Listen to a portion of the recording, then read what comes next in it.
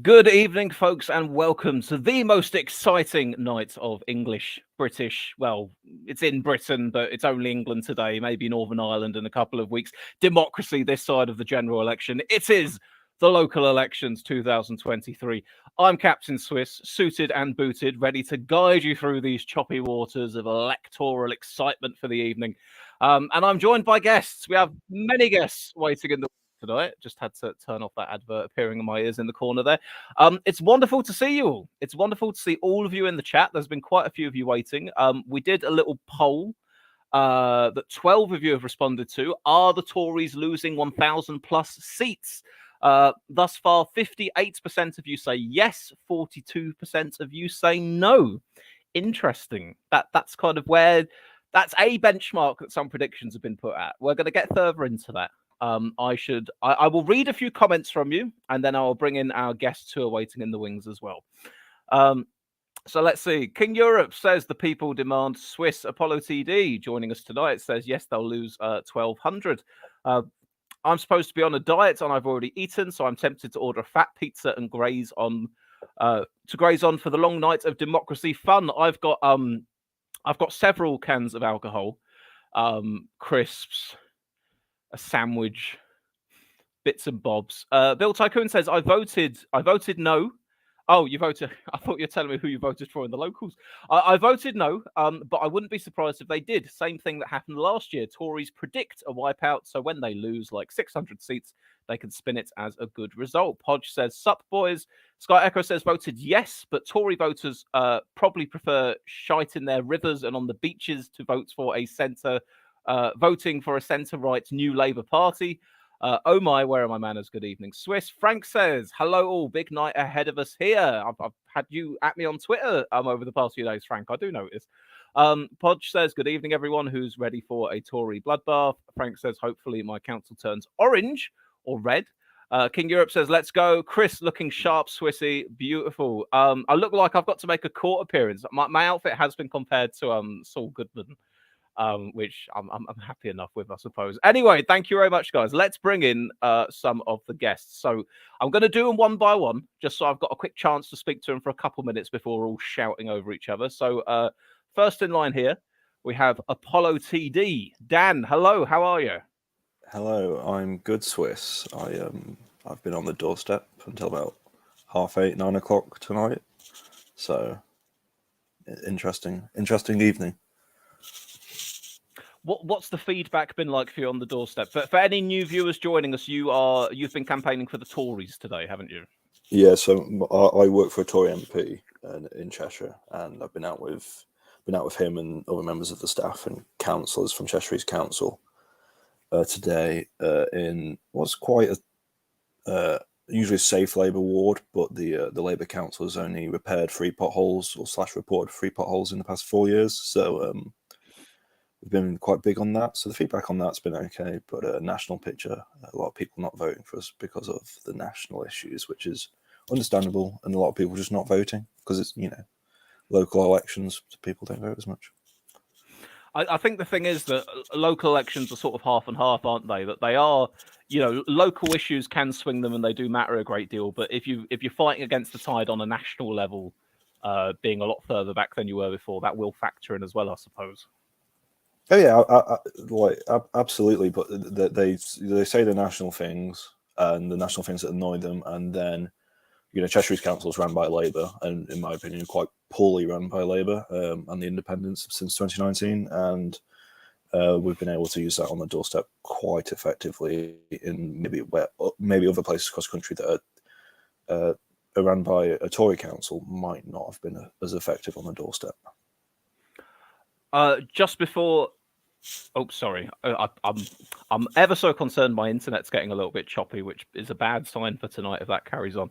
I'll just before I bring in a few more of the guests, I'll just ask you. In the chat, you'd said you thought about 1,200 seats would be the amount that the Tories lost. Yeah. Do you care to elaborate a little bit more on that, or sort of what you think could be a good night, bad night, that kind of situation? Oh, I think there's going to be a lot of squeezing from the Lib Dems, from the Greens, from really every angle. 2019, we were neck and neck with Labour on like about 30%. we're far behind at the moment from Labour. A lot of council seats were won with less than 50% of the vote in 2019. And also, over the years in recent bad council elections that have gone on, the Tories say, they're going to lose 1,000 seats, and people say beforehand it's expectation management. No, that is usually what they say is going to happen, usually happens, and sometimes it's worse. For example, in 2019, I think they said about 500 last year. I think they said about 500 losses last year. There's about 400. I'm going around just over 1,000, 1,100, 1,200. I could be wrong, but that's my best estimate from talking to MPs and TCHQ people. Okay, thanks very much, Dan. I will be back to you. We'll just bring in a few more of our guests. Next in, we have old fan favourite, Mr. John Cooper. And you have been out campaigning for Labour today, sir. Yes, I have, Swiss, for most of the day, except for the afternoon where I had an important meeting to go to. So, but yeah, I've been canvassing out. What's it been like on the doorstep? What's it been like on the doorstep for Labour then, yeah? Well, from what I can tell, it has been, for most part, pretty good. From what I can tell, most people have, from what the others have also said, that we've gotten some good data, though I have also noticed that, I believe we're confident in likely winning the council seats that we're trying to win.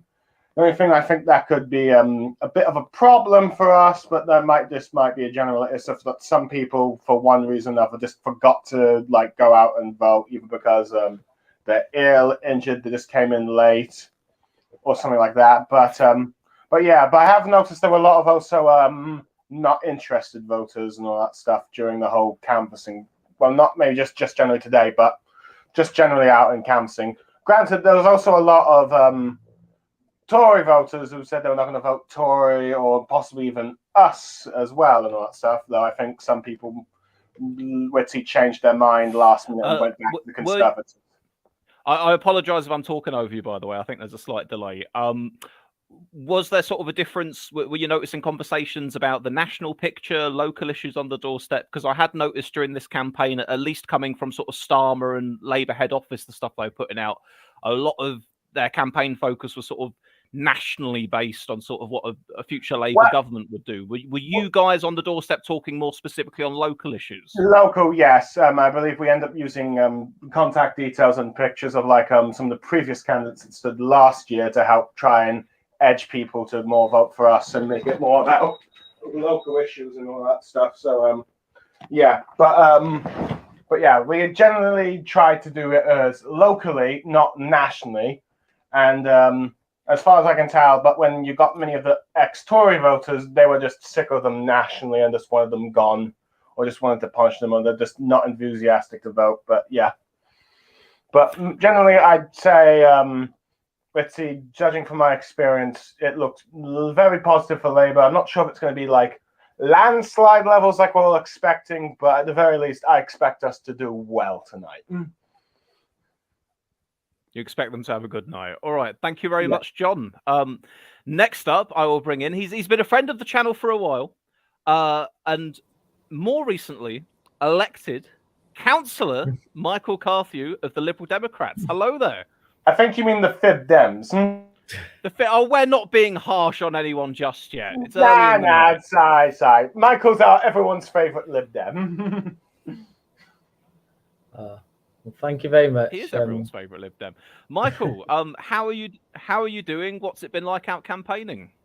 Yeah, not bad. I mean, I've been out all day, so I'm a bit pink, I'm a bit sunburnt from going.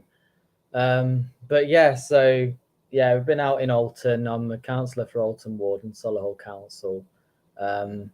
So yeah, we're trying to gain a second seat from the Conservatives there. Yeah, it was pretty good. The main thing I found was a lot of people, being upset about the voter ID requirements. Some people too ill to go to the polling station, but also some people, just saying they wouldn't vote. Sometimes because they didn't have it, but sometimes just on a principle that they just really didn't agree with it and would not vote for anyone. Because they just really hate the ID.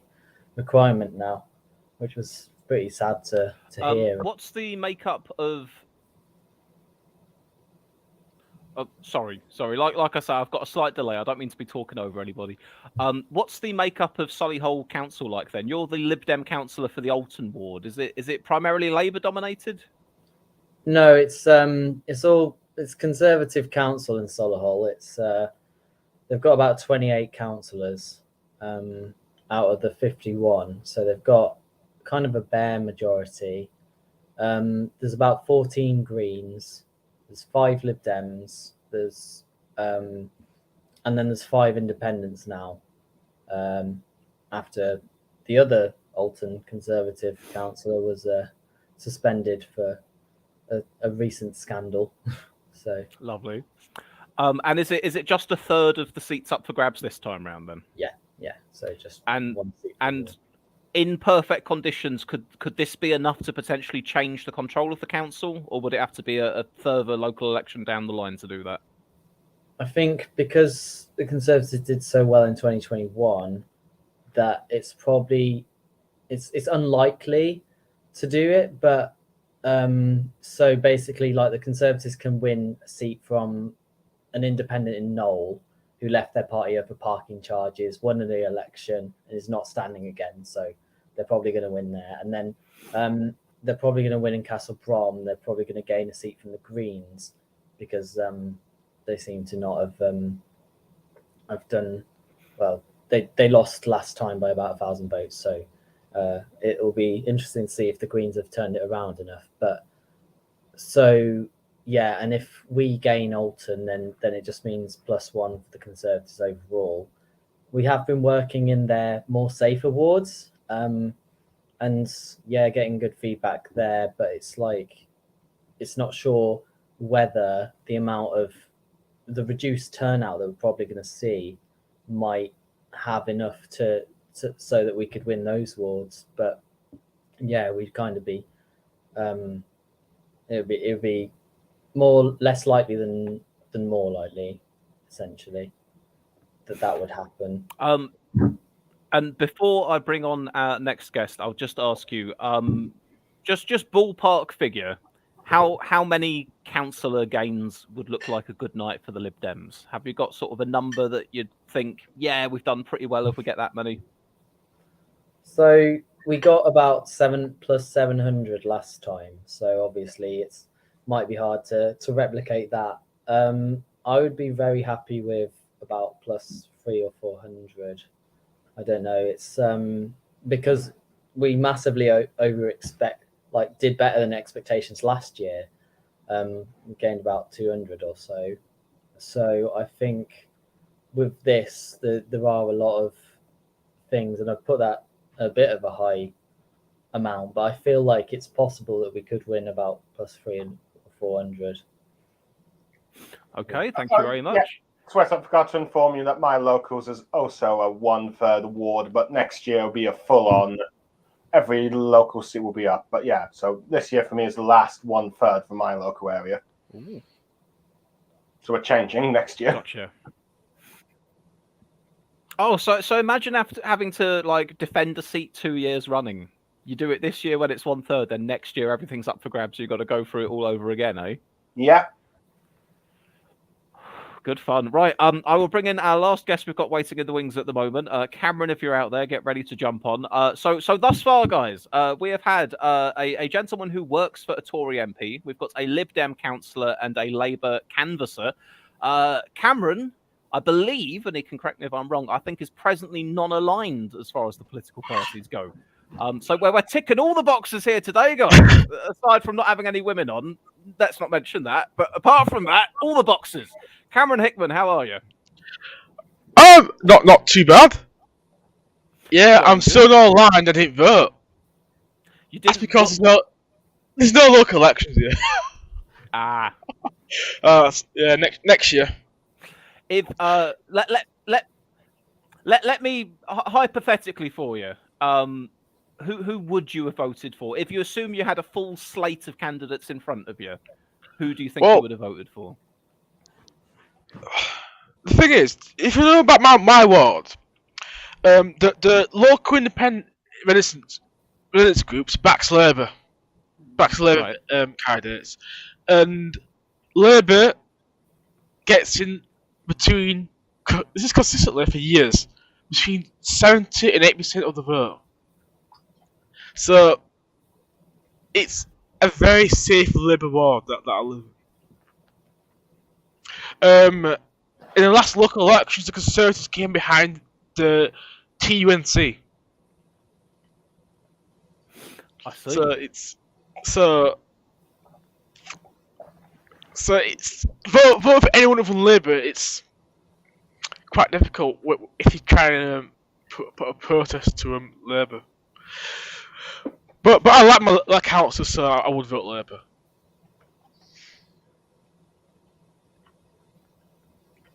So you would vote Labour then? That would probably be the way of it. Yeah, I like my council, so that's the reason. Even though that I know you're not Keir Starmer's biggest fan personally. No, not at all. I don't think it offers anything. It's not. It doesn't give anyone it doesn't inspire anyone, give anyone any hope. That's what I think about Starmer. It's just a boring man who is less inspiring than Tony Blair. Crikey! Now I should have reminded myself in saying that as well. That obviously these are the local elections. Here's me bringing in the national leader into the picture. But obviously we are looking at local councils and whatnot anyway. Now that I've got you all here, let me very quickly go over to the poll that we put into the chat, getting on for an hour ago now. We asked, are the Tories losing 1,000 plus seats? We've now had 23 of you voting. It's currently yes 57% and no 43%. So it's still very much torn amongst the viewership. This will be interesting. For a little bit of background for you guys then, my ward that I was in, I ended up voting for the Independent this time round. From what I understand, well, North Tyneside Council, where I'm living under at the moment, is very heavily Labour dominated. We're talking like four-fifths of the council is Labour, and then the rest was Tory. And at some point within the last few years, the 3 Tories that represented my ward split off from the mothership and became independents. And I got some literature from theirs through the door for the incumbent independent wanting to get re-elected. I even got a letter from the local Tories saying, don't you go voting for those independents now. This is a 2-horse race between Labour and the Tories. Don't you vote for that Indy. So as you can imagine, I then went, ooh, I could vote for the Indy. Maybe I don't think Labour needs any more councillors in this bloody council. They practically run the place like North Korea anyway. In terms of representation, not policy, I will add in all fairness. So yeah, I went independent this time round. Right, so let's jump through a few more of the comments here, and then I'll throw the floor open because I've introduced all of you, so we can just sort of chat from that point. King Europe, anyone predicting a Lib Dem surge? I think from what Michael said earlier, he thinks Lib Dems will have a good night, and I expect so as well. Earlier on, Rowan, shortly after I said about no women in the chat, popped up and said, I am the token woman in the chat. Hello there, Rowan. If you do want to join the actual stream, I don't know if you've messaged me on Twitter, by the way. I need to go check my messages, but you're more than welcome to join if you'd like to. Blue Guy says, no election where I am, but I would have voted Green. Bill Tycoon says, Swiss, I did what you told me to do and democratized all over my ward. I now have an arrest warrant on me. What gives? What you see, you need to be very selective about where you do it. In the privacy of the voting booth, don't let anybody see you. Frank says, I here voted for 2 Labour candidates and 1 Lib Dem. 3 seats in my ward up for grabs. Podge offers a prediction. My prediction, Tories minus 1,200, Labour plus 700. Greens plus 250, Lib Dems plus 250, Independents and others plus 200 also. Labour plus 700. This is a number I keep seeing time and time again with people's predictions and from various different sources. Labour plus 700. It'll be interesting how close we come to that. Okay then, guys. What I am going to do is I'm just going to search for a couple of articles to share. I'll see if I can find a list of stats of what numbers all of the different parties had at the last time these were up for grabs in 2019. So I will throw the floor open to you. Does anyone have any? Does anyone of any of our political colours here tonight have any burning questions they want to ask one of their opposing party panel members? Okay. Well, this is a general question, but have you guys noticed that there have been more people signing up to postal voting during this election? Yeah. Yeah. Postal voting among the over 50s more than usual. Although I didn't on, especially today, in Cheshire, the ID thing has not come up whatsoever. It's been just a non-issue. Obviously, in different parts of the country, that might be different, but around here, it's just not raised at all. Even though I oppose it and I think it's stupid, but it's not been raised with me. That's good. I went to our local count and the turnout of postal voters, and it seems quite a lot lower. Well, a little bit lower than it was last year.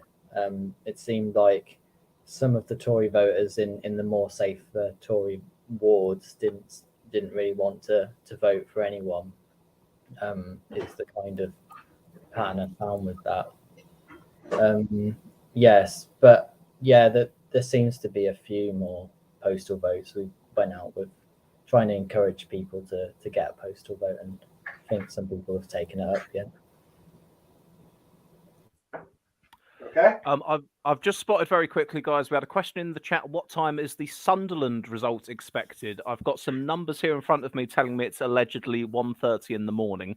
With the by the way, results wise, guys, we're expecting our first lot of results to come in sometime between midnight and 1 a.m. and then it will, you know how it goes. It starts as a trickle and then it gradually becomes a flood. But even then, I think that as far as overnight counting goes, we're probably only due between about a quarter and a third of the results tonight, and then the vast bulk of them will be in by tomorrow during the day, tomorrow evening. Does that sound about right to your understanding of things, guys, as well? Yeah, I think there's a lot of counts that are starting sort of early afternoon tomorrow. Yeah, I heard that my council, and other councils in Hertfordshire will probably do all their results tomorrow and all that stuff. But yeah. Gotcha. So basically we've got about an hour and a half at least to kill before we start getting results. But then by 2 a.m. they'll be coming in quicker than we know what to do with. That should be the idea.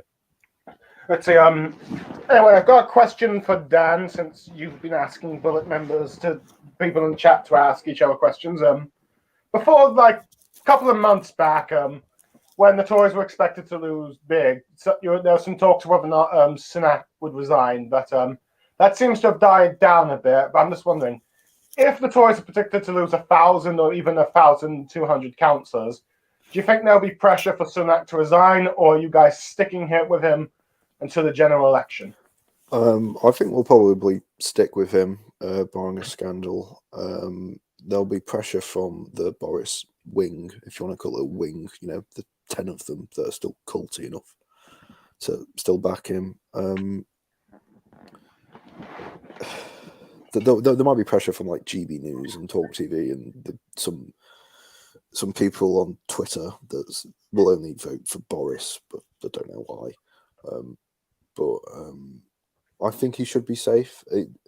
The chances of a cabinet reshuffle next week, possible. I'd say likely.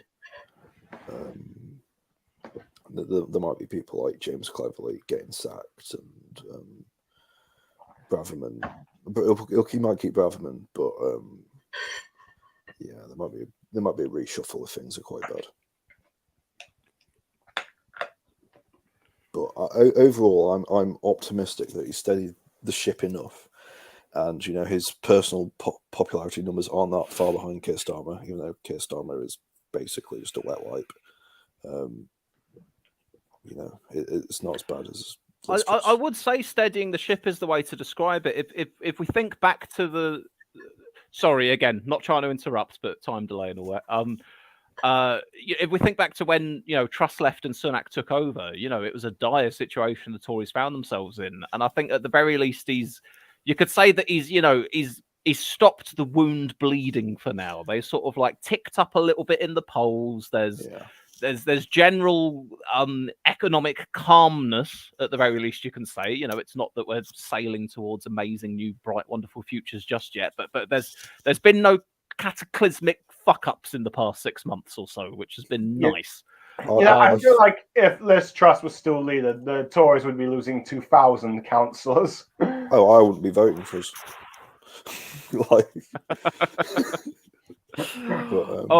This would be a very different night if Liz Truss was still leader. I'd invent. We'd have some kind of a drinking game. I'd have the popcorn ready if it was Liz Truss. You're talking about like UKIP numbers of losses, but absolutely, he stemmed it. I think also I think it was this week or last week there was a poll out on government competency ratings. And that's going up, and I think the mood amongst MPs is it's just like we can't be bothered kicking up a fuss. We're in survival mode now. Some of the polls that were, even while Sunak was leader up until about Feb, were Tories 120 seats, less than 100 seats at points, and a lot of Tories MPs are in survival mode, looking for safer seats as well. I know my boss is looking for a safer seat. So yeah. Is the mood music amongst the Tory MPs now? Are they beginning? And I'll have a general election related question for you as well, Michael, in a moment. Are they beginning to now think towards going? You know what? Maybe it's not guaranteed that we'll lose the next election. Maybe we'll end up with a reduced majority or a hung parliament. Because I feel a sense of slightly more optimism from what my outlets that I read versus say 6 months ago. More optimism, yeah. Optimistic, no. I'd say it's more a case of less pessimism. It's we've got a chance now to make it not as bad as it could be. Let's try and aim for 230 seats rather than 130 seats. Let's try and get to 35% in the polls, 33, 34, 35% in the polls rather than 30% in the polls on general election day in 2024. It's we still don't know when the election is. It's probably going to be May or November, or whatever Sunak decides. But yeah, there is the issue amongst MPs at the moment is they're still worried about inflation because I don't know why. I get it to some extent. A lot of Tory MPs are hanging on the 1p cut in the basic rate of income tax that would happen in the next budget if inflation's below 3%, and that is the target. That's what they're aiming for, and inflation's not coming down quick enough, and it's impacting people's lives. There's not much they can do about it. You mostly have to blame the Bank of England for being utterly useless. But yeah.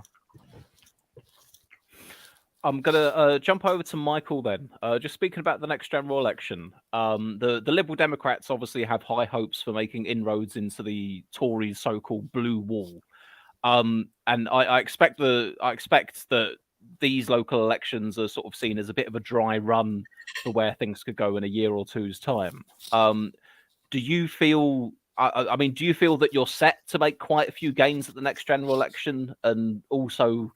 As I love asking you people, would you be willing to hazard a guess sort of how many MPs you'd be hoping to gain next time round?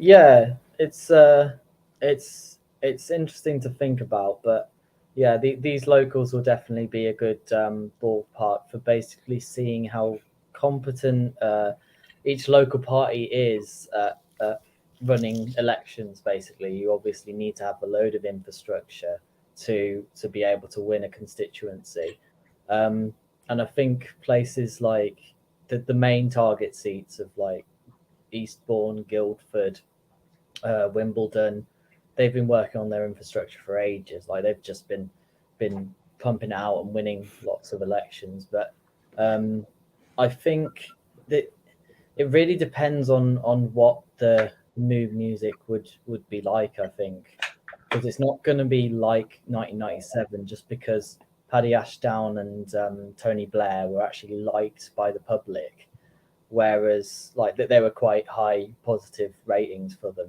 whereas Starmer and Ned Davey don't have as much likability. And no vision.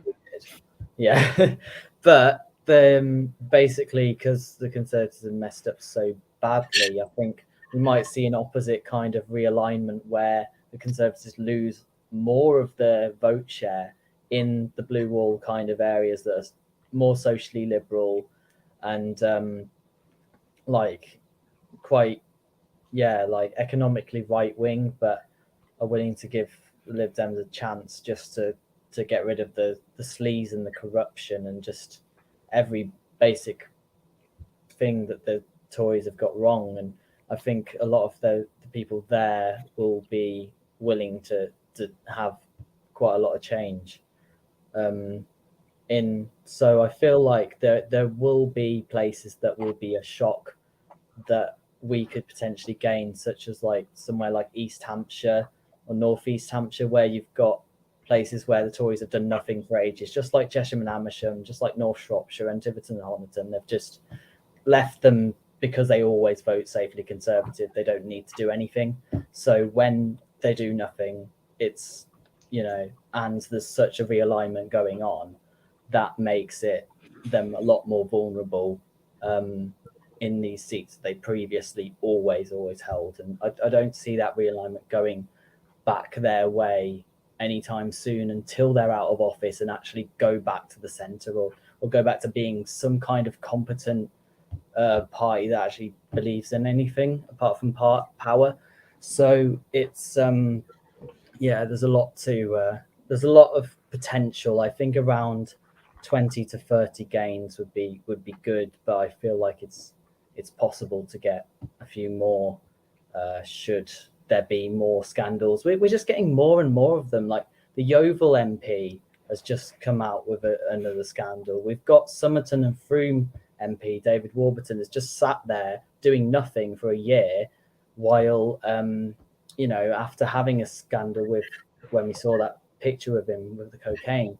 And that just makes them more and more vulnerable when they don't bother to kick out the terrible people, just like Julian Knight in our constituency. He's just sitting there. He's not going to leave because the Tories know they'd lose a by-election. So they just keep them there being toxic to local Conservatives, and that it just gives us more chances because they just cannot hold themselves to account ever for any of their failures. It's insane.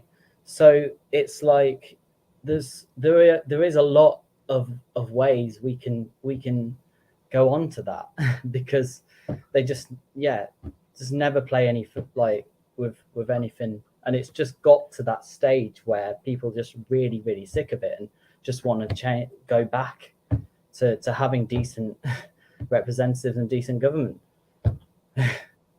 essentially. And I will say, sort of within your answer there, you did actually give me some numbers for whereabouts you thought that you could end up with MPs at the next general election. And I will say that it's refreshing, sir, as an elected politician such as yourself, getting a relatively straight answer to a question is always much appreciated. So thank you for that. I do think in sort of like the broader picture, as far as the fortunes of the Tories going to the next general election go, there's going to be two factors, I think. Well, three, I suppose. There's going to be the economy, stupid, obviously, how well the economy recovers, what sort of shape we're in by then. I think a lot of it also will be down to whether or not the Tories can avoid any, and I don't know what we term as major scandals anymore. Scandals used to mean a different kind of thing a few years ago, and then sort of Boris Johnson came along, and suddenly we had a new threshold for scandals that didn't exist before. But I think whether or not they can keep their noses relatively clean in the eyes of the public will go a long way. And then the third factor, of course, is dear old Keir Starmer and Labour. Whether or not, for a few years, kind of pandemic era, we're here, we're going to support the government with their measures, we're going to take a step back, criticise a little bit when we need to, but otherwise play ball. that worked for what it was. Then Boris came along, scandal-ridden. They got a little bit more on the front foot. They were able to go, look, this government's a mess. Boris Johnson scandals, Liz Truss wrecked the economy. Here we are, we're Labour. We're not necessarily saying we're going to do very much, but we're here as the alternative. You know, we're not doing what those guys are doing. But now with Sunak, like we say, sort of steadying the ship. If things are just relatively on course for the next little while and don't wobble too much one way or another, the onus will increasingly be on Labour to start offering an alternative, a vision that actually sounds more promising and better to the bulk of voters out there, rather than just saying, hey, we're not the Tories. Well, they keep breaking all their pledges now, so yeah. I think their main focus at the moment is calling Rishi a paedophile sympathiser. You know, it's not really. It's not actually got the cut through I thought it would as well. It's not. It's just not working. You know, the stuff against Starmer didn't work, and this isn't working. It's quite amazing, really, that they've you know, with Starmer's sign off, they've started saying the sort of things about Sunak that only a year ago Boris was saying about Starmer, and was causing great uproar. I mean, I'm sure that just recently there was an interview with Starmer, I think it was Sky News or something like that, where the interviewer actually said to him, well, look, you're specifically blaming Sunak for all of these things, anything that's happened under his time as Prime Minister, even things that, you know, happened under the Tory government 5 years before he entered Parliament. So you're saying it's very much legitimate to blame him for everything that may be going on. So is it therefore fair for you to be blamed at the time where you were in charge of the prosecution for things like Jimmy Savile or what have you? I can't remember if Jimmy Savile was mentioned, but that was what was implied. And he sort of went, oh, yes, I take absolute responsibility for everything that happened under my watch. So we've arrived at the place now where the Labour positioning in their attacks on Sunak is now allowing for that comment from Boris made last year that caused all the outrage. Oh, you let Jimmy Savile walk free. By Starmer's logic, he's just kind of going, yeah, fair game. I love Jimmy Savile. That's going to get clipped. Brilliant. But that's kind of where we are. It's been a real marked shift in sort of the types of stuff they've been putting out there in the past month. But I suppose, like you say, cut through is a thing as well. You know, I'm terminally online. I exist within Twitter about 20% of the time. Obviously, I'm going to notice that stuff a lot more than, say, the bulk of the general public will. I don't know to what degree any of that has really been noticed by people or not. Well, from every Labour member I've been asking, they found it. They didn't really like it, to be honest. They felt like Starmer was being a bit unprofessional, or we lost like the moral high ground or something like that when we did those attack ads. The way we did. Now, in the interest of fairness, we've been shitting on Starmer a little bit. Let's push it back onto the Tories. King Europe 1 says, Tory MPs like Greg Hands will pretend that their 13 years of failure was all Labour's fault because he thinks voters are stupid. Now, Greg Hands, from what I'm aware, has a thing he's doing where he posts the picture of that note that was left in the Treasury time and time again, where, sorry, there's no money left. Whatever, the one that infamously David Cameron kept getting out of his pocket during the election campaign in 2015, all of that. That's his personal meme he's doing at the moment, sort of bringing that back out over and over again. I don't feel as if that has anywhere near the same cut through as it might have done a number of years ago, not only because of the distance in time since then, but also you think, okay, what's the argument being made there? Labour left the country in a situation where, you know, debt was really high, there was no money, what have you, amid the backdrop of financial crisis or whatever, but nonetheless, that was the point being made. But then versus the situation now, I mean, we've got a hell of a lot more debt than we ever had back then. At this point in time, surely the debt to GDP ratio is brushing about 100 at the moment. I think it's about 83-ish for at the moment. I'd more recently heard it was nearly 100. I'm willing to be proven wrong on that, but I'd heard it was nearly up to 100. Oh, that's the last I heard. But I can ask my dear friend Google. Yeah. Okay. Yeah. Fair play. I think that is a thing, but it's and it does still have cut through, not as much as it did. It's like the whole Gordon Brown selling the gold thing. That still has cut through, just not as much as it did. Believe it or not, the Gordon Brown gold thing still has cut through. Weirdly enough, He sold our gold. There's something. There's something sort of like, you can relate to that on a as far as getting the public to grasp certain concepts. You think, yeah, gold, that's worth something. People are gold's worth a lot of money. He sold our gold. Damn it, we need gold. for a very low price too. But I suppose a matter of these things is also the distance, the amount of time since these things. We're now 13 years since the last Labour government. The last Labour government itself only lasted 13 years. So arguments about the state of the country way back when have less and less cut through than they once did. Oh, absolutely, yeah. Although I would like to mildly challenge Michael's suggestion about all the corruption. We're too incompetent to be that good at corruption. It's true. It's true. But yeah, it's the Tory party chair. To go back to it, it's like it's the most you've got to be attacking, and he is in a tough position. But if he's going to pick something to get cut through, it's not the worst thing in the world. I mean, like you've seen the past few months / year, Labour, they say they're gonna increase this tax on oil giants. Their tax would only raise about $8 more billion into the treasury, whereas all the commitments they've said by increasing the tax on oil is only that they've promised 45 billion for 8 billion raised. So their spending commitments aren't exactly adding up at the moment, and not to say ours are, but just a bit worse than ours.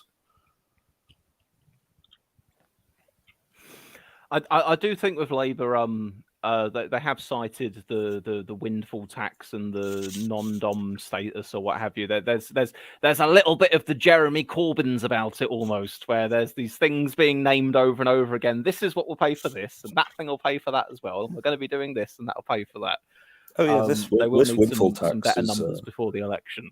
This windfall tax is going to bloody be the whole Treasury's budget at this rate. Like, yeah, they're I don't. Hey, the one I'm actually scared about. At least they're listening to me. Yeah. I think Rachel Reeves gives a good performance. I think she's fairly solid at the dispatch box.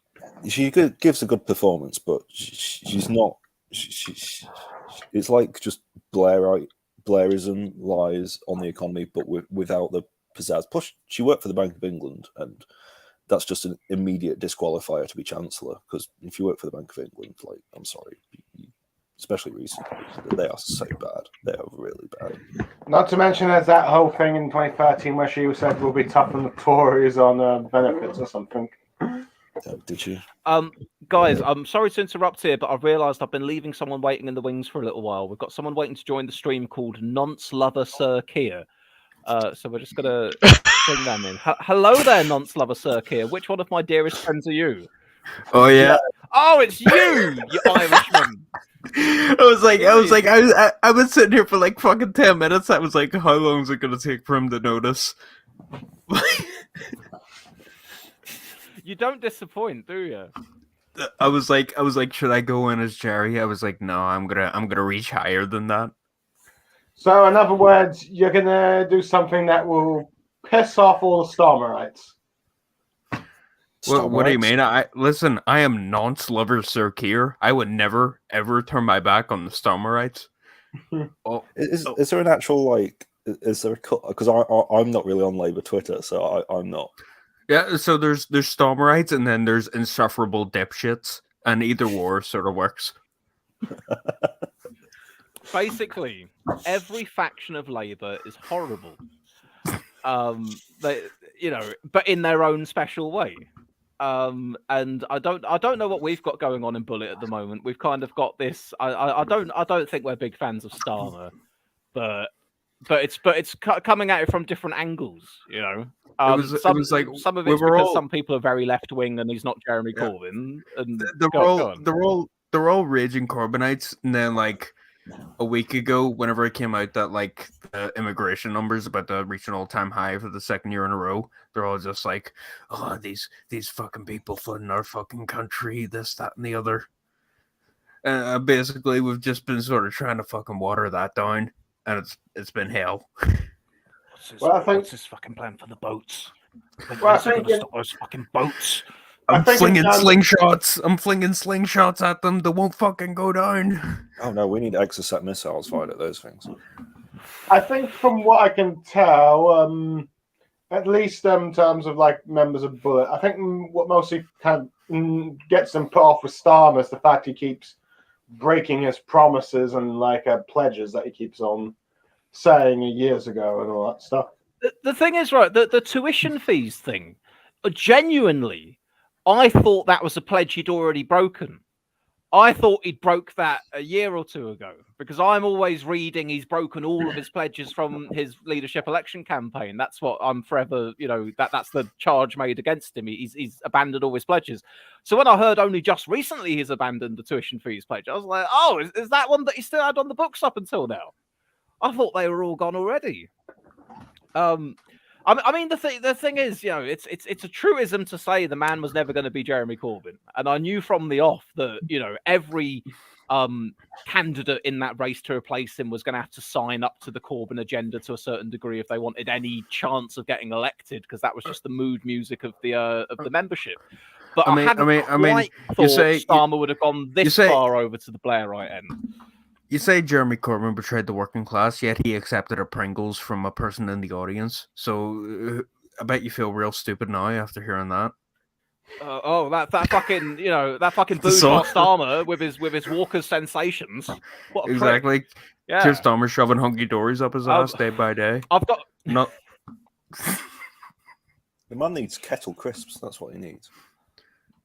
Here's Starmer definitely. Jerry, just by appearing, you have changed the tone of this whole stream. It's wonderful. I feel that we've taken the load off. We're no longer being all stuffy, talking about predictions for the next election. We're just here talking about Starmer putting things up his arse. My predict. You know what? What a great idea, actually. No, but I was listening to the stream for like 10 minutes beforehand, but I can tell you right now, most certainly, by the way, random quotes with the super chat, Biden was never going to be Bernie. That's a quote attributed to Captain Swiss. Anyways, yeah. That's it. £2. Bring it in. But technically you get £1 Swiss. Yeah. It's not a Swiss stream. Don't tell them that. It's not a Swiss stream unless it happens. My prediction is we're all gonna fucking die one day. That's my prediction. Wow, that's pretty morbid. I will ask you this, Jerry. Were you, and you put yourself in this frame of mind for me. I know it's difficult to do. Were you an Englishman, or at least having moved to England, and you had a full slate of candidates to vote for in these local elections, who would you see yourself voting for? Or would it just be a giant cock on your ballot paper? I would hang myself. No. No. Well, yeah, actually, you know what? I'll leave it at that, actually.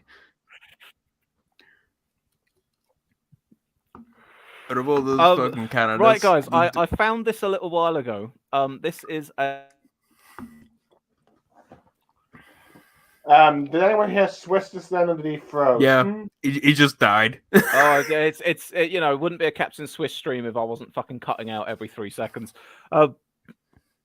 This is the seats being defended in the English local elections based on the winners the last time they were contended. Here we are. I got them for you guys. Enjoy. Straight away, my extremely savvy prediction is UKIP will get wiped off the face of the earth. If they still hold a seat, though, well, I want to know what that seat is. Well, apparently, UKIP currently has 5 seats from what I saw on Wikipedia. I want to know what fucking cursed ward in this country is voting UKIP in 2023.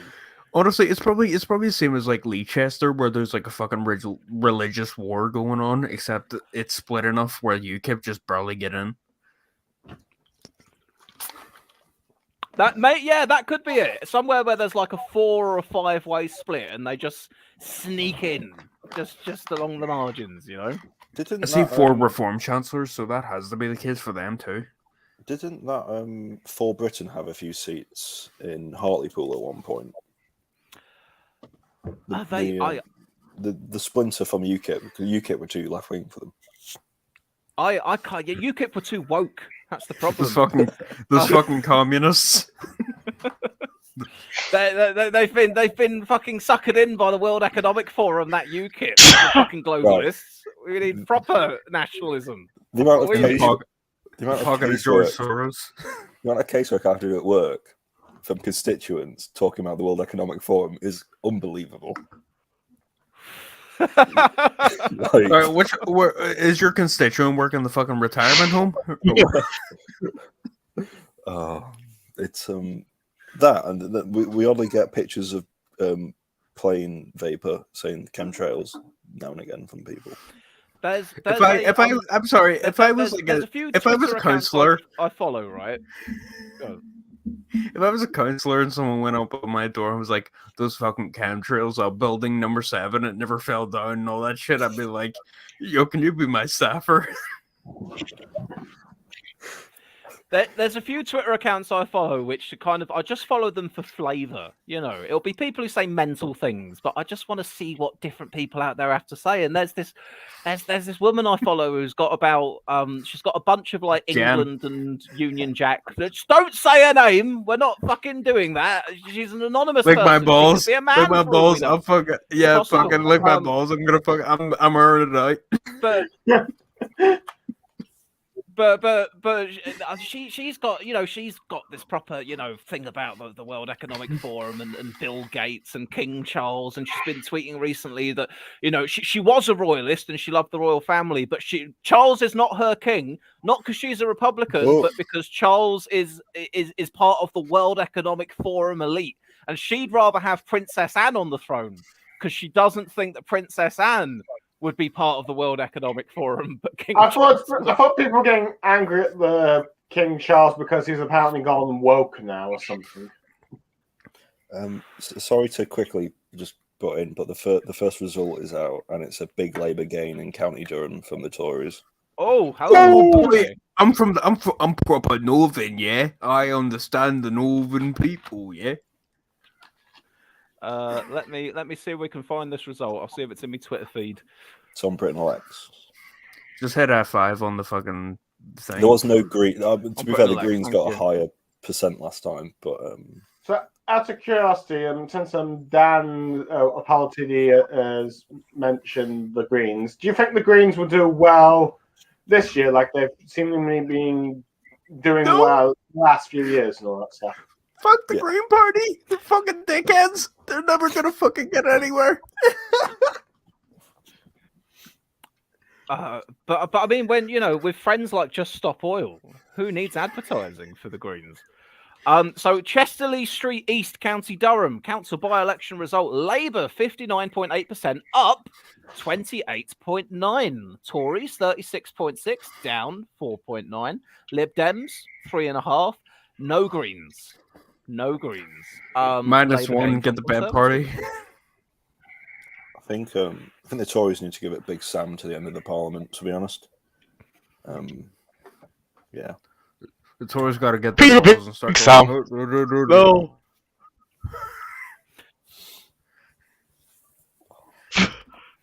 Well, we've done all right. Not even 11 p.m. and we've had our first result. -5 isn't it? Could be worse. It could be worse. Yeah, it's that result there. It's not so much a story of a swing away from the Tories to Labour. It's more just there was no Green candidate. Yeah, people who would have voted Green voted Labour instead. It could be. Imagine going to the voting booth. You fucking hate the Tories. You fucking hate Labour, and there's no actual fucking protest vote in the form of the Greens. You're just gonna sit there, hold your fucking nose, and vote Labour. Yeah. pretty much. Yeah. Right there. The glasses are back on. I don't need to see anything for a little bit. We've had our first result. That's good. I'm going to try and find my glasses. Shit. I need to go get another can. That's what I need to do. See you in a minute, peeps. I tried going for my glasses, but they're so far at the back of my PC, I can't even be bothered. Fuck that. So, okay, Michael, are you there? Mickey C, go on. Yes, Mr. President. I am. I'm just moving. I'm just moving rooms to look at the TV.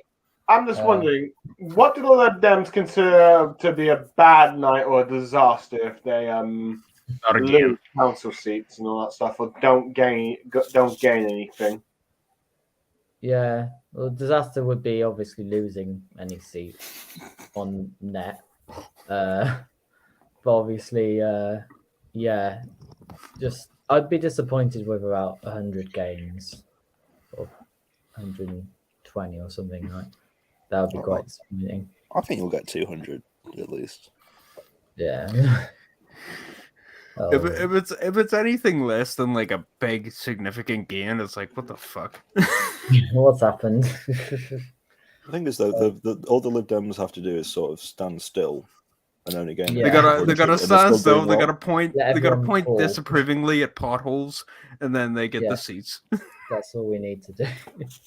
At the end Uh, of the- the day. Just create a I've fake had bar some- chart. We've had some money, by the way, guys. King Europe 1 gives £5. Thank you very much. Who says, "Good job, guys. Now Caroline Lucas is crying. Hope you're proud of yourselves." Shake my head. Oh, Well, to be fair, Caroline Lucas is going to be crying a lot more whenever she loses her seat next election. How you doing? You think Caroline Lucas will actually lose her seat next election, Jerry? Well, you know what? All I'll say is this: if the UK general election was done by single transferable vote, she would have never had a seat to begin with. I think Caroline Lucas is going to hold that seat until she dies.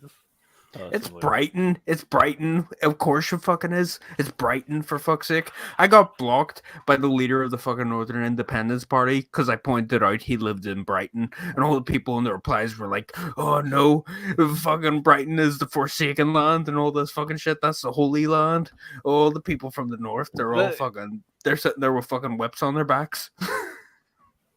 Yeah, the Northern Independence Party leader didn't return my calls. I did a poll on Twitter years back. Oh saying yeah, I seen that. I remember what that. minor, what minor parties do you want me to try and get on an interview? And they just did not respond to any attempts I made to contact them. Now, in fairness, I think within the year prior, I'd taken the piss out of them quite a lot, so I couldn't then put my impartial I'm a civic captain's hat on to nationalist. try and interview them afterwards. I'm a civic nationalist, and I called them a bunch of insufferable fuckfaces. Don't worry. Like, I forgot they were still going, to be honest. I figured they just obscured into irrelevancy, like most like third wing. They never left irrelevancy. They've been in irrelevancy the entire time. day one. Okay, I mean, Since day one-ish. okay, irrelevancy to the point that no one would care what they do now, or even talk about them. The fact they had a former member of parliament stand for them in Hartlepool and come whatever position she did, horrifically Oh yes, bad. Teresa something. What's her face? Oh, Fuckface, it, whatever it is. something Walk. Yeah, she came like Teresa 7th or Walker. something. That's it. Yeah. Okay, I love Jeremy Corbyn. Got 2 votes. Fuck. Anyways. Blue Guy saying George Lucas will challenge Caroline Lucas, which reminds me, it's Star Wars Day, everyone. Happy Star Wars Day. Jar Jar is the key to all of this. We had our staff meeting in Parliament in December, and we just booked a room out for an hour, and it was our last meeting. We were having a Christmas do, and who knocks on our door but Caroline Lucas, saying it's our turn for the time for the room now, and she just looked so disgusted with us that we'd used the room for like 1 minute longer than the booking. This looks like the start. This sounds like the start of a really bad porno. But continue. It's just her face and like it was just like so. She's just fake. She's fake in real life. It's just like smuggy. Fucking she thinks bowl she's cut. above everyone. Bull Yeah. cut, blue collar looking face. Guys, I'm going to read a few of our comments in the chat because I've been neglecting them for the last little while. Okay, so I'm gonna skim through, read out the ones I think we can get the most mileage out of. Going all the way back half an hour ago, Rowan said, "Has anyone noticed how Starmer has put on weight the last few years? What is this disgusting body shaming I see coming from the left? Well, Listen, How dare you say sure. that about my keeper?" I'm not sure about. I'm not sure about body weight, but I've noticed his hair's become a lot more grayer. like Obama. Look, Is his he wife just a decade?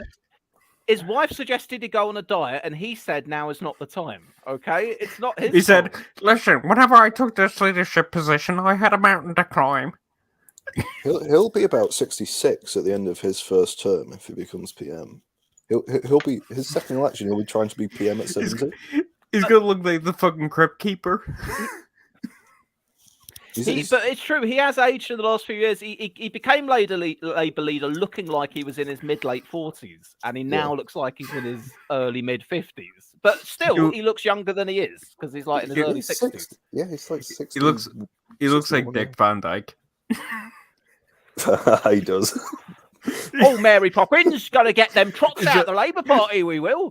He's sitting there with this coked out look on his face, going, "You know." Well, they always do say that the job of being leader of a political party does age you badly. Yeah, but the Labour Party especially. I still remember hearing how people used to say Blair was once Britain's golden boy, but now he looks like Yeah, people said like Tony Blair was the baby face of the fucking British movement, and then by the end of his term, he looked like a fucking evil wizard. Nowadays, Blair looks like a live-action Gollum. Yeah, exactly. He's sitting there fucking stroking his fucking institute named after him, like all the fucking former political party leaders do. Right, a few more comments because that is what I was doing. Liberzardo says, Starmerites, are they an up-and-coming Doctor Who baddie? Yes. Riddle me this, okay? How many... listen, there's only one type of Doctor... I've never watched Doctor Who. There's only one type of Doctor Who baddie who looks at left-wing Jewish people and goes, "Exterminate!" That's all I'm saying. You're very edgy tonight, Jerry. I'm very Oh, drunk, yes, I know. Is it getting hot in here? POV Music says, I scribbled bum fuckety boo boo all over my ballot paper. Well, that's a refreshing change from the standard phallus that most of us go to as our. God bless you. What else have we got here? Who's mentioned more? George Soros? Nope. Next. It's Schwab. It's Schwab.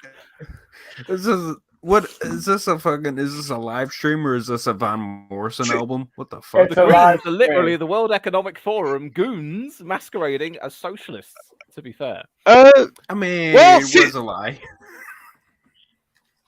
Who's waiting to eat the bugs? that's not very Green Party eating the boogs. They're living creatures. Yeah, but they're not fought like cows, so you can eat them. I had a bloke come into the office once, a constituent, and I had to speak to him, and he genuinely raised with me that the Russian invasion was a CIA false flag operation. I mean, and Zelensky is some kind of crisis actor, no doubt. Oh yeah, literally, yeah, like yeah, he's Zelensky he's not even Jewish. He's an Orthodox plant. He's a CIA. He literally said he's a CIA operative. I mean, that's the easiest fucking trick in the book. The second any fucking country gets invaded, you can go, oh well, they're a CIA agent. Oh yeah, Starmer, big policies, big portions. You know, in many ways, I think Big that's chin. some criticism that Starmer has received during his whole local election campaigns, that he's been treating it like a general election and going on about general election policies rather than local policies. If you vote this council in, I'll declare war on India and all that shit. Aye. I will say very quickly, we have another person waiting in the wings to join, but we are at capacity at the moment. Oh, So thank God! whenever I'm one of you I'm is- fucking off anyways. See you. See ya, Jerry. If we all get cancelled, I'm blaming you. Well, fucking don't worry. That's all your fault. Goodbye, Jerry. Thanks for your political insights as always. Love you. All right, I'll bring currently conserving in. Hello there.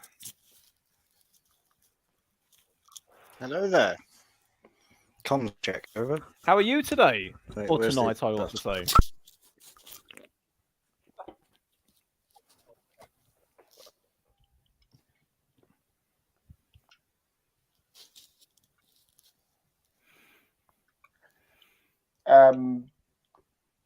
That's current commentator, right? I believe so. I chucked him a link a little bit earlier on. Yes, it is.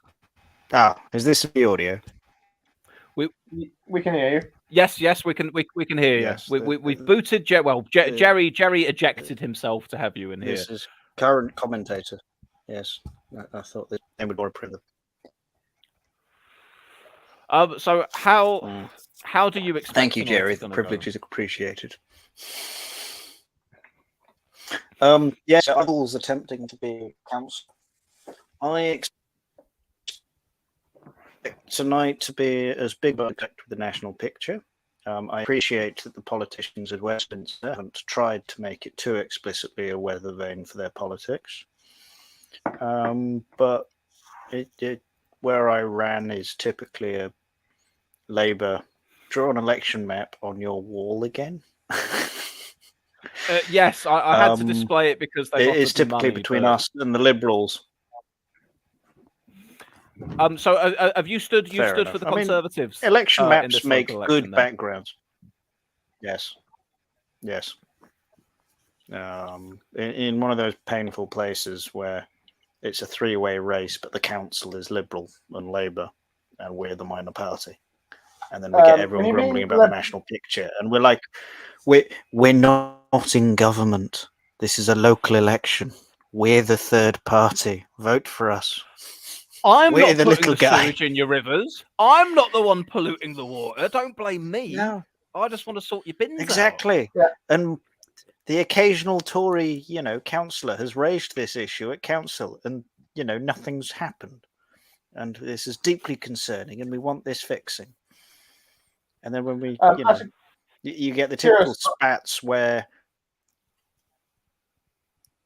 when we do achieve something occasionally, then the Liberals go and try and steal all the glory, because of course we've only been able to achieve it by getting enough of them on board. And we've all been canvassing the same areas, so we know what issues everyone cares about, so we all claim we've all fixed the same issues, which then means the residents just go, hang on, where are the manifestos? What do these parties stand for? They've all claimed they've done the same thing, and no one has any policies. What is this? This sounds having That's the joy a of curiosity. spending weeks writing your own leaflet and then getting your party to rewrite it for you and then cringing. So, out of curiosity, currently commentator and all that stuff. Did you when you said Liberals, are you referring to the Lib Dems or just the old Liberal Party that's still going as Liberals? I mean the Lib Dems, but for the ward I live in, there's one of the candidates for the Lib Dems is an old school Liberal that I know personally. Okay. So that's been quite fun winding each other up about the election. And I did nearly run over his running mate in the morning on the way to work. Ooh. What are the rules for candidate wins election but was dead by the time the votes were counted? Is it an instant by-election or is it the runner-up? Yeah, I think it's by-election. Right. It's an interesting question, though. I think it's deferred poll, because if anyone dies during the election campaign, once they're nominated, the poll is deferred a few weeks after the normal poll. That's what we Thank vote you, again. Michael. I'm glad you're still here, by the way. You've been hiding there for a little while, but it's nice you popped back in. I've put Sky News on, so I've put quite low, quite quietly in the background. Fair dues. Let me see. I've got my Sky News on the telly at the moment. Nah, they're just doing the papers at the moment. Are we still on only one result as far as anyone's aware right now? Yeah, I've seen a picture of Jonathan Gullis and Jack Brereton at the Stoke count. Looking very chipper. My old mate Do Jonathan we- Gullis, Big my man BFF. Getting rid of scrope bags, don't you know? Hey, at my count last year, Big Man Gullis was going around the count saying how well I'd done to increase our vote share. Literally, he had nothing else to do. So, out of curiosity, we know that many people are treating like if this local election, depending on how well or badly the Conservatives or Labour or Lib Dems do, this will result in like similar effect to the general election. Do you think that will be true in this case, or do you think it'll be similar to like what happened with 2017 and 2019, where one party did well or bad during a certain locals, but then come to GE, they had very different results? Just very quickly, here's me and my BFF Jonathan Gullis. I don't know why it's open to Microsoft Paint, but there we are. This was us out in the 2019 general election, and Smith as well. Gullis Have and you seen his Smith. I got most to meet all recent the campaign staff. video?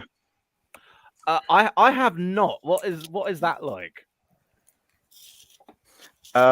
He seems to have taken a leaf out of the Sargon school of political campaigning. What did he do? What by? He was saying things like, I'll find it. It's quite entertaining. Is he saying very, very right-wing things and saying he's a sensible centrist? He's saying, you know, let's imprison more of the scrope bags and very, you know, let's imprison all the antisocial people on the street that are throwing litter everywhere, and let's put more locked gates in the alleyways. I've canvassed with him quite a bit. I might have to go stand in Stoke North again, just to be there at the hustings once more. When he showed up for us for one session last year, he literally turned up and he's walking down the street, and he's like a few meters away from us, and he just goes, "Hey up, the gammon's here. Let's defeat the Wokarati." he didn't give off. Like, he is the meme, and like he's really nice. He didn't give off these vibes at first. When I first met him and at the hustings events, he was just, you know, cookie cutter Tory politician trying to get elected. There wasn't any of this, you know, full on culture wars shit back then. But now he's dead nice. And he was very personable. I got on with him very well on a personal level, but just his politics is garbage. Is he like Lee Anderson then? What he's done is he seems to have had the political version of what you might call sort of YouTuber audience positive feedback loop. Yeah, he gets on Facebook. Where he makes a you know, he makes it known that, you know, he's, you know, conservative, he's to the point, he's frank, he's not one of the slimy Blairite Tories. He's in with the kids, and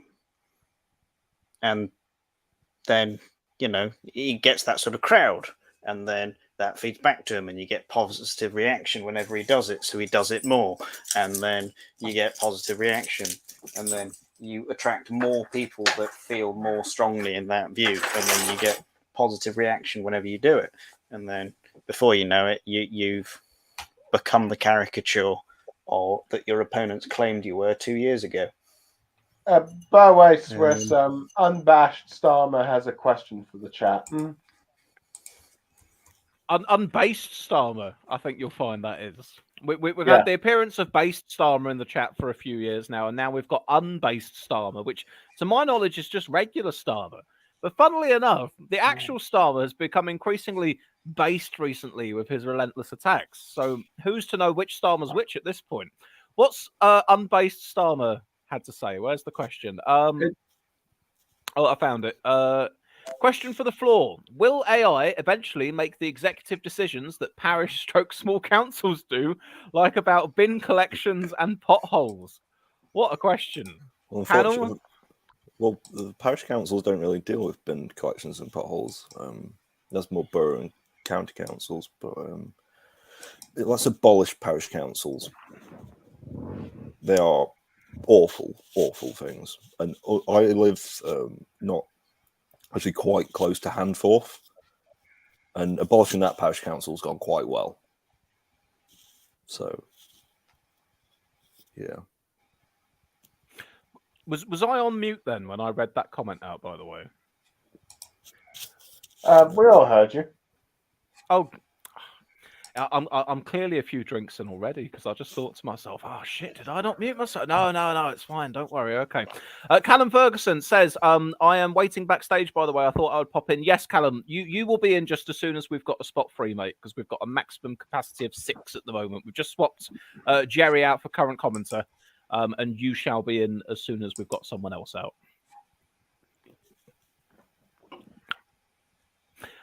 So just looking at this, guys, coming back to the topic at hand, the local elections here. As we move down the list, UKIP 25. We'll see how that stands up.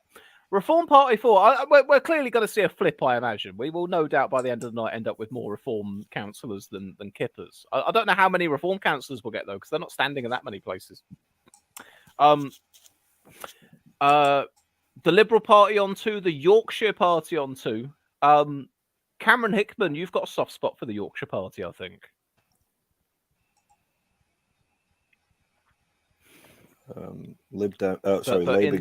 Labour gain from UKIP in Sunderland. Oh, what is this? A result just in? Is it? Yeah. Okay, hang on just a moment. Let me find that and bring it up, and then I will read out that super chat we've just had a second ago afterwards. Let's go to good old Britain Elects again. It's Mr. Fielding telling you good luck, and that he'll be joining us a bit later on. Spoilers? Right, here we are. Results. St Anne's in Sunderland, council election result. Labour, 48% plus 20. Conservatives, 34% plus 19. Pretty nice. Make the most of it, you Tories, seeing yourselves up in the wards this election, eh? Lib Dems, 10% up 2. Greens, 6% up 1. But this is mainly because there is no UK Independence Party candidate, so all that vote share has been shared out amongst the others. But within these numbers, I assume, because UK Independence Party only accounted for 30% of the vote there. Labour's put on 20 and the Tories have put on near enough 20 as well. So there's a little bit of churn in there as well, I imagine. But yes, Labour gain from UKIP there. Down to 24. Was it 25 they were on before? Well, apparently, tick. 25, but let's see, when I looked on Wikipedia, there's only like 5 UKIP councillors, which makes me think that all those 25 have either defected to other parties or become independents. Yeah, in fairness, actually, this is a roster of what the seats were back in 2019. So in the time since, obviously, there would have been defections, by-elections, yada yada. We've actually had a few defections to Reform recently, where one of our candidates, because we've got all outs, and so one of the candidates in one of the wards nearby defected to Reform from the Tories because he got annoyed with Truss. Which council are you in? Stockport. We've had boundary changes. Oh yeah. I was just about to say, I'm from Norbury, Hazel Grove and Stockport originally. So it sounded like, yeah. Yeah. Lib Dems being so because awful that's people. too complicated having 3 vote. Oh yes, and slandering everyone and saying that, oh, look at us, we've protected the Greenbelt, when it's their failure to have a housing plan that is why the development got as far as it did on the Greenbelt. Yeah. Because if councils don't have a housing plan thing, developers are allowed to sue them whenever they reject developments.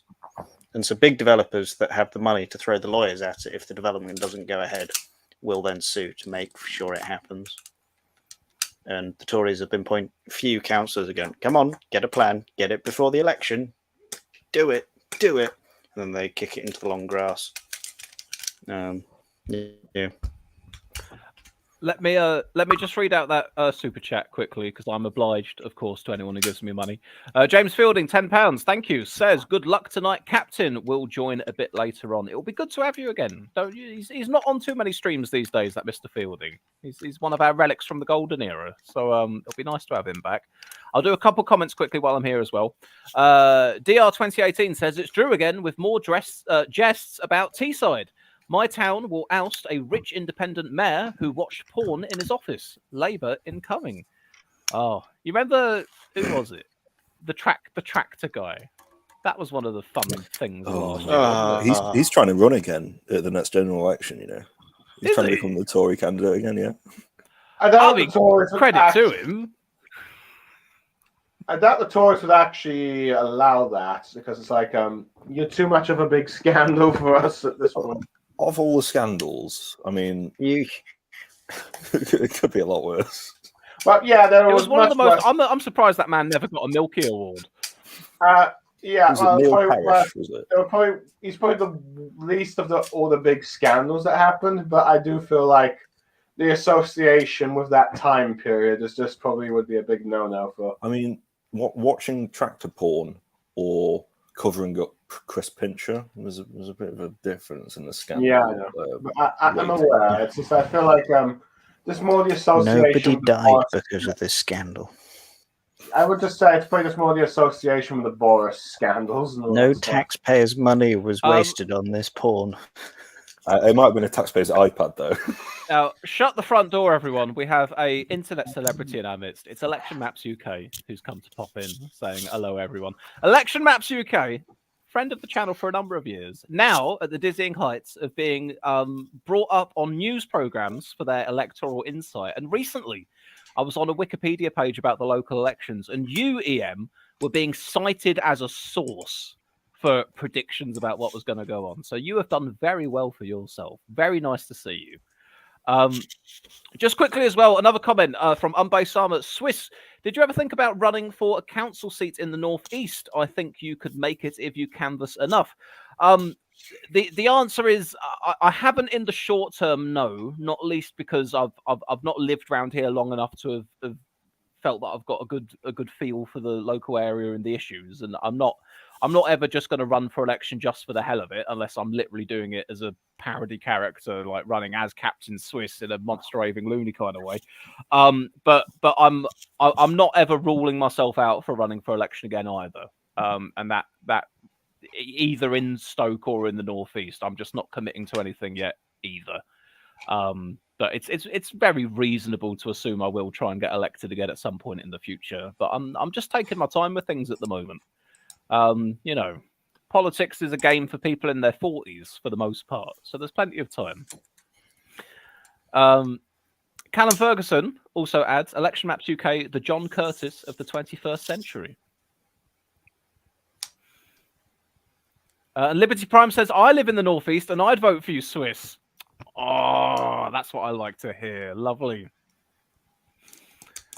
Right, so we are... Go on.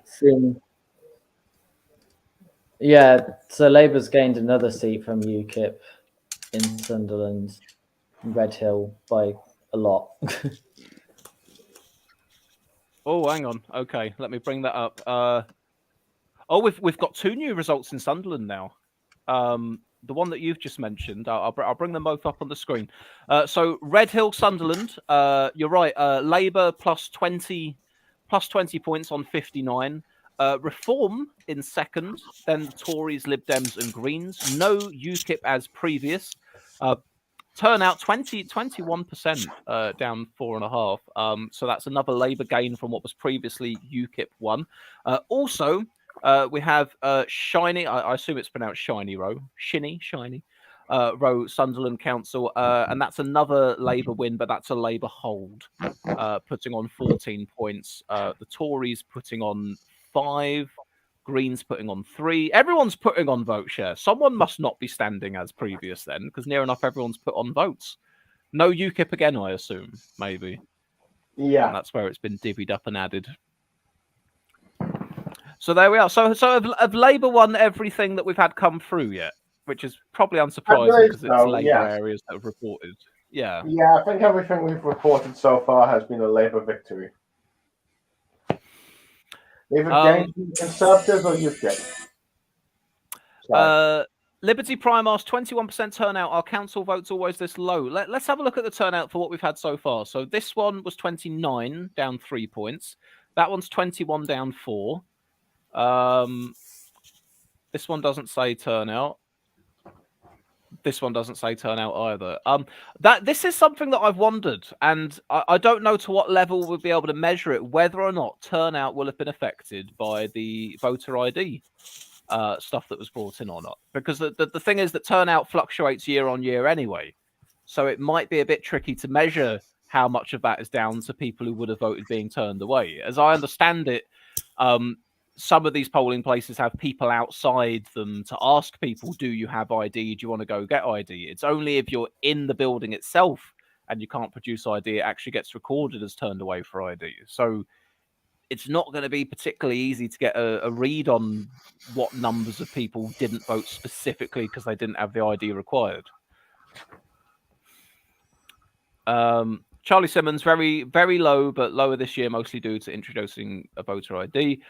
Lee Ball says, needs to be a good year to reach 1/3 turnout in local elections. So turnout in the 20s of percentages is fairly normal then. More of the story, less than 3 in 4 people actually give a fuck about this. Crazy, but we do. We here on the panel and you, the dear viewers, we care about these local elections deeply. I went down to the beach in a suit, putting that effort in. We've just got an internal quote from Rishi to activists. Oh, yeah.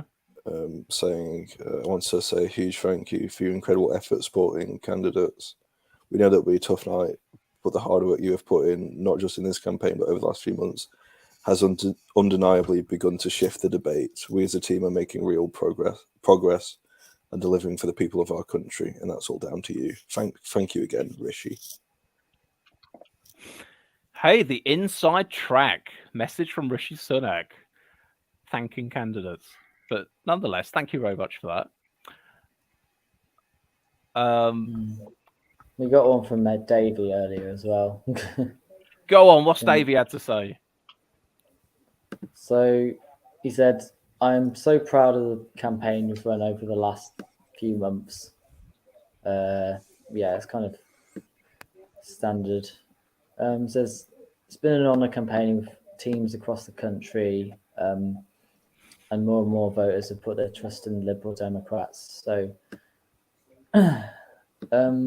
he said he's confident we have got hundreds of Liberal Democrats elected today, and thank you for all that you've done to contribute to our success. Essentially, so probably quite. We've got a result. We've got a result for you, Lib Dems now, Michael. Oh, hello. We've just had Doxford Sunderland. It's a Lib Dem hold, and they've put on 16.5 points. Yay. Ooh, that's the enthusiasm we want to see from the Lib Dem on the panel. Yeah. Well, at least it's not Mr. Filling saying, let's see. That's brilliant. Government. Yeah, that's a good improvement for the Lib Dems there. Yeah, especially Labour's surge. I think that's a decent. Now, Now, John, in the interest of fairness, we've heard off of Dan and Michael here with the messages of well wishes from the party leaders. Has Keir Starmer had any kind words for you out campaigning? Not that I'm aware of. The only thing I've heard about him today is that video clip of him saying how Labour's a broad church. In fairness, Dan works for a Tory MP. Michael is an elected councillor, so I couldn't necessarily expect you to be getting the same levels of communication from your party leadership.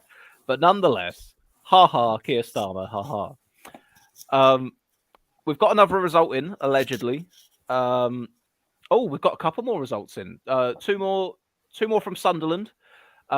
This one is a Labour hold. Labour putting on nearly 20 points. No UKIP, so everybody's up. And the first showing for Reform. Solid Labour hold, this one. Widening the gap. Turnout 27%. We have another one from Sunderland. Silksworth, Labour up nearly 20 points. Ooh. No UKIP as previous. So everybody's up nearly. Tories down ever so slightly, but more or less holding ground. So the map of Sunderland is filling in, guys. Yeah. Swiss, Starmer has tweeted, polls have now closed. Thank you to everyone involved in Labour's campaign. Together we can build a better Britain for the working people. That starts today, and some sort of like video of his slogan, I think. That's, I think, what he has at least said in terms of locals. If you can look on his Twitter account.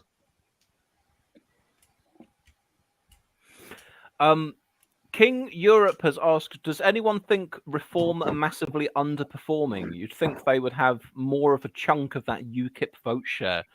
I think the thing is, going back all the way to 2019 when these were last contested, in that time since, quite a bit of that sort of UKIP, Brexity, right-wing votes was sort of absorbed by the Tory party in the time since.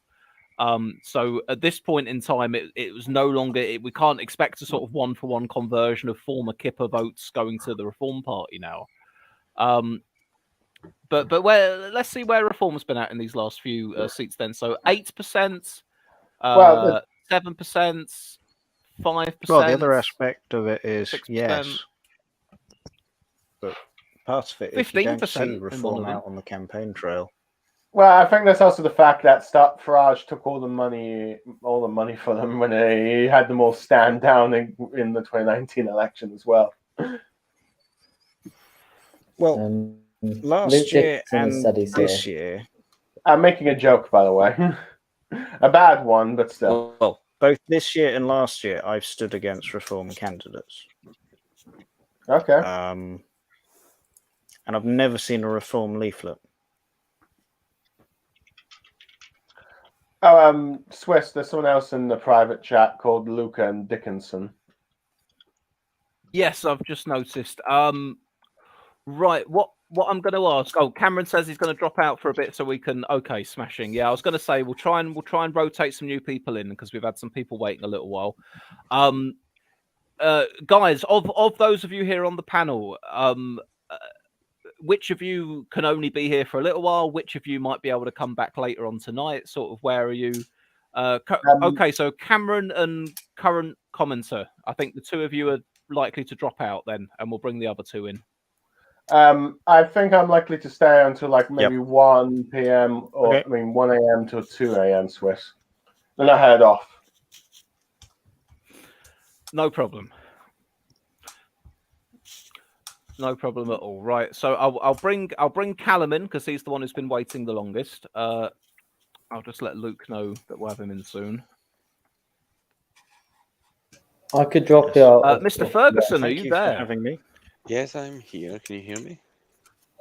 I think current commentator was just saying thanks for having me, Swiss. Oh, no problem. Yes, sorry. I'll just say my goodbyes then. Thank you very much for joining us today, mate. Good luck. Good night. Yes. No worries. Yes. I can't gonna wish need you it, this good luck shit. politically, but I can wish you good health and good fortunes at the very least. Okay. Sir. Bye. See you later. All right then. I'll just give Yes, you can. I'll just give Callum a chance to say hello, and then we'll bring Luke in a second as well, just so everyone's got a chance to chat. So, Callum, how are you? Have you been enjoying the fanfare of the English local elections thus far? Well, hello.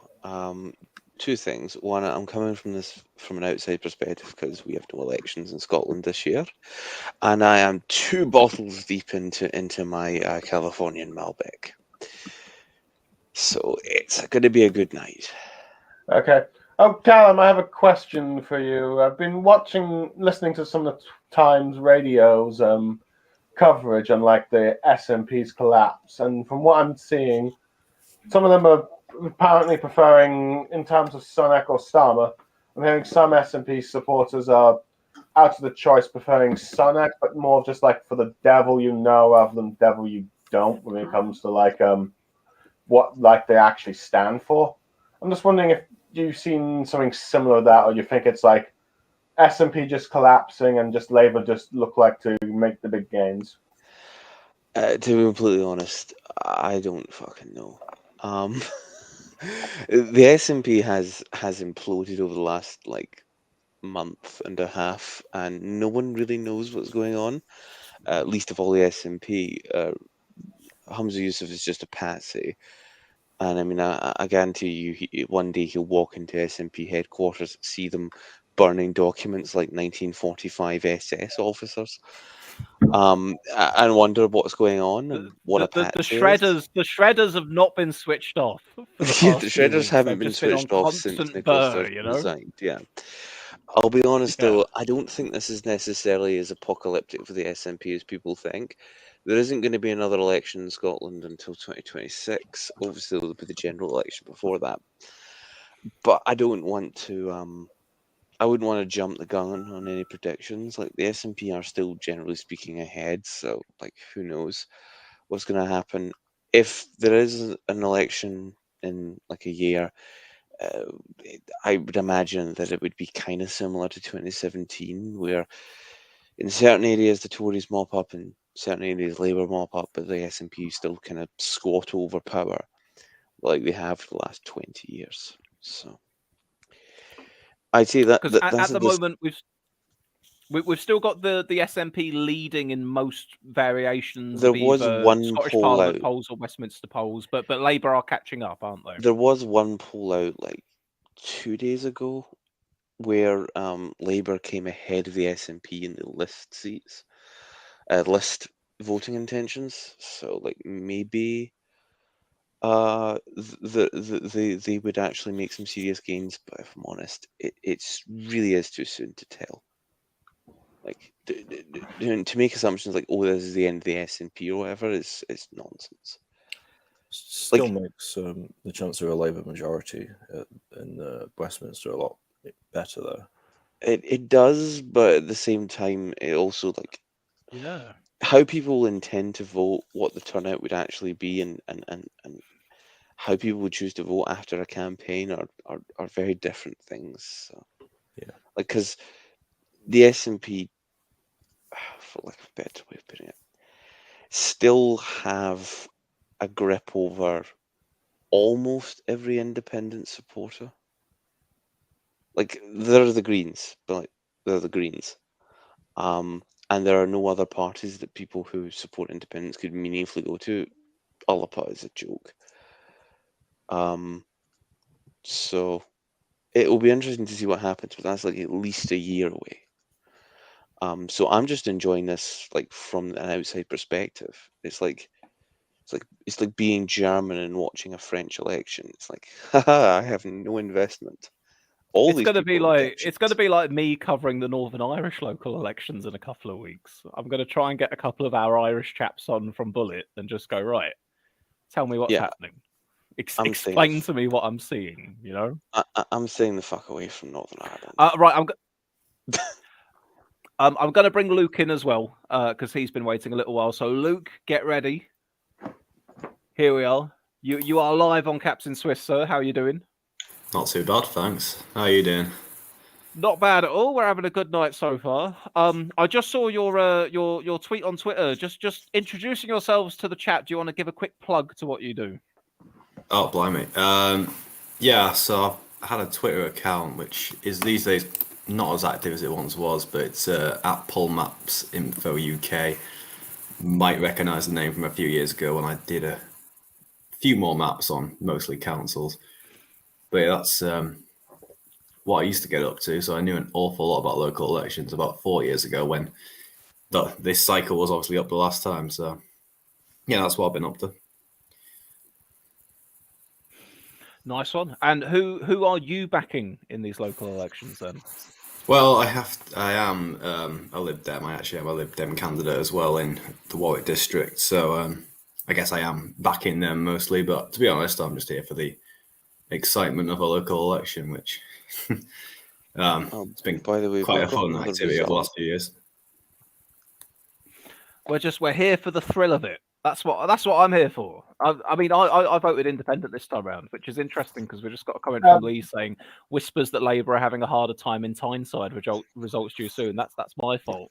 Sorry to described my one interrupt, but vote. we've got another result. Have we got a from result? Castle in Chris, Sutherland. I've noticed that we're missing our Lib Dem councillor.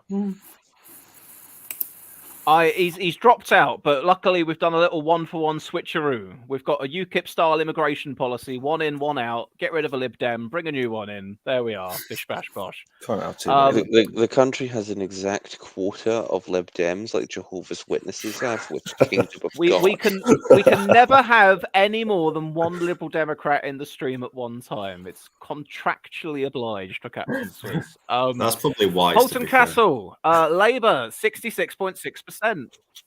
Up 14. The Greens first showing 12 points. Independent down 7 points on 10. Conservatives down 11 points on 6. Lib Dems down 7 points on 4.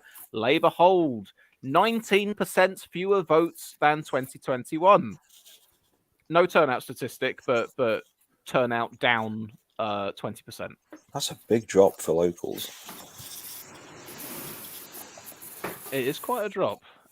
So the story of this one then, not as in fairness, some of the other wards that we've had in so far where we've seen the big Labour jumps, they factored into that has been the fact that UKIP hasn't been standing as last time, so there's been more votes being dispersed amongst everyone else. This time round, a smaller jump, but I mean they'll be happy enough putting on 14 points anyway. I've just seen something tweeted from reporter at the New Statesman saying Labour are anticipating good gains in Plymouth and taking the council, and it's a big target for Keir, especially at the next election as well. Because I think he's trying to at least get a massive majority, or at least a landslide, partly because he's doesn't want to have to rely on left-wing MPs or third party to give him like his votes and all that stuff. Yeah, if Starmer does get a large enough majority, he'll have enough backbenchers who got elected because of his campaign that he'll be able to successfully do nothing with a great degree of vigour. I've just realised that let's see, we've lost our Conservative. I think he's back. He's back. Don't worry. I've just brought this up now. The BBC display does take a little while to update, so it's a little bit behind the likes we get from Sky News and whatever. But what they've got on here at the moment in these very, very early hours of the locals, Labour on 7 councillors up 2, the Liberal Democrats on 2 councillors, no change. That's where we are after the first hour or so of results. I think this is the first time in a while that Labour started off with some very huge gains in like council wards. But I could be wrong. I'd be forgetting what happened in last year's. Well, no, isn't the thing though that a lot of the council areas that are being contested in this, where the last election Labour was really getting pushback from like UKIP and from the right. Like 2019, very different political climate to now, especially in the areas that are being contested now. Oh yeah, I mean those locals kind of gave the rise of the Liberal Democrats and their bollocks to Brexit campaign. They're sort of Yeah. they're bouncing back in their northern heartlands where they dominated anyway, but now they're dominating more again. I'm looking back at this. In 2019, Vince Cable's Lib Dems gained 10 councils and 700 seats. It was a good year. Yeah. Good night. And yeah, I'm looking at it right now. They basically doubled the number of seats they had in 2019. They doubled the number of seats they had from 2016. 15. 15. Oh yeah, of course, 4 years, not 3. I keep forgetting it's 2023. It's been a hell of a time. I've been told in the chat that we have our first result from Newcastle. I'm just waiting for Britain Elects to tell us It's what it is. Blake Law. Oh, here we are. Yeah. Oh, there's another one. There's one before that as well. Oh, was there? Okay, well, the one I've got here in front of me, Benwell and Scotswood, Newcastle upon Tyne. Labour 65%, up 14. Conservatives 18, nearly 19%, nearly up 10. Lib Dems 8%, up 3. Greens up 7%, up 2.5. Everybody's up, so I'm assuming once again no UKIP. That must be the reasoning for everyone up in the vote shares. But Labour's put on decent vote share again. Well, to be honest, according to according to Election Maps UK, Labour have held Halton Council, like the whole council. I don't quite know how that works. Were they close to a majority on the council anyway, and the seats that they've got now? It'll be a case of a third of the seats being up, and now that they've, I think, held two of their seats, that's all they needed to guarantee they've held the council entirely. Oh, right. That's not really impressive. That's like the minimum threshold needed. They could theoretically lose everything else and still hold the council. Yeah. Well, Express, I think in terms of like UKIP, I've also besides checking like how many councillors they actually have, I think they only have like a total of 3,000 members. So they have so many few people to actually probably stand. That's probably why you're not seeing any of them running as candidates in these locals. And I think maybe money's a factor as well, because obviously if you're going to be producing campaign literature and, like you say, members, activists, people on the ground to knock on doors and all the rest of it, the tide of UKIP has gone out. We've got another Sunderland result here. It's a Liberal Democrat hold with them on 64%. Labour in second place, 27, up 11. Everyone else largely the same in single digits. Pretty good, that. Pretty standard, to be fair. Again, I think UKIP was there last time. It does seem, so far, early trend up north is UKIP vote goes away, Labour picks up the pieces. So, out of curiosity, do you guys think that UKIP could finally die out this local election and they just cease to exist as a party? You think they're just going to be a fringe party that tries to stand in a few council seats now and then? I thought they already were that. Yeah, I think UKIP died a few years ago, but it's just taken the next round of elections to come along to sort of confirm that in the electoral picture. But I mean, I think the fact that when we were looking at what was won last time round in 2019, and they won like 25 councillors, and then I was told that this time round the present situation is they only had about 4 or 5 of those left. They've very much been supplanted by the Reform Party as like the main right-wing challenger to the Tories. According to Wikipedia, not the best source for this necessarily, but it's from Open Council data. Before this election, UKIP had 5 seats. Like they were still held specifically by continuity UKIP candidates. How many of them were standing for re-election? I don't know, but like, it's like maybe the Alaba Party, maybe not a good example, but it's the only one I can immediately think of. It's a political party that had some cachet when they were in the news, but the moment they exit the news cycle, they just die. It's like a political party like I think so, and they don't have that Nigel Farage. They don't have that Well, Nigel Farage magic anymore, do they? Well, They've just got... UKIP doesn't have the Nigel Farage magic, and the Alba Party, it has whatever Alex Salmon's got, and I hope it's not infectious. Oh, by the way, Callum, what do you think about the talks about how the current SNP leader won't last long, and like the Kate Forbes will try to replace him with her and all that stuff? I'll wait to see when that actually happens. But out of curiosity, if Kate Forbes does eventually become leader of the SNP, what do you think will happen to the party? Because there were threats of it being split if that was the case. You would see a massive jump in the support for the Greens. It's not a joke that if Kate Forbes had been elected, the entire LGBT SNP voter base and campaign group and several representatives were going to walk out en masse. Because you can't really run a political party of the centre and be openly homophobic. We've just had Unbased Starmer in the chat tell us that Labour have held Sunderland Council. So again, they've won the requisite number of wards that they could, in theory, lose everything else, and they've still got control of the council. So that's another one in the bag there. That's a good recovery from a few years ago when it looked as if they might be losing control slightly, but they've really pulled that around. They have. I mean, early days, but good night for Labour so far as the indications in what are considered to be their heartlands go.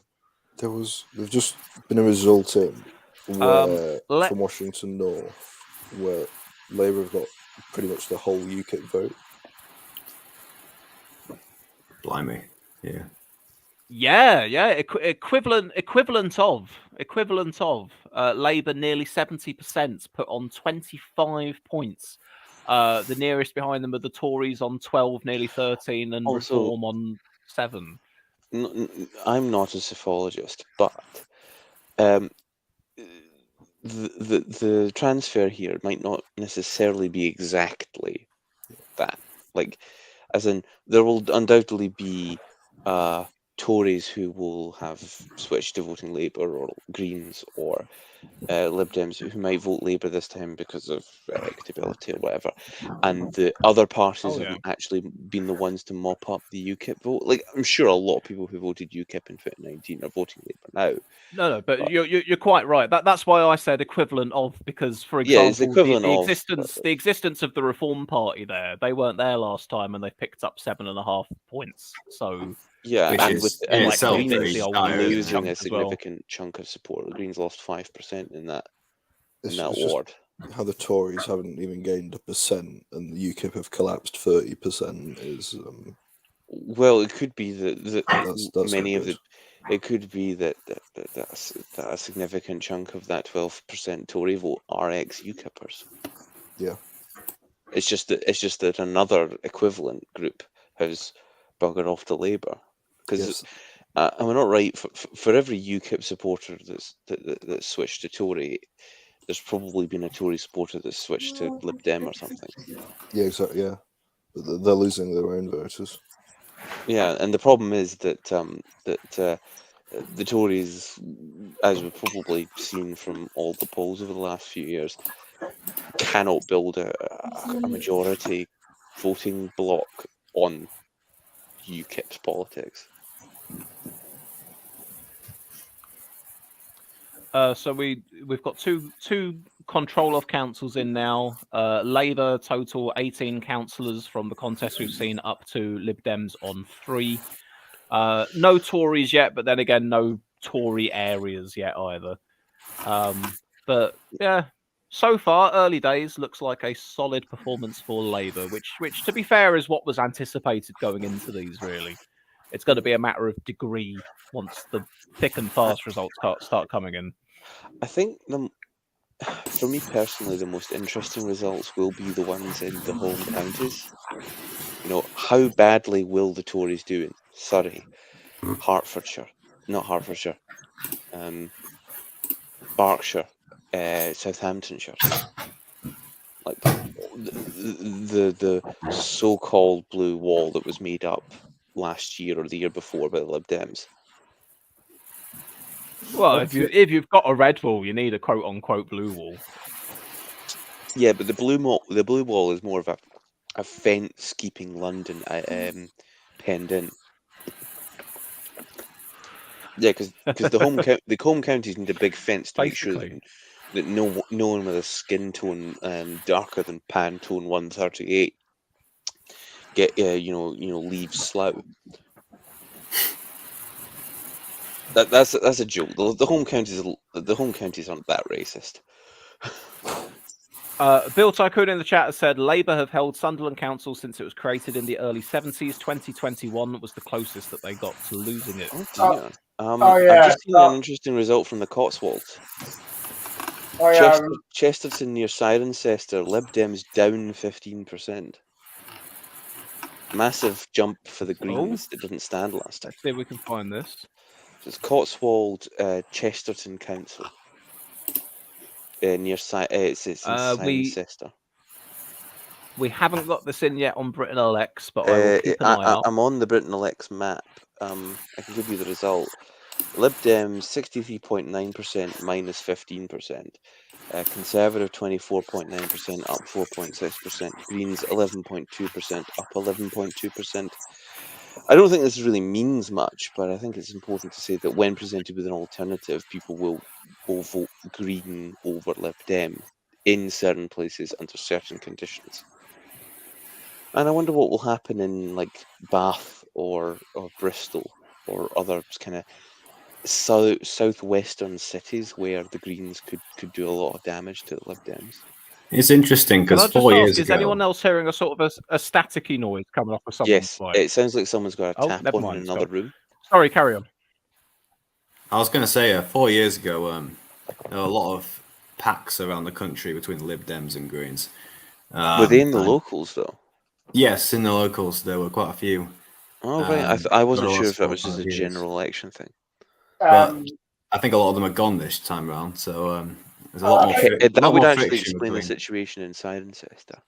I think that pact was done during the Brexit years, but Prince Brexit actually happened. There's no more point in that. There were. It wasn't. We like have a our first national result thing. from. Sorry, we have our first result from Chorley. I'll bring that up in a moment. Luke, what were you going to say? I was just saying it wasn't so much a national thing. There was different areas across the country where it was beneficial, especially when it was quite a Tory opposition sort of situation. There were unofficial pacts between the Lib Dems and Greens. I think in 2018 as well, I think Richmond upon Thames was a big one that did that. You had quite a few seats where 2 Lib Dems would stand and 1 Green in 3-seat wards. But I think this time around, a lot of those alliances have kind of failed somewhat. So yeah, that might explain why there's a few more Green candidates standing against Lib Dems than there were last time. And it's clear that there are people who would vote Green over Lib Dem. Yeah, I think in some areas, I know the Lib Dems locally have that reputation for being a bit NIMBY, but it's different all over the country. And in some areas, you get the local Green parties trying to out-NIMBY the Lib Dems, which is... I was going to say, because the English Greens are pretty NIMBY compared to the Scottish Greens. Yeah, I mean, especially around Warwick, where I am right now, HS2 is a big deal around here, and the Greens are very much anti-HS2, but the Lib Dems around here are actually quite pro-HS2, so... I don't understand why people are anti-HS2. Is it because they'll run a train line through a field or something? It's like, I think, to be fair, I mean, I'm very pro-HS2, but some of the towns and villages around here are getting a fair amount of disruption for quite a few years on a train line that simply won't ever stop in their little town. And, these towns don't have railway stations of their own. So from their point of view, it's a ton of disruption for over a decade nearly. And as far as they perceive it, there's no real benefit to them. I mean, that is true, but that's also because HS2 should have been built in the 70s. Or possibly the 1960s. And back when those towns did have railway stations that a high-speed rail network would have stopped at. And the reason they're having disruption for years is because we can't do an infrastructure in this project that doesn't go 20 years over time and £15 billion over budget. Oh yeah, no, I fully agree with you. Glasgow's been trying to expand its subway system for literally 100 years. And we still have not gotten a new station since 1898. Blimey. Well, that's levelling up for you, isn't it? I'd seen that there was someone on the news the other day speaking about HS2, saying that the bit they're working on at the moment is due to be finished in the early 2040s. Yeah, the thing about HS2 is HS2 could have been done during Wilson's first administration in the 60s. We had the technology. Maybe we didn't have the money, but we had the loans from the IMF necessary to do it, and we should have done it. And if we'd done it then, I'm sorry to cut you off, Callum. Can I just get to the bottom of where the static noise is coming from? It might be me. I think it might be me, as I can't hear anything. Is it me? It will either be Callum or Luke, because it's only a. Well, I'm muted, so. And I'm going to unmute. Luke, please stay unmuted just for a moment. I think it might be you, it is Luke. me. Possibly. Oh dear. I think it is you. I don't know if there's anything. I don't know if there's anything you can do about it at your end or not. Possibly. No. Okay. It's still there. All I'll ask then is just if you could mute yourself when you're not talking, and That's then we'll be perfectly fine. Yeah. Okay, so am I fine? Yeah, you're fine, Callum. Okay, that's good. Can I also ask What a were you saying? question about... HS2. I was just go going on. to finish talking about HS2 by saying, if we had built HS2 in the 70s, using the powers of the post-war Social Democratic state, yes, we would probably have the same HS2 that we had in the 70s, and they probably would still be running the same locomotives, and the tracks would be poorly maintained, but like we would at least have that infrastructure. The problem with building infrastructure now is that we don't have necessarily the political will or the state resources to build it. Like we've so thoroughly dismantled the state that proposing major infrastructure projects like this aren't bad ideas. It's just that our ability to implement them is obviously so limited that it will take years. It will go billions of pounds over budget. There will be widespread corruption in the process. And so, yeah, NIMBYism is completely understandable. But the problem is that the NIMBYism won't stop the infrastructure. It won't get it finished any faster. If anything, it will just make everything more slow, more disruptive, and more expensive. So, like, we can't stop now. But like, I wouldn't be surprised if once HS2 is completed, we don't do any other wide-scale infrastructure projects ever again, unless there is a fundamental restructuring of the British state. I mean, when you think about in the time since, like, you know, China has built entire cities out of nothing in the span of 10 years, and we're still fighting to get fucking rail lines sorted out. You know. See, that is the power of socialism with Chinese characteristics Xi Jinping thought. That is what happens when you take capitalism, give it to an authoritarian state, and then allow them to do whatever the fuck they want with it. So if we want better transport infrastructure, we need to be more totalitarian. That's what we're saying. Not totalitarian, just authoritarian. China is not a totalitarian state, it's an authoritarian state. Oh, Lib Dem gain. I'm not sure I'd approve of that. And let's see. No, it would be terrible. But at this point, you know. Oh yes, we've had a Lib Dem gain from the Conservatives here, guys. Lib Dems just under half the vote, up nearly 30 points. No UKIP as previous. Conservatives down 4. First Tory seats loss of the night, I think. Have we won a seat yet? You have won a seat, according to where is it? I'm not sure which seat it is. The result hasn't filtered through to me, but according to the one BBC seat? website, you have won a seat. Yeah, Oh, shocking. put that in the bank. Out One of curiosity, did the Yeah, Cameron Sunderland rejoin? Fulwell. Oh, that's a big swing as well. 28 points up for the Lib Dems, 4 points down for the Tories, 10 points down for Labour. So it seems a lot of people who were voting Labour in 2019 have tactically voted Lib Dem, and there's been a contraction in the Green vote too. John, what are you trying to ask? So I was just wondering, did Cameron rejoin the stream, or was he never Uh, left? No, I rejoined. I thought I rejoined. See, I left because people were waiting, and my connection was dropping, so I couldn't hear a single word. So Okay. All right. So I just wanted to clear that up. Also, can I just clarify? Xi Jinping thought on socialism with Chinese characteristics for a new era is the full title of the current ideology of the Chinese Communist Party, and is it's the high-speed rail ideology. Xi Jinping. Yeah, it's the Winnie the Pooh ideology. It's still a better ideology than frigging cooking to the treasury. I mean, yes, it's called socialism, but we are not allowed to do that in Britain anymore because the nationalized Wi-Fi grandpa got fucked by his own internal contradictions. I want that on a t-shirt. and his party. The nationalised Wi-Fi grandpa got fucked by his own internal contradictions. I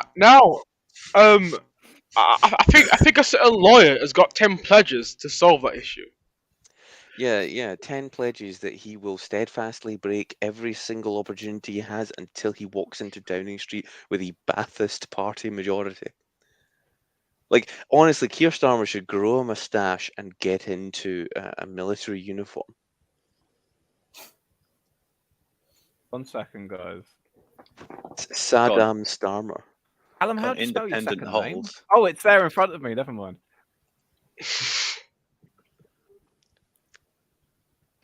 There we are. I'm tweeting that as a little teaser on Twitter to rope people in to come watch. I'm having that. I think I found Beautiful. I think I found the Tory hold. I think it's in St. Peter's in Sunderland. Got Saddam had drip in the 90s. Like the open-shirted military thing with the field marshals, epaulets, and BlackBerry, holding an AK in one hand and firing it into the air. We've got a Basildon result, my old stomping ground of Essex. It's an independent hold, down 11 points. My best assumption is it was a former Kipper turned independent. I'm going to assume that. But yes, independent hold in Basildon.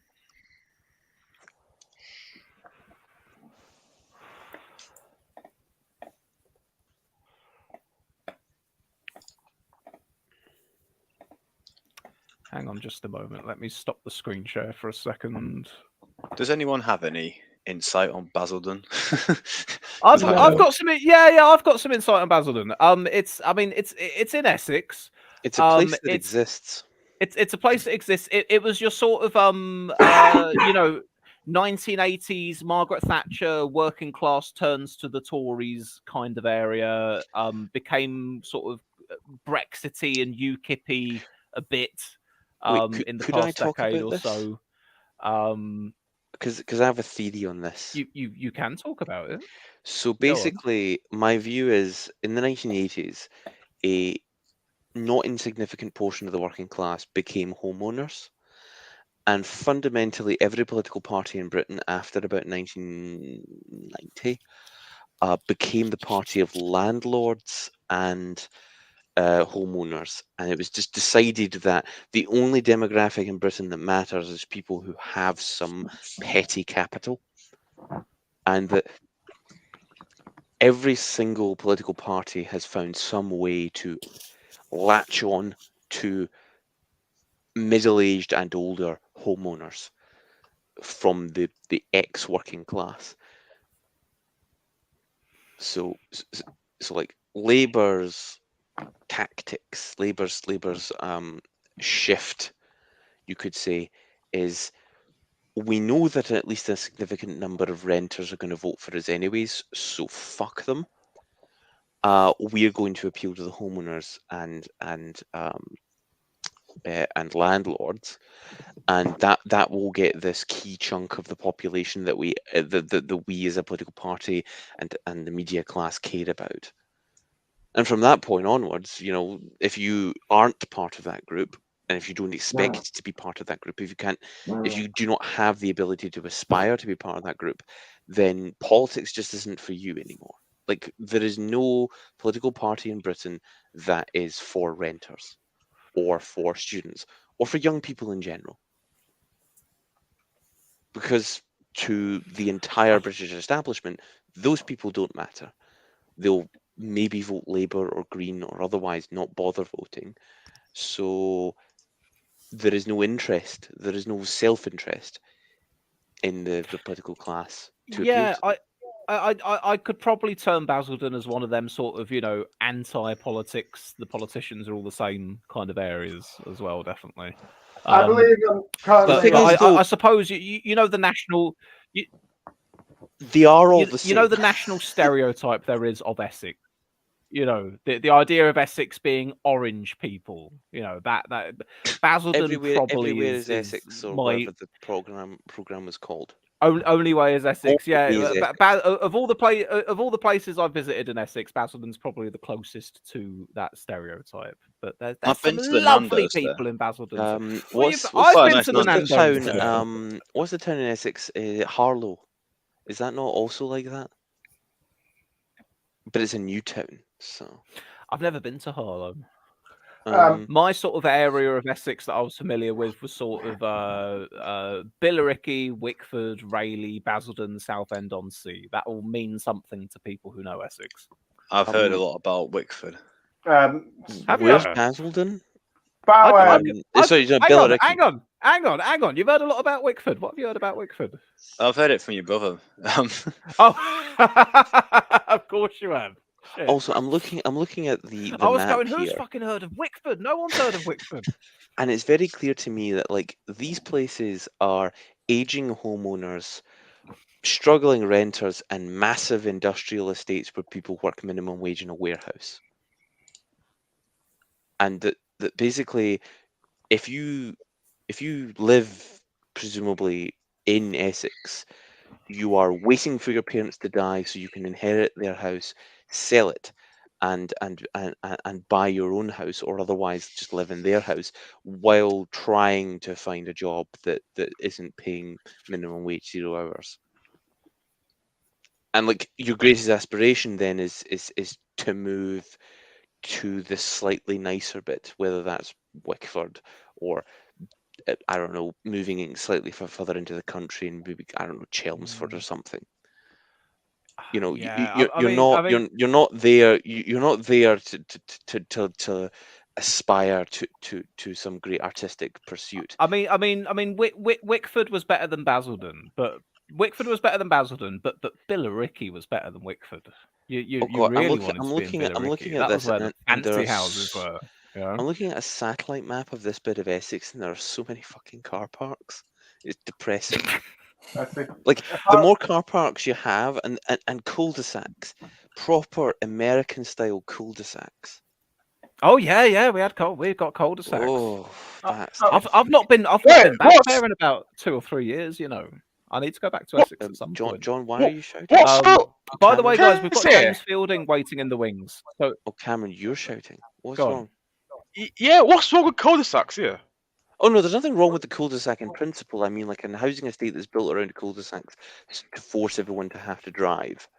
The American style suburb situation. I'm not saying cul-de-sacs are wrong. I'm saying that like the way that cul-de-sacs have been utilized by a certain type of urban planner, especially since the 1980s, when it comes to new build housing, is fundamentally alienating.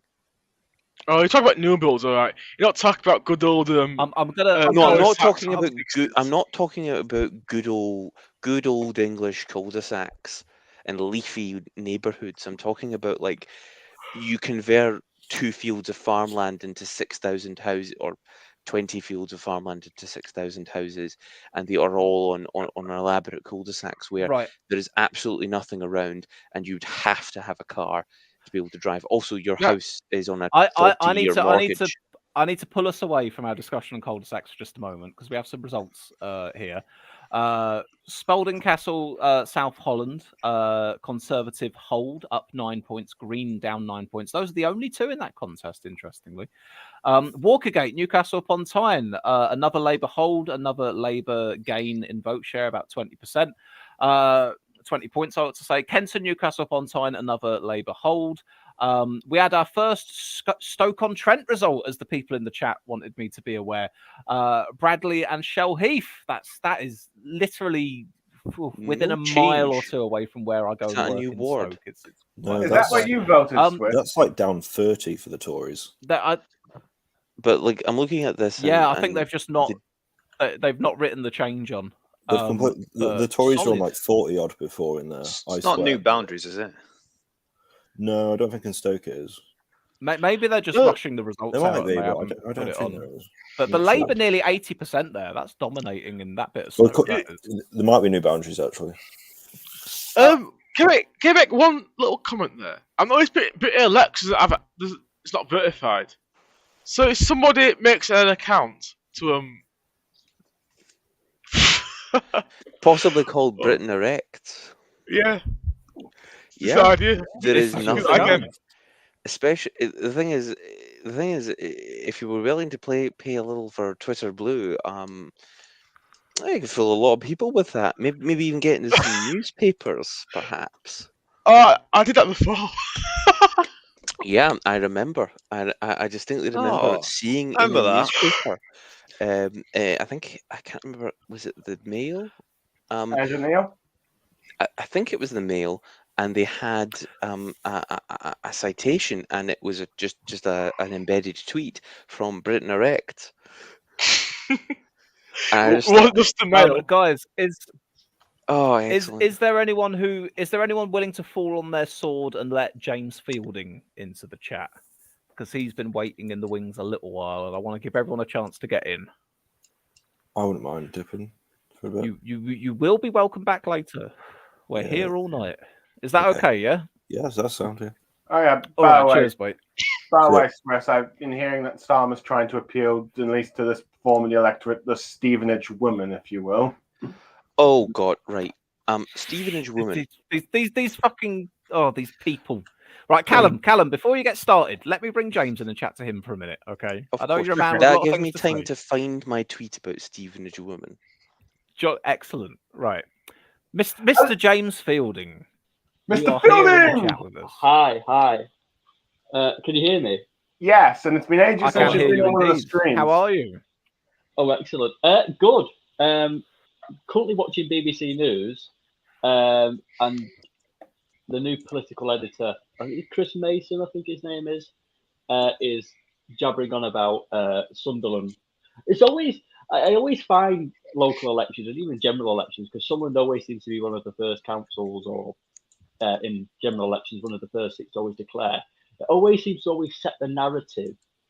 Now, in reference to sort of Sunderland Council, it was like a really, well, it probably still is a really unpopular Labour council at the time. I mean, especially in 2019 and 2021, there was like allegations of like the leader of Sunderland Labour doing misdemeanors and all that came there. But currently, I've just been watching it, and they're like, I think Labour gained 3 seats, and the Lib Dems also, funny enough, gained a seat, and are now the official opposition on Sunderland Council, which is good news. But yeah, Wow. I think a possibly long night ahead for the Tories in the sort of so-called Red Wall seats. Though I think, as a Lib Dem myself, I think I've just got a slight feeling we won't do as good as perhaps predicted. People think, oh, the Lib Dems are going to win 400, 500 seats. You've got to remember the last time these seats were up was in 2019. And in 2019, it was sort of, I mean, it was 3 weeks later the Prime Minister resigned. And the Lib Dems were polling about 17, 18%. And he also had election Brexit polls. to canvass on.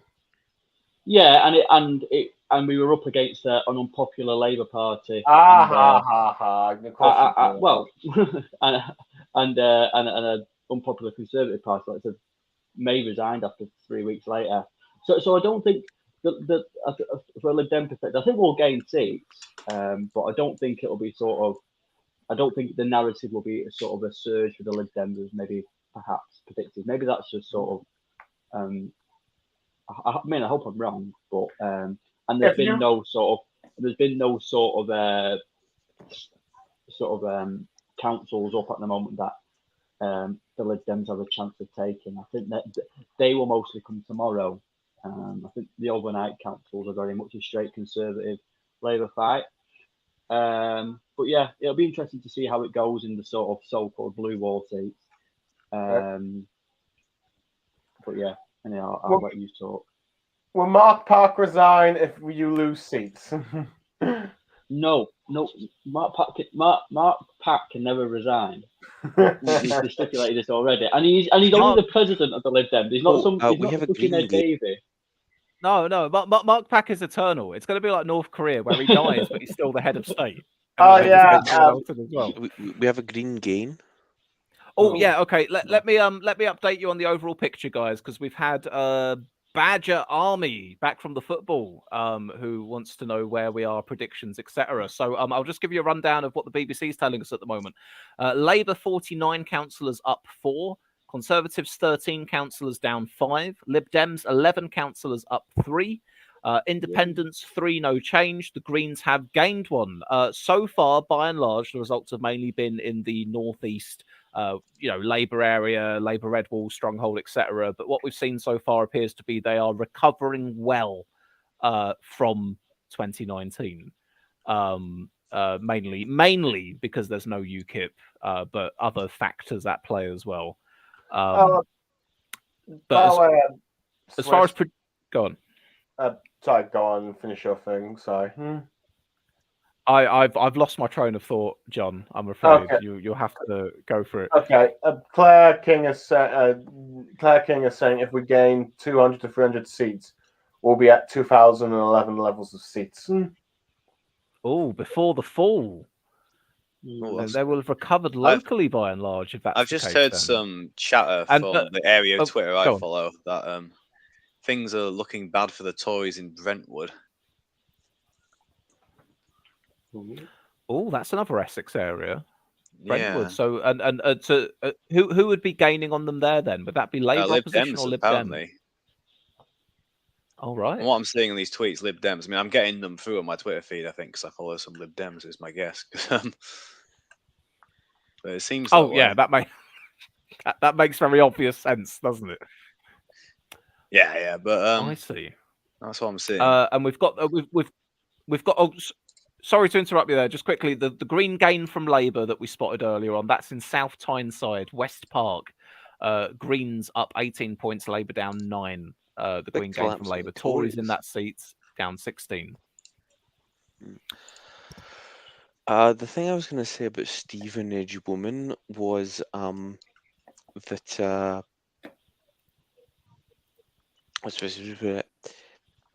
I a while ago said this is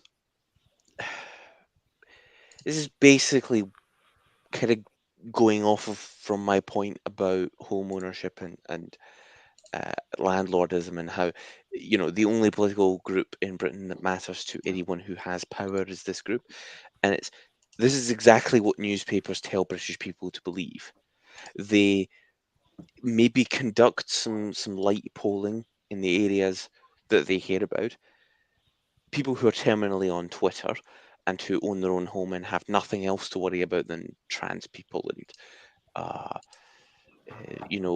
migrants and stuff, and like refugees, they will then tell political parties, they will conduct polls, they will then create a hypothetical profile for Workington Man or Stevenage Woman, and then Essex Man, or Essex Man or whatever, and then they will they will throw that to the newspapers. They will write half a dozen columns on it. That will then blow up into a big political cycle, which will then come back to the political parties, who then construct their campaigns, and basically just create profiles for people who don't exist, have never existed, do not represent anyone in Britain, and then will convince British people that is what they're supposed to believe, and then they will construct a political policy that justifies all the things they wanted to do anyway.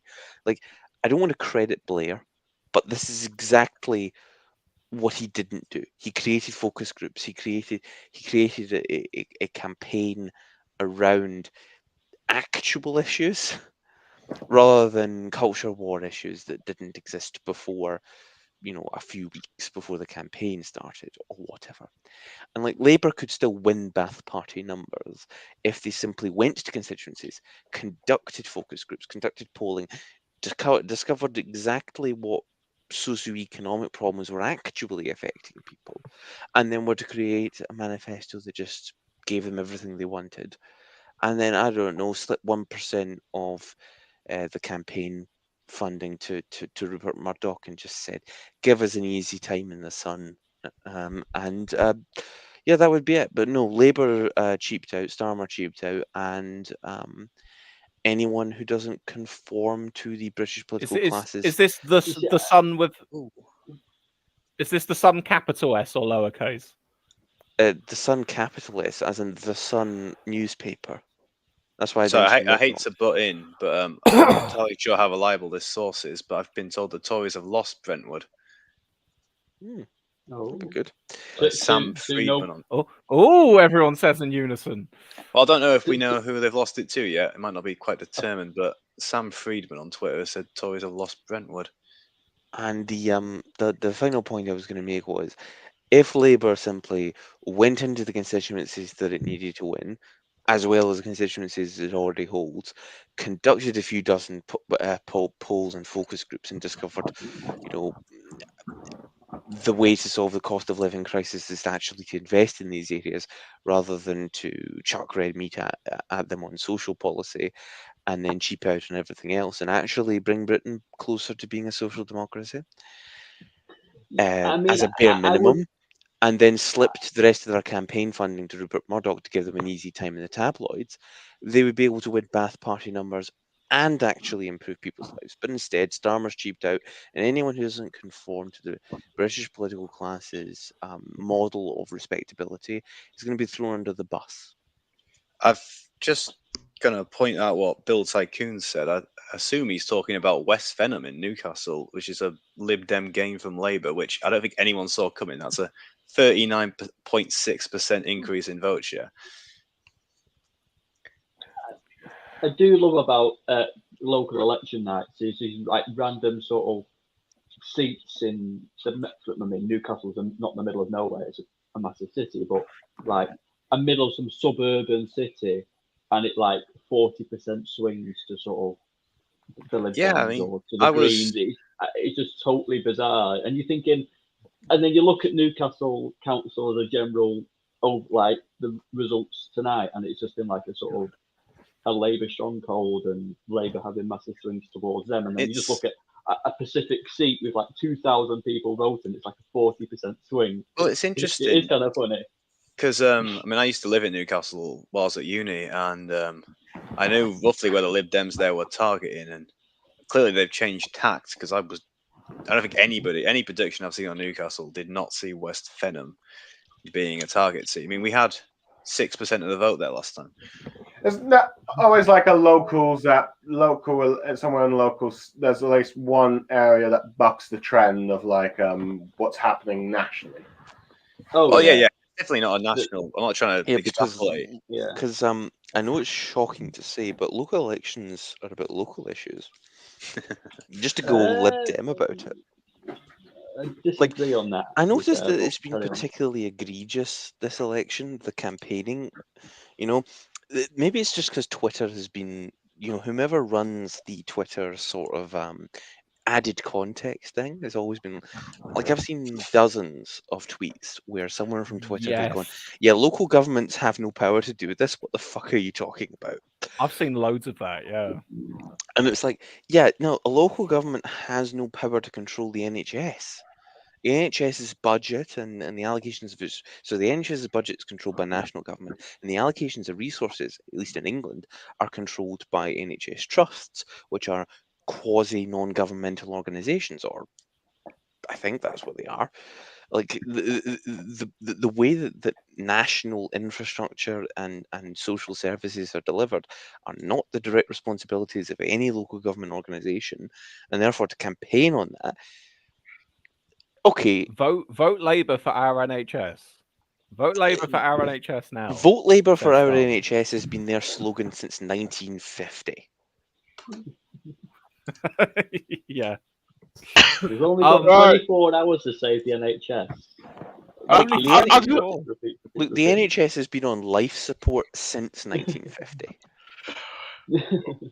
Like the NHS is a bloated nightmare of an institution, and I have absolute respect for anyone willing to work for that organisation. I just could not hack it. Follow the Barnsley local elections because of candidates for the English Constitution Party in Barnsley. Oh, yes. I don't know why I talk in Barnsley, but right now, Cameron, you follow the English Constitution Party. You post things from them in our group chat. What is the English Constitution Party? The English. Is this Daddy Dragon? It's a far-right English party that wants England to be independent from the UK, I believe.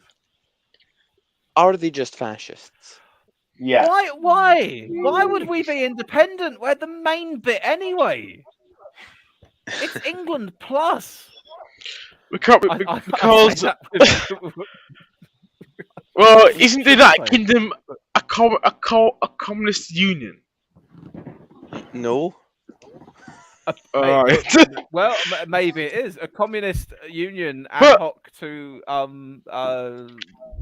World Economic Forum, maybe something like that. That is what they believe anyway. Then they're insane. He was English Constitution guy. He was posting pictures on Twitter of ballot papers that people had scrawled in marker pen all over today with like "Not my king," World Economic Forum, no 15-minute cities, all of that shit. You know. What do they want? Do they have a manifesto? England forward English. Bring back smoking in pubs. Probably can't think of much else. That's my guess. I'm looking it up now. We've had another super chat. King Europe. Thank you. All right. Where's their manifesto? It's another Lib Dem gain in Newcastle. Please. Nice. Okay. Right, Callum, you bring up the English Constitution Party manifesto. We'll just have a quick look at a few more of these results. Okay, I found it. The important: we are a pro-choice and anti-coercion (vaccination). Close brackets. Coercion is unlawful and vitiates consent.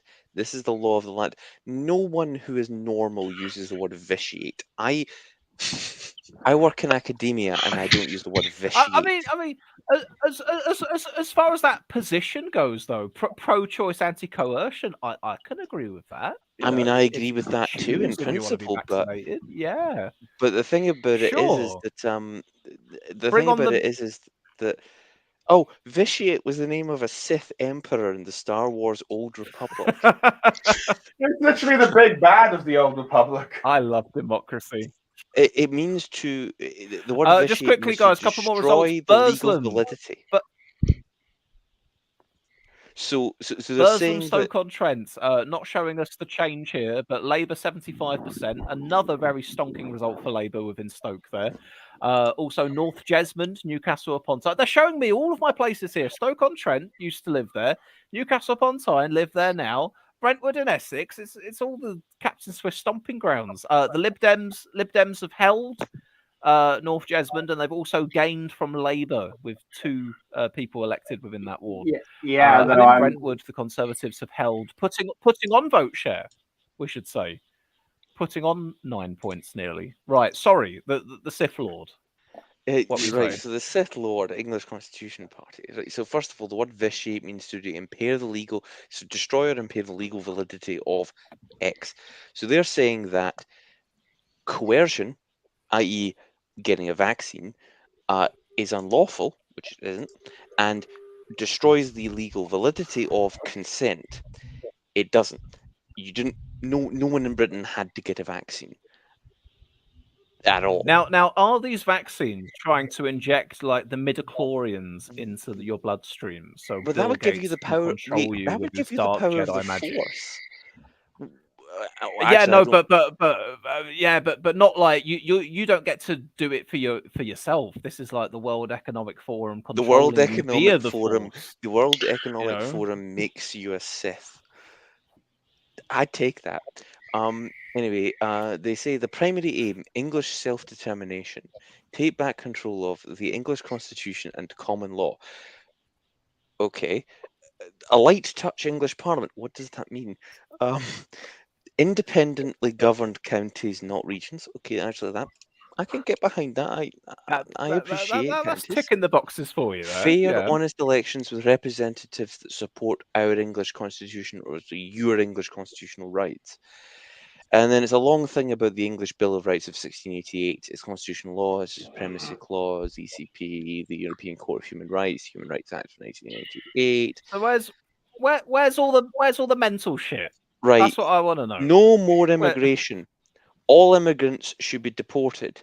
Any asylum seeker with no There we identification will are. be deemed to have broken a law. Any non-governmental organisation that is advising illegal immigrants to dispose of their identity documents will be charged, prosecuted, and for aiding and abetting the perversion of the course of justice. All illegal immigrants and asylum seekers found guilty of quite perverting literally, is to dispose of the documents will be jailed, deported, and permanently barred from entering England. While enforcing England's literally sovereignty, kick out the foreigners. and the That's basically supremacy it. of the Bill of Rights of 1688, any country, principality, or other political union aiding or abetting illegal migration will be subject to a minimum tariff of 50% with no upper limit. Any domestic So political kick out the union foreigners. contravening this enforcement shall be liable to nullification. So saying if Scotland was to let in immigration, if Scotland was to accept asylum seekers that didn't have the proper documentation upon arrival. So say you have no documents, you arrive in Scotland as an asylum seeker. By harbouring them, the English Constitution Party would nullify the Treaty of Union. And rightly so. It is the only party that supports national living wage pension. They want to increase the state pension to £19,760 a year. The government should raise the state pension age yearly to match the national living wage.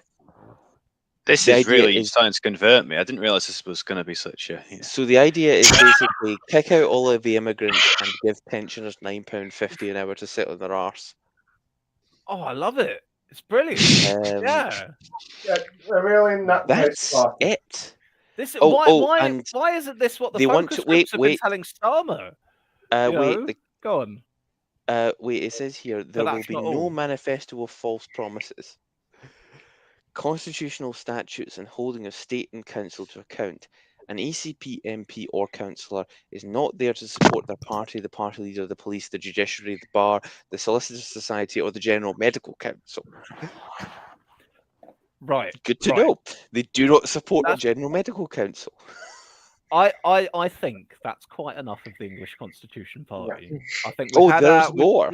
I'm sure there's more, but that's not what the dear viewers are here for today. We've had our flavour of them. They can go research for themselves.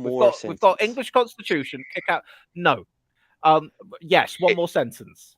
But I'm going to listen out for where the natural full stop in that sentence would be. The British are the problem.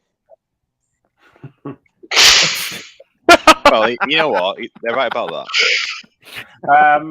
Okay, I'm just going to respond to something that Claire King said a while back, saying we are beating Labour. We're only beating them in a few local seats. Generally, you're going to have Labour being the big winners tonight if that is going to remain the case, and it looks like it's going to be the case.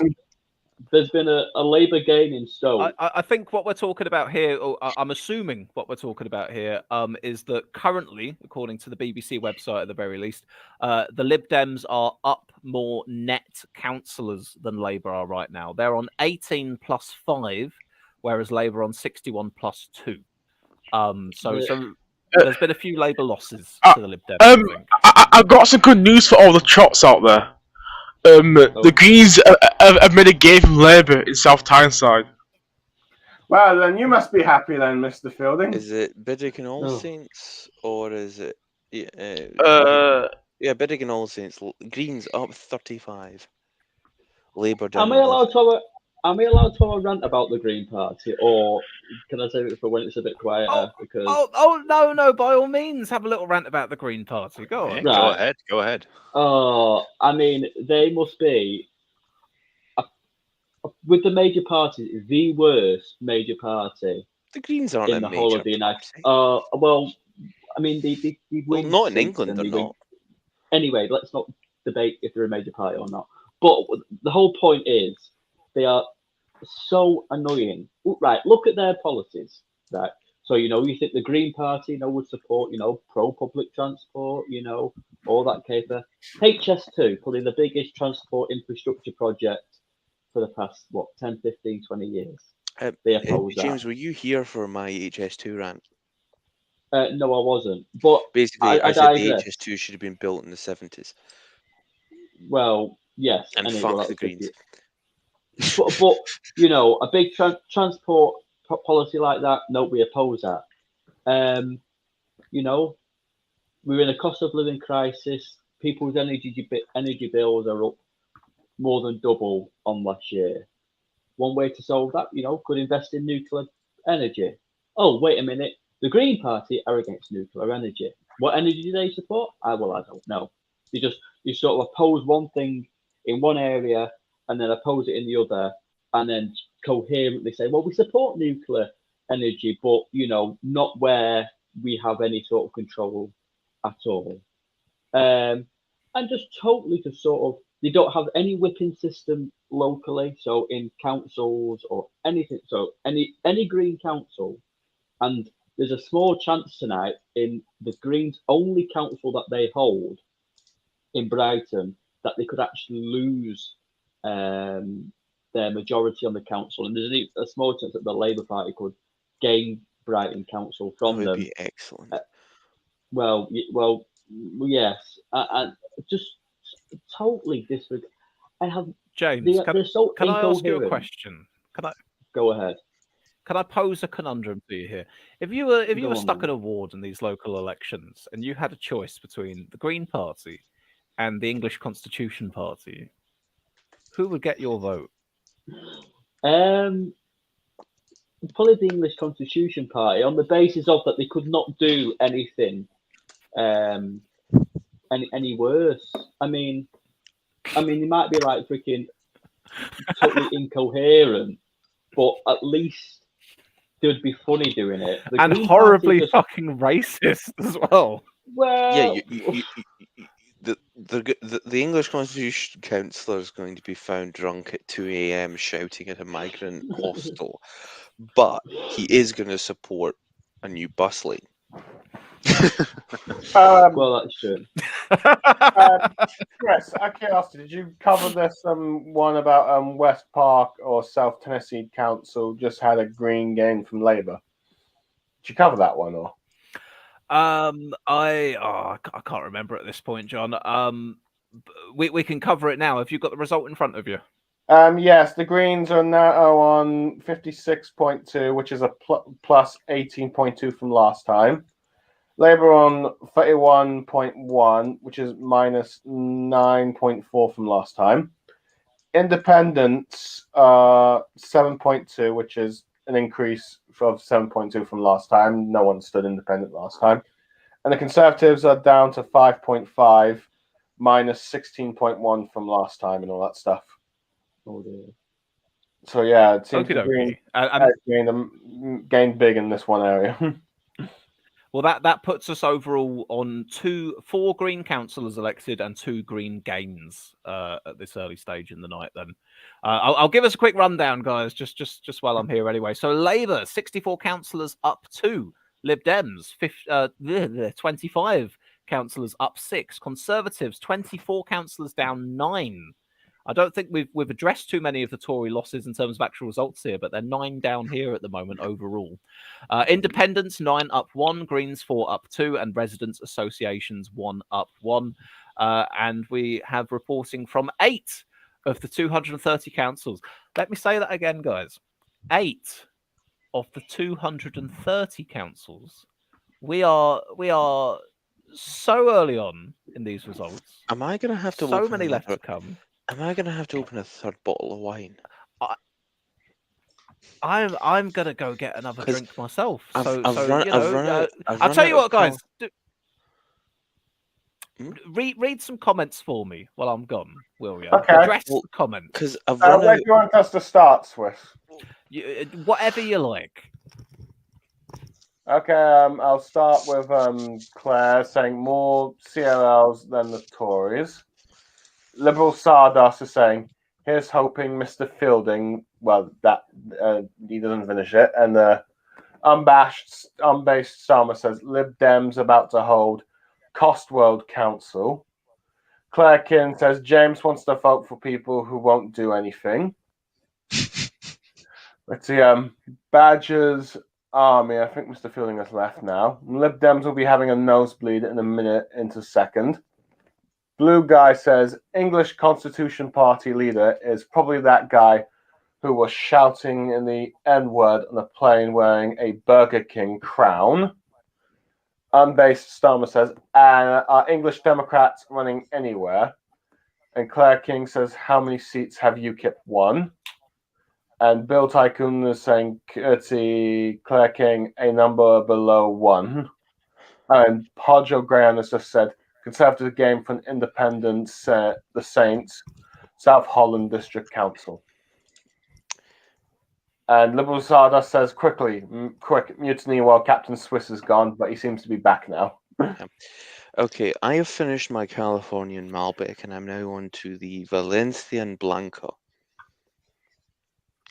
Castillo Catadao, product of Spain. It's a 2020. It's a 2021 mixed white. Conservative gain, apparently. I've been right. We'll jump to that in just a second. I've been alternating between Copperberg and cans of Jack Daniel's whiskey and Coke. That is the fine stuff I've been on. Tory gain. Let's fight. What's this Tory gain that I hear about? I can't see it anywhere. According to Podjo Graham, it says Conservative game from independent, the Saints of South Holland Council. Well, you know what? That means that we were all wrong about Sunak. He was playing the master plan this entire time. That one result has changed everything. I bet that independent stood down. See, I don't get how you can have a council election like with first past the post, because we haven't had it in Scotland for like 20 years. I don't get how you can do it either, and I campaign in them. Yeah, because in Scotland we do it by rank preference. So, like for example, in my ward we had 4 council seats all elected at the same time. Every single seat in Scotland gets elected at the same time. And we had 4 seats in my ward, and it was 2 SNP and 2 Labour, because the SNP got about 40-ish% of the vote. Labour got about 35% of the vote, and no one met the threshold, and everyone's preferences were basically kind of split in such a way that they kind of voted for each other. So if you were SNP but you were kind of left-leaning, you might have put a vote in for Labour, and then by the time you get down the preferences, that goes to Labour. And that kind of reflected itself across like all the wards. And so like it wasn't precisely proportional in the way that like a list proportional would be, but it allowed independents to get in, especially in areas where independents are strong. But it also meant that there was no overall control in 30 of the 32 councils, and it meant that people actually had to work together to the point where the entire in Aberdeen City Labour Party was expelled from Labour because they formed a coalition with the Tories. I remember that. That was a fun one on Twitter. It's actually interesting that you say all that, because right now in Rochford there's been a result where the Conservatives have held on 31% of the vote. So less than a third of the vote they've held a seat, which, that shouldn't be happening. You shouldn't be winning seats with only 31% of the vote. I'm looking at it right now. So the SNP in the 2022 election got 34% of the overall vote and 37% of the seats. Labour got 21% of the vote, 23% of the seats. Tories got 19% of the vote, 17% of the seats. Lib Dems got 8% of the vote, 7% of the seats. Independents, it's a bit awkward. They got 8% of the vote and 12% of the seats. Greens got 6% of the vote, but only 3% of the seats. So it's it doesn't quite match up proportionally, but it does allow for a relative proportion of the people who vote in each ward to get the councillor they actually want. And because it's rank preference as opposed to lists, it means that every single councillor is elected with more than 50% of the votes remaining. Yeah. It's a great system, and it's not a great system. It's an adequate system. I don't know. I feel like you're never gonna satisfy everyone. It works in Ireland. That's true, because every single method of election, every single level of election in Ireland, except the Senate, is the same rank preferences. But it does. You are right. It does mean comment that from Claire King, guys. Just quickly, BBC coverage from the key wards so far, whatever are determined to be the key wards. The Tories are down 5 points, Labour are up 1 point, and the Lib Dems are up 2 points. That is the change on the key wards, according to the BBC. That's basically the Stevenage women of psephology. Stevenage woman. What she had to say, yeah. Stevenage woman has said some very transphobic things, but has also said that we need to invest in the NHS. You win some, you lose some. Our NHS. Yeah, sorry, our NHS, as opposed to someone else's NHS. No other country in the world has our NHS. It's our NHS. It's not. Yeah. It's not theirs. It's not the private company. No, it's our NHS.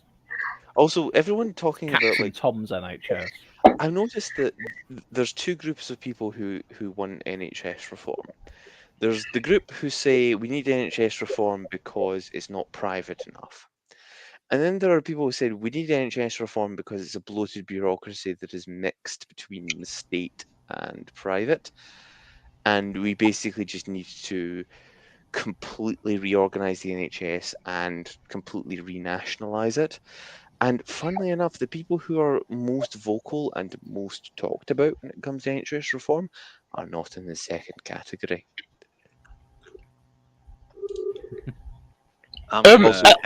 This Valencian wine is not good. Oh, Christ, Cameron, you come in like a fucking hurricane, man. What's up? Oh, fuck. Am I loud? Excellent. Yes, you're very loud. I'm saying at least West Streeton will fix the NHS for us. Yes, West Streeton will fix the NHS because he is going to start a private company that will run all dental operations, and that quangle will be managed by Anas Sarwar. I'm joking. Will he fix our NHS? He will fix our NHS by creating a parallel provisional NHS. And then Jeremy Corbyn will come around and, the nationalised Wi-Fi grandpa, and he'll form the real NHS. The workers' NHS. No, you don't get one. I'm talking about the IRA. I got the IRA reference. Yeah. Swiss didn't though. Swiss I'm missed talking it. Went about straight the over his head. provisional I and the missed it, real sorry. NHS.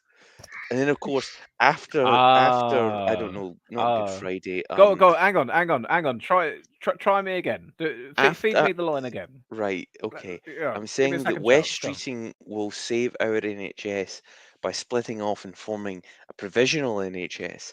And then Jeremy Corbyn, the nationalised Wi-Fi grandpa, will form the real NHS. And then after the, I don't know, Easter Monday agreement, we will have a dissident new NHS. Yeah, that fucking It terrorist doesn't. sympathiser.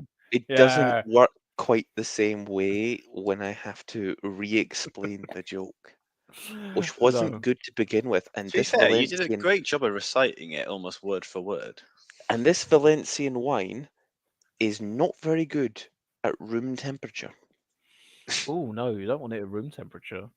No, it's I'll read. You know what? it's a mixed white. Crazy thought here. I'll read out some results and some comments. We've got another one from Stoke-on-Trent here. The trend with the Stoke-on-Trent ones, they're not actually showing any of the change here, but it's the Conservatives just about over Labour. I'm going to assume Tories Tories dropping have a held vote share, Basildon. Labour gaining. Tories have held Basildon Council. Tories Is have that held what Redditch. Oh, Redditch Council. No, they've held both.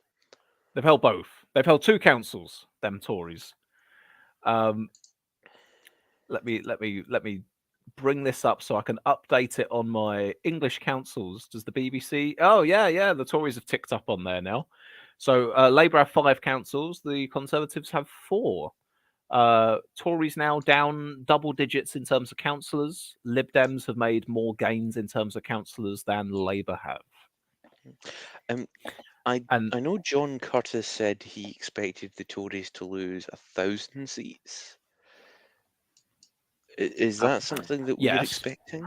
I'm not expecting that many. Maybe about 500 to 600. Yeah, I'm thinking about 500 as well. Labour probably going to get like 200 or 300 gains. Probably. I'm going to say closer to 1,000 than 500. That's what I'm going to say. Therefore, over 750. Some good maths there. Thank you. I need to head off soon. 485. No worries. Well, it's been an absolute pleasure having you with us, Luke. Yeah, I've got to get up for the count tomorrow. Warwick are doing all theirs tomorrow in the day, so I need to get up and scrutinise my votes. Scrutinise those votes. Scrutinise those votes hard. So, I will. Out of curiosity, is Apollo TD coming back since he said he would, or? I'm assuming he might be. I've got no new information on that, I'm afraid, but he may well be back. Yeah. Oh, actually, this Valencian. He's just gone out for a packet of cigarettes. This Valencian wine is growing on me. It's got a sharpness. Oh. Sorry, this is the wine update. And James says he'll be back as well. He says that he's just charging his headphones. So we have a hold in Stoke-on-Trent. Hold in Stoke-on-Trent. What the Tory hold? Tory hold. I just read that one. Oh, Mr. Ferguson. I only just saw it. It only just updated for me, and I wasn't listening to you. Got a Conservative gain from Labour in Harlow. You weren't listening. You were talking about your HS2 and your cul-de-sacs and your wine, but you weren't listening to the results, Mr. Ferguson. I mean, I was reading a very interesting article about Edward III, but right. On that note, I'm gonna head off. So thank you very much for having me on. Okay. I can give you the inside story on Warwick District Council count tomorrow if you want. That will be fascinating. Yes, please do. I'll be back streaming again during the day tomorrow. So you'll be more than welcome to join. Tell us what's going on. Sounds good. Right. I'll see you around. Oh, Swiss. I'm not sure if you will. I'm not sure you'll find this interesting, but apparently Farage had did an interview on Trump. Yes, I'd heard of that. I saw a short clip of it on Twitter. Was it on The GB question News is, that he had him on? the most Yeah. important question is Trump's cum salty or sweet?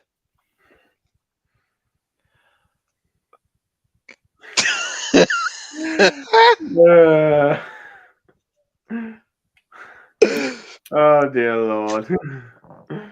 Sorry, I had to do it. What do you mean you had to? How is that?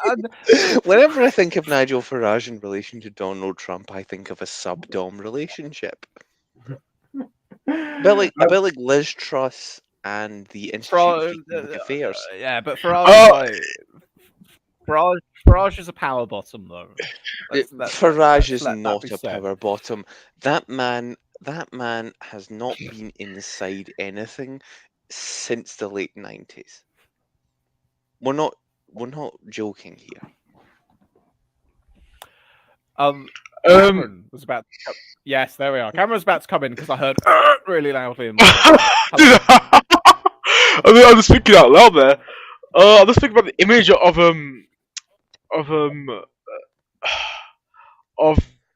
for this Trump shagging Nigel Farage now. It's not very nice, is it? Oh, having that in my head. No, I thought you had a new direction for us, a new point of discussion, not more imagery of transatlantic buggery. Speaking of sub-dom relationships, did I tell you the story, Swiss, at any point that I, in the middle of a senior honors seminar, told the students I would compare the relationship between the Conservative Party and the financial institutions of the City of London since the late 1980s as a sub-dom relationship, and that every single Tory leader has effectively worn a shock collar controlled by the Governor of the Bank of England. And I have to say, I have never gotten more vacant stares from a group of students in my life. I'm not surprised. They got Mr. it. Ferguson. They laughed at it. It was a good joke. It kind of smoothed over. But I have to say, what could be best to say, sideways takes on British politics, not the academic mainstream. Allow me to put us back on topic for just a moment. Apollo TD in the chat has said that 2 wards in Basildon are going to a tight recount between Labour and the Tories, and there's been a Tory gain from Labour in Harlow. Unbased Starmer, can you believe it? 2 wards in Basildon going to a recount. That excuse me, that will be rather tight. No imagery, people. I don't want to hear anything about apology. I am the Californian Malbec I was drinking was like the only American wine I'm willing to drink. American wine is shit, but occasionally they make a good Malbec. Okay, California does a good Malbec. It's just like the Italians; they cannot make a good white wine. So, as a cure, we've had a Lib Dem gain from the Conservatives in the Italians Brentwood. can't make a good red wine. Sorry. Marvelous. We've had a gain in Brentwood. Liberal Democrats gaining from the Conservatives, up nearly 30 points. Tories down nearly 20 points. It is sort of a bit sparse what we're getting from Britting Elects at this point. Sort of picking and choosing certain wards to give us. Yeah. Apollo TD, will you be joining us again soon if you're listening to this? Sorry. But go on, Swiss. I will give us a. There's not very much new to report on the bigger picture of all the results so far. We're reporting from 10 councils now. The Greens are up 50%. They always seem to be up 50% in locals. That tends to be a thing I notice. I think they're up the 3 on 6. I think the Greens have just managed to find their target base, at least in terms of like local elections and all that. Swiss, they know how to. They've managed at least on the local level know how to target certain voters and all that stuff. particularly Yeah. ones that, let's see, care about either environment policies or just deluded with the main parties. Basically, to successfully campaign for the Green Party, you need to find people who have no bigger problems. I'm sorry. I'm We very have, black-pilled on Green parties. No, everyone in this chat seems to be tonight. Apollo TD says, got to go to sleep soon. Got to be in the office for 8 a.m. Fair dues. Fair dues. Paul Mason says...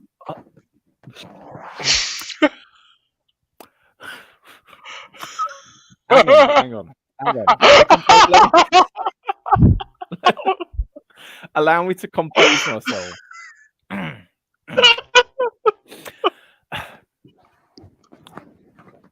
Cameron, please. I'm trying to read out a viewer's comment here. Paul Mason has said, I'm a bottom. Kia came in my bussy. That's from the Poseidus Paul Mason there. Thank you. Thank you. Blue tick verified on Twitter, don't you know? That Paul Mason.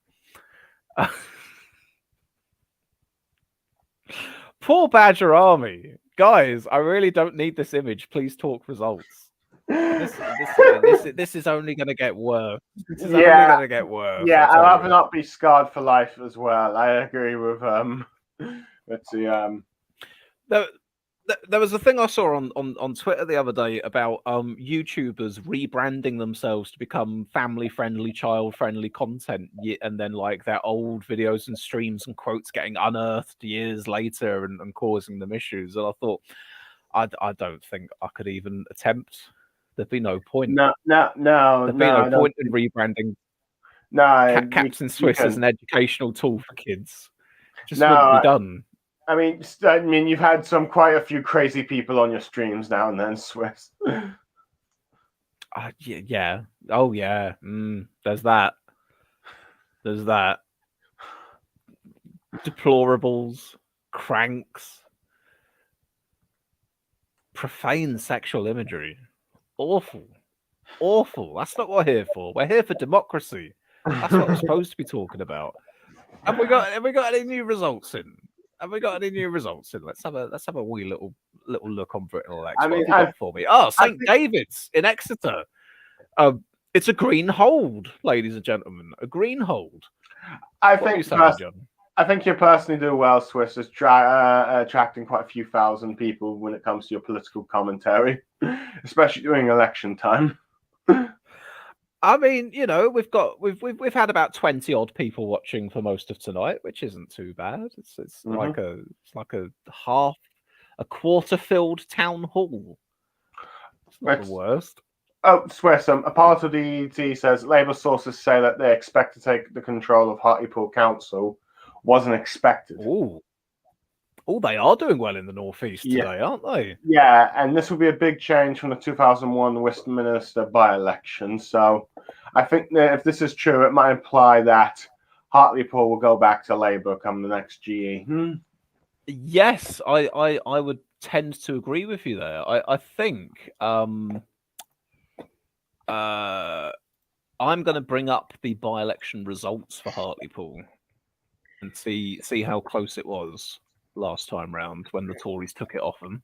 I still remember how when that by-election was lost during the bad local night for Labour, people were wondering, like, would this be the end of Starmer? And all that It was still when Boris was riding high, pre-Partygate, wasn't it? Wow. Okay, so the result for this at the 2021 by-election, Conservatives on nearly 52%, Labour on less than 30%. Wow. I mean, it's feasible. They've got to make up like an over 20-point gap, but they could potentially just about do it. Maybe. Crazier things happen. Boris Johnson's not around anymore, so that was a massive fact. If you remember the Hartlepool by-election, like Boris was going around fist pumping kids and stuff like that. It was actually quite extraordinary how popular Boris Johnson was with a lot of people on the streets of Hartlepool. Did they get a big inflatable Boris Johnson balloon or something? Was that I Hartlepool? can't. Or was that something else I'm thinking of? I don't know, but Boris But you're basically right. The Boris effect. very positive perception when he visited the constituency. Did I try to remember now that by-election. Did Richard Tice put low like resource into it as well? I got nowhere. Let me see. The Reform. Mr. Phillips. The Reform Party dropped from. The Reform Party had been on 25% in the seat in the general election, and they dropped to 1.2% in the by-election. So so basically the Reform Party vote just went straight over to Boris and the Tories in that by-election, I'd imagine. Paul TD also confirms that the big boss bloom was Hartlepool after the winning the by-election. Sorry, Mr. Fielding, go on. I was just going to say, speaking of the Reform Party, it is interesting in the actual seats they are contesting tonight. I mean, UKIP are not standing in hardly anything. So, especially if you looked in Sunderland Council, they actually won a few seats in 2019, and they're not even contesting them this time around. But Reform Party are in Sunderland, and the swing towards the Reform Party from UKIP is very, very minimal. I think it just shows that the Reform Party are a busted flush. If you look at the like sort of parliamentary by-elections over the past 12 months, they've barely kept. I think they've just about scraped the deposit in maybe one of them. And you will think with the collapse of the Conservative vote in sort of opinion polling over the past year or so, that the Reform Party will do better. I mean, one of the big things being talked about politically is that the sort of the votes on the coast, and you think the Reform Party would capitalise on that tenfold, but they haven't. Richard Tice. I mean, if you got 100 people in a room and put a picture of Richard Tice up, I guarantee no more than 10 could say who he is. They just don't. They'd be have like, anybody. "Oh, that's the director of Tesco's, isn't it?" Exactly. Yeah. They just don't have. I mean, the Reform Party was, or the Brexit Party was, sort of the Nigel Farage baby per se, and UKIP was to an extent. And we saw after the 2016 EU referendum where UKIP sort of collapsed locally and collapsed. They lost a seat in the general election and whatever, and now they cease to exist, or they will cease to exist democratically tonight because they're not going to win a seat. It is an interesting question, if I can pose one to you, because both of them, UKIP and the Brexit Party, now Reform Party, both obviously had Farage as leader at one point in time. Is it the case that Farage leaves and then the Farage magic is no longer there and they decline? Or is it that Farage has the political sense to know when the thing that he's fronting is about to become a bit irrelevant and gets out so it doesn't damage the Nigel brand? I think it's a bit of both. Yeah, it's probably both. I mean, Farage for many of his faults is a clever individual. To be a politician, you sort of have to, a high-profile politician, you sort of have to be clever in some sort of sense. And so after the EU referendum, he's like, right, mission accomplished here.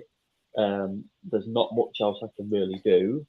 And then we had all the Brexit sagas after the 2017 general election where the two main parties couldn't come up with a coherent policy. And he thought, well, here's my time. And then poor Nigel, the man just can't retire. He just wants to retire, and then these political events just keep pulling him back in. You'd think he'd be done once he's not fronting that party anymore, but he's just poor guy. He's just got to interview Donald Trump, I can't see him coming back politically before the next election. I mean, maybe after the election, who knows? That's far too ahead to predict. But I think politically at the moment, there's no scope for him to return. Even if the Conservatives don't stop the votes or whatever they want to call it, by the time next May comes around in the election appears sometime next year, he won't return because the Reform Party isn't doing anything. It would have to take the only sort of way I could see him sort of returning is if sort of Rishi Sunak sort of, I don't know, threatened to rejoin the single market or something. It would have to be sort of Brexit related for him to return. It wouldn't be anything else. It would have to be someone that would rally his base significantly enough, wouldn't it? I think you won't get something like that unless maybe under Starmer's Labour, if they decide to go more pro-EU. I was just.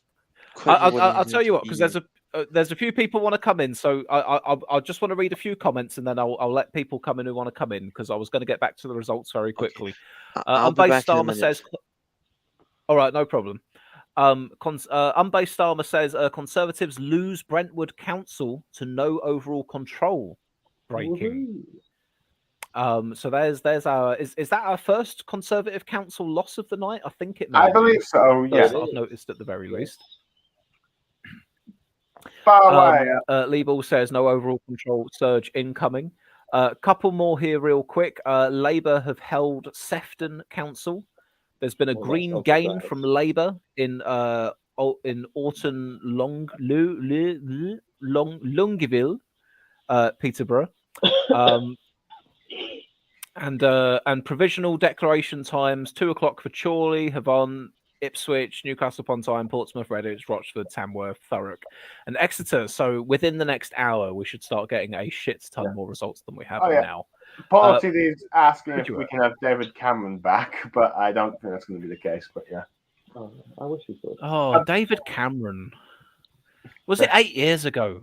7-8 years ago. Wow. 7 years. Swiss. That's it. By the way, I probably just want to quickly say this few things about Reform and Hartlepool. I feel like come the next GE, I do wonder if polls will just ignore Reform and just not have them in as a major party to put your opinion polls in and all that stuff. They don't stand anywhere. Literally, they just look at these. I think I saw there's 8,000 seats up tonight and tomorrow in these local elections. 8,000 of them, and they're standing it in less than 10% of them. I think even less than 5% of them. You know, how are they meant to do anything sort of electorally if no one's going to be their candidate? They promised that they will stand in every constituency in the general election. It's not going to happen. They can't even get over 600 people to stand in local elections. Okay. And how many members? How many members do the Reform have? Because I remember a couple of months ago. I remember. I don't think they actually have membership. Because that's the thing. That's what I'm thinking. Did they have a membership? Did they organise?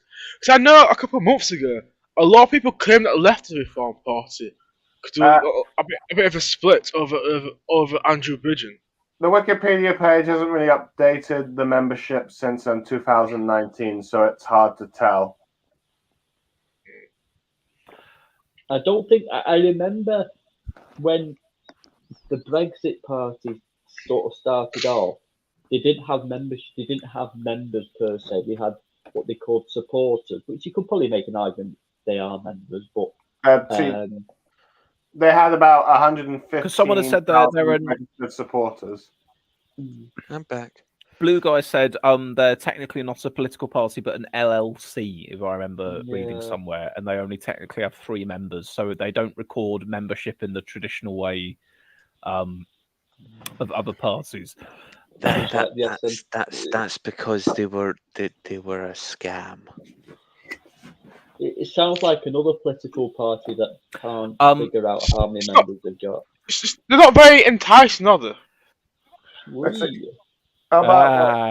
Enticing. I get it. Don't give up your name. Anyway, I just wanted to look, we have actual jokes here. Who says we don't?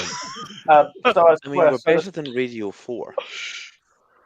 A couple things to say very quickly. A couple of these results that we've seen in Hartlepool are continuing to show that Labour are indeed doing very well there and appear to be recovering in that part of the country, as we were just talking about anyway. Up 30 points in one ward, up 30 points in another. We also had one where I think the Conservatives, Labour gain from Conservative in another, and a Tory hold. But down 16 points. Yeah. And one more thing very quickly. Liebel had asked, Swiss, scroll down to the bottom of the BBC results page. See that VAC post-election vacancy. Did the candidate die or something? Does anyone know what that's about? So hang on then. Ah, yes. So here on the little table here, post-election vacancy, one councillor. We're only just having the election now. So that's an interesting question. What has caused that vacancy? If any of you are any of the wiser, dear viewers, let us know. I'll have a little scroll through my Twitter feed in a second and see if anything Has pops up someone about it. found out that they were elected and died of a heart attack upon finding out they've been elected? Anyway, we were just talking about this an hour ago, weren't we? What happens if someone dies before they win the thing? That happened a lot during the Second World War. Yeah, it does happen. So, by the way, I just want to make the one comment on Hartlepool.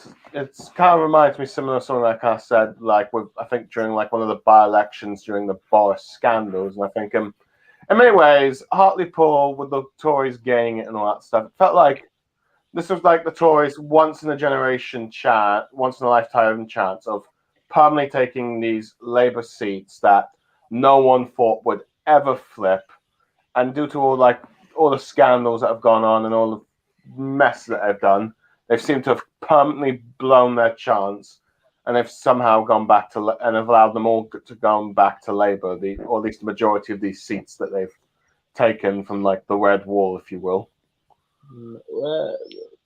I would always say nothing's ever permanent in politics.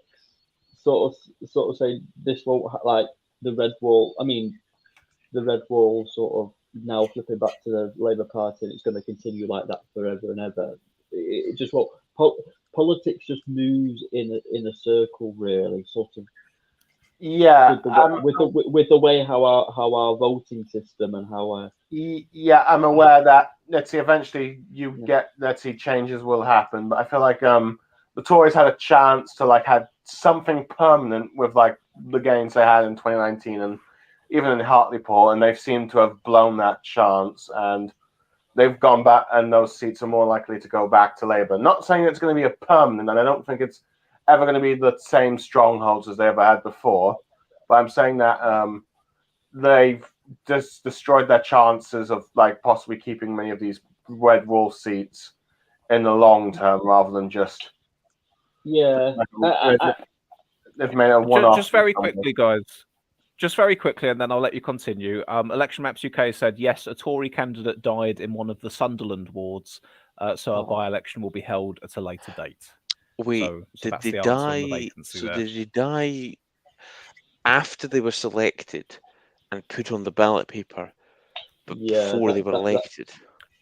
That happened in Southampton as well. I saw this afternoon, I think. Well, usually what happens is if it's they'll have the ballot, if somebody dies, it doesn't have to be the sort of the councillor. It can be like a candidate. Where if the candidate does die during the sort of election period, then they'll have to sort of reschedule it. So yeah, it looks like it's happening in Sunderland. Well, we've had a bit of a jump in Labour councillor gains here. Latest numbers: Labour 106 up 13 now, Lib Dems 49 up 10, Conservatives 46 down 18. Well, it's starting to fill in ever so slightly. We're still fractional of the total result, but it's starting to thicken out a little bit. Yeah. Anyway, sorry. What were you? Was someone saying something about whatever you were on about? I was talking. Sorry, go on, Mr. Fielding.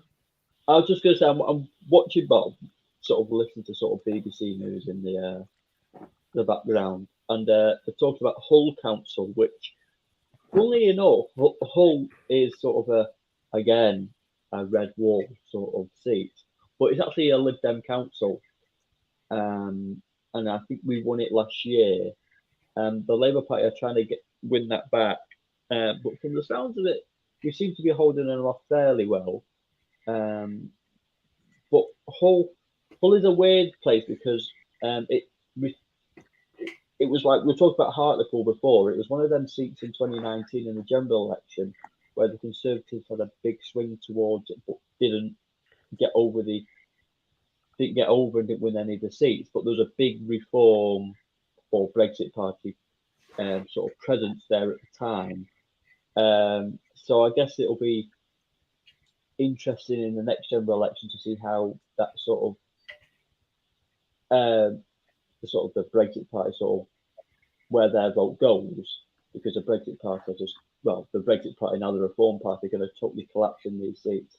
If you go back to 2017 as well, in the 2017 election, the UKIP vote sort of collapsed, and it sort of benefited both parties in sort of overall, like before the election, the Conservatives were banking, especially in 2017, were banking on the UKIP vote, just the majority of it going towards the sort of the Conservatives. But the actual when the election actually happened, it split, say, 60-40 Conservative instead of it being 80-20, and that won Labour quite a few seats in 2017.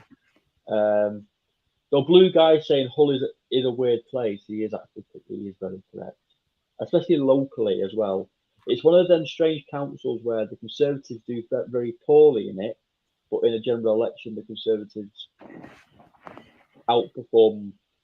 Another council, for example, in that case is Watford Council, where the Conservatives don't actually have a seat on Watford Council, but they hold the parliamentary seat.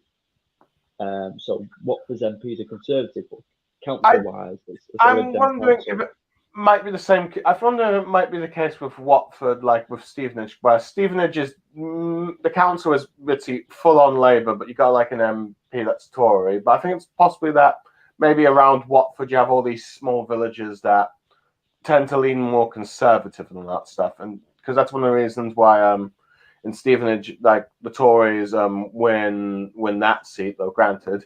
Let's see, Stevenage is like sort of one of those seats that goes with other parties in government. So yeah, just one to watch out for. But I do wonder if like it's the areas around Watford that are a part of its constituency in the general election that make it a Tory seat. Yeah, Watford's one of them seats though. At the next election, where the Labour Party, who were in second place in Watford, should be gaining it to sort of get anywhere near forming a government. I just realised I was muted while I was trying to talk there.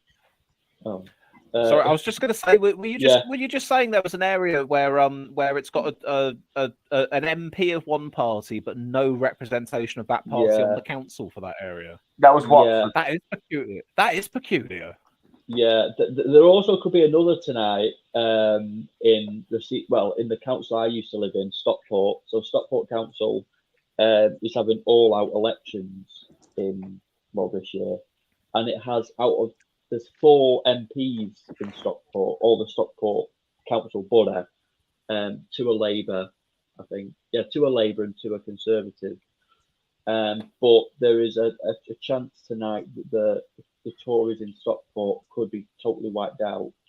I mean, they're not going to win the council anyway. It's a split dogfight between the Lib Dems and the Labour Party.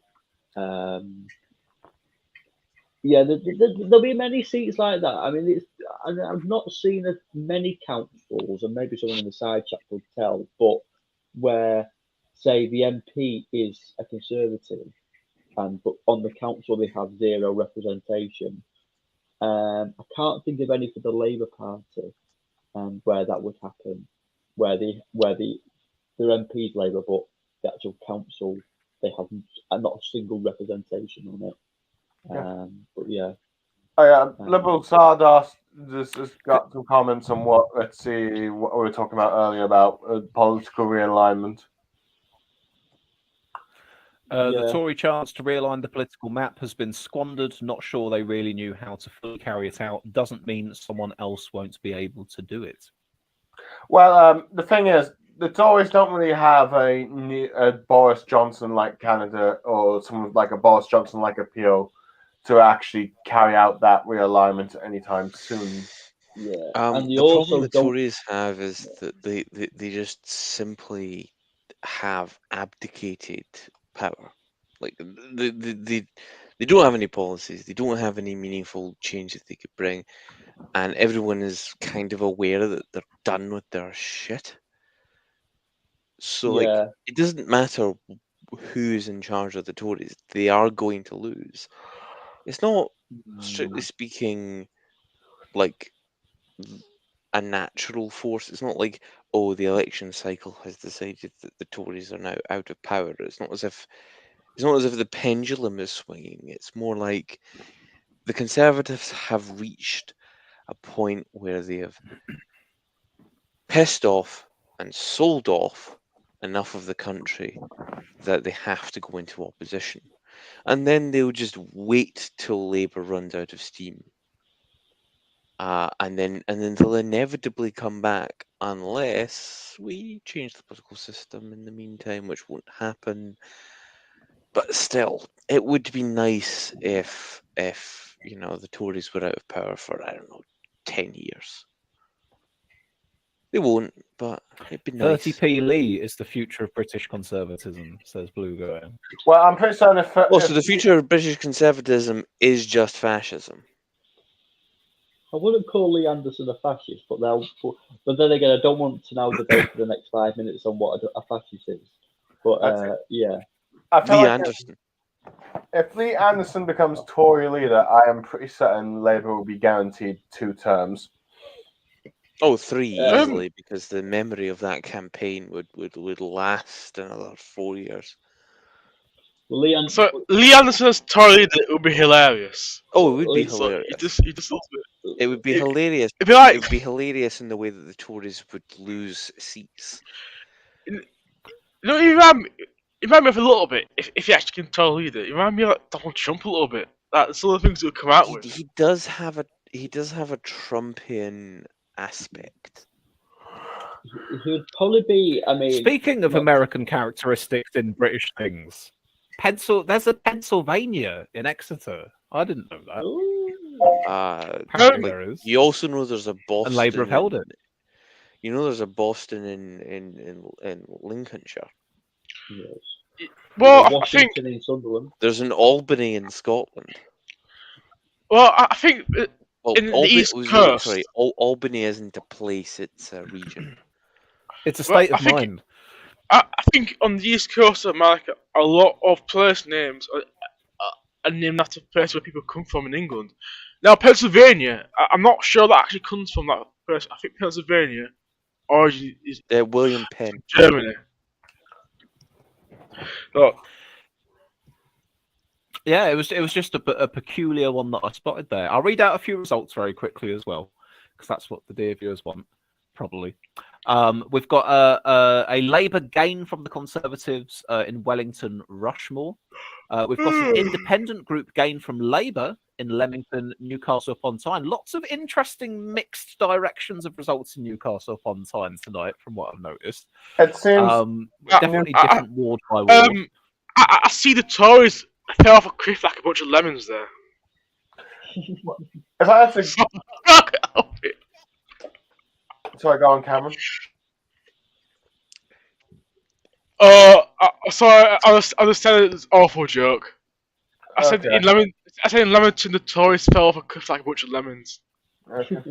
Well, from what I can tell, Swift, in Leamington. Oh, Cameron, you're on fire today. Very enticing jokes. So what I can tell, Swift in Newcastle, it seems like locally, it's possible the local Labour lot have alienated the Newcastle voters, so they are voting for anyone who can knock them out. At least from anyone but the Tories. Yeah, instead of anyone Labour. but the Tories. Yeah. That certainly seems Yeah. to be the case in a couple of wards, at the very least. Yeah. It does happen a lot. We've that got in, another in one very safe in routes. Brentwood. Lived. I mean, it makes enough sense in a way. If you live in an area where it's the same party ran council year in year out for decades on end, at some point you're going to be like, well, if I don't like what they're doing, or if I think they're shit, what direction do I go in? I don't want to vote for their political opposites because I don't like them either. But you need a little bit of change.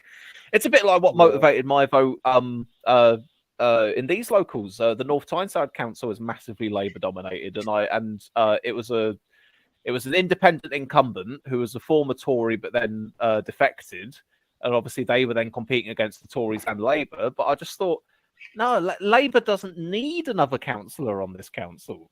They don't need any more. They've got plenty. And from what I could tell, the people representing my ward did an okay job. They didn't seem like the worst. I It mean, is anyone who's willing weird to quit the that, like, Tories a isn't half council. bad. It's weird to have a council where there's a majority. Well, that's down to our voting system. I know in Where there's Scotland what? for Your yourself- fucking stupid voting system. Well, I'm not going to debate voting systems. No, but well, yeah. well, you're a didn't Lib vote Dem, of for it. course you agree with me. Well, I do, yes, but I find the actual issue of talking about voting system very tedious, and this is why I don't think the voting system will change for until we won't even be alive. The reason Well, is- in This is why you come on the Captain Swiss streams about twice a year, because you find Yes. talking about the voting system That's it. tedious. That's it. Yeah. Yeah, well, See, I the can- thing is that I only come on the Captain Swiss stream when I am 2 bottles deep on an election night. I wish I would. do. I do.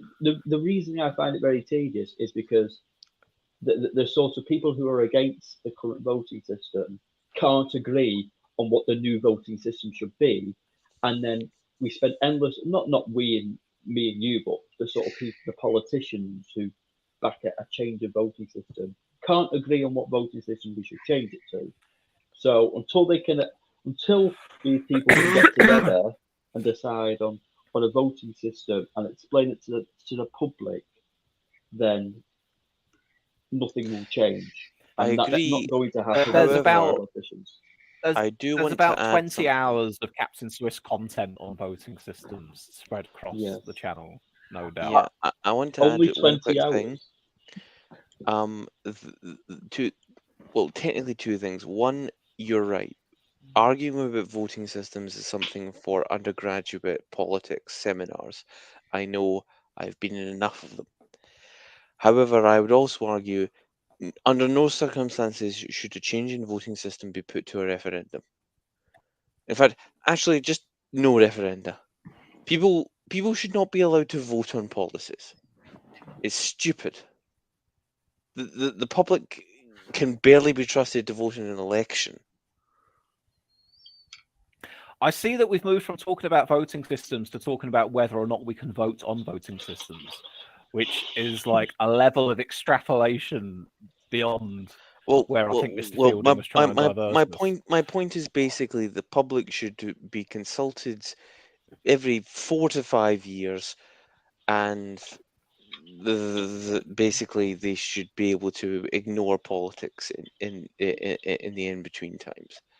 Like even these local elections, what about 30, 40, between about 20 and 40% of people give a shit about voting to the extent that they go to a local election, and then an even smaller number, less than 10%, even care to follow the election results, like us, and then they don't care about politics the rest of the time, and frankly, they live happier lives than we do, by and large. I probably can't argue with that. Oh no! Don't make me start thinking about my life, Karen. I don't want to start assessing my life. No. When you start 22 thinking in the about morning. life, Swiss, when you start thinking about life, you start wanting to roll a cigarette.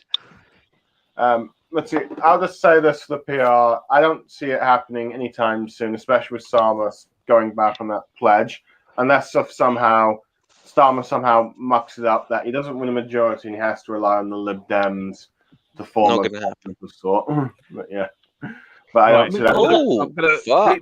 read the result very quickly. We've had a Green gain from Labour, 20 points up in South Tyneside. What was your oh fuck? That sounds important.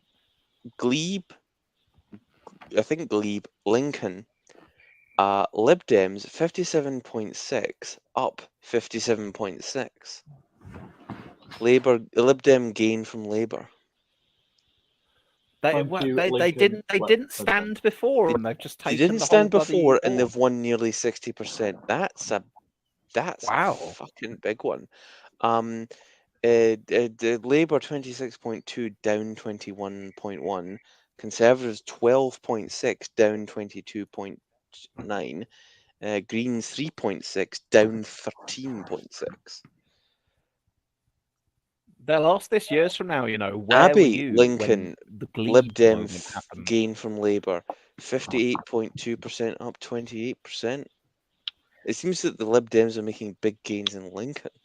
I'm surprised Mr. Fielding isn't saying Pat Ritzy saying we'll get ready for Lib Dem government or something like that. Yeah, but to be honest, go back to your council wards and prepare for government. Well said. Well said. Can I say Lincoln's is obvious that Lib Dems probably could make gains in local election? It's not. Oh, I agree. It's just like the size of their gains. It's a very liberal city. It's a very social liberal city. It's a university city town as well, isn't it? Yeah. Lincoln. Wait, they have but it's held by the Conservatives. But the thing is, it's held by the Conservatives. It's Conservative seat. I didn't realise they had universities in Lincoln. Well, they've got the University of Lincoln, as Tom Scar told me years ago. Is that? I thought that was just like a technical college for like. Sorry, I'll stop. I have a very dim view of Lincoln. Let me read the comments. Is Lincoln quite nice? Very. I haven't been to England. Oh, I've been to Liverpool, but I haven't been to England. Full stop. Oh, Liverpool's not England. Not really.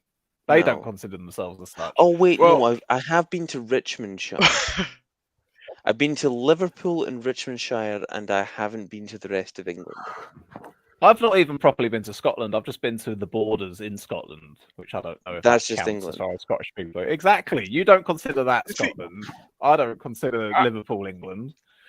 Do you consider Cumberland to be rightfully Scottish? No, it's Wales. Oh, it isn't. It does mean Wales. In Cumbria. No, it means the land of the Cumbrians, the land of the North. Land of the Cumberland sausage. Yes, land of the. Cumberland let me do a sausage. few of these comments, guys. Liberal Zardos says, if the Lib Dems play their cards right, they could clean up. Seriously, there's no great bursting enthusiasm for Labour. I will agree with you there. I don't see much great bursting enthusiasm for Labour myself. Liberal Zardos also says, on fire with the comments today, 20 hours. Where do I buy the Blu-ray Director Swiss cut with an extensive special features? This is on the many, many hours of electoral voting system discussion. That's not an invitation to reopen that discussion either. That we've had one day. It looks like the Lib Dems are intending to form an administration in Brentwood now. The Lib Dems have 17. The Lib Dems have 17. Labour have 2, and I believe there's some independents there. So thus far from what we're seeing, Labour Northeast doing good. Heartlands, former Heartlands, current Heartlands, jolly good. Lib Dems beginning to make inroads in the so-called blue wall in the south as well. So arguably, the Knight is following the trajectory that we imagined it would. Mm-hmm. The Lib Dems making gains from Labour and Hull.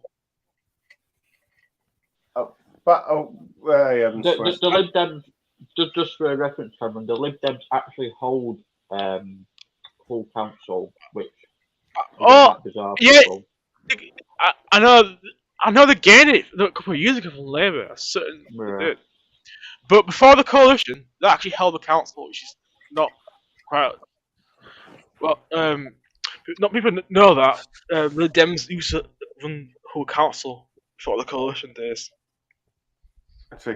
I just want to kind of just respond to the if the Lib Dems play their cards right. Well, I do think that is possible. I don't think they currently have a national leader that can do the sort of enthusiasm you had with Charles Kennedy back in the Blair years, or even Nick Clegg in 2010. And I know that Mr. Fielding will probably say Mark Pack, but he's not like the official leader of the Lib Dems, despite the fact he's much of a leader in your heart. He's the father at the head of the family of the Lib Dems. Yeah. He's the eternal leader. Yeah. Oh, we Mark have a thing from Unbased Starmer. Oh, Question for the floor. How much do you reckon tactical voting has played its role here? Big- I think I'll Big answer in first some quickly. areas, I not can't in others. remember. I can't remember if it was John Curtis who said it, or whether I've just been reading too much electoral stuff and I've forgotten who said what. But it seems to be a general point made at the moment that over the course of the last decade or so, the general public, especially when it comes to locals, has become increasingly willing to tactically vote. The public has got more savvy over the years with its tactical anti-Tory voting.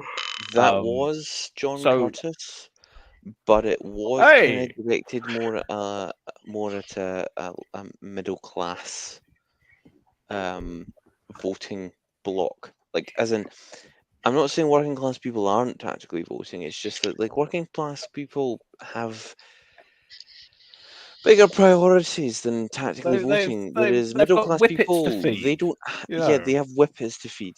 They have flat caps to repair. The point to is, wash and to wear. yeah, Exactly. the point is that They've got tactical- cigarettes to roll. yeah, tactical voting, yeah, sure, but tactical voting is one of those things. It's like it's only people who don't have bigger priorities that are most invested in tactical voting. That's why I'm interested to see what happens in the home counties over the next like few hours. Like, as I say, in poorer areas, I'm sure tactical voting is taking place, but I imagine that like people aren't as concerned about tactical voting in those areas. Well, to be honest, I don't think people just no one thinks about tactical voting or politics in general, really. So if you go to if you live in a really working class area, you just talk to random people. Nobody talks about politics, so it's not. It's obviously it's something that's never come up. Yeah, my response to this would be, you know, if you're in, I don't know, well, if you're in, Newcastle, Darlington, Coventry, I don't know, other working class areas, who gives a shit, basically, would be the response to the tactical voting question. Barley Swiss, I'm about to head off because it's getting a bit late now, but I just wanted to ask one last question before I do.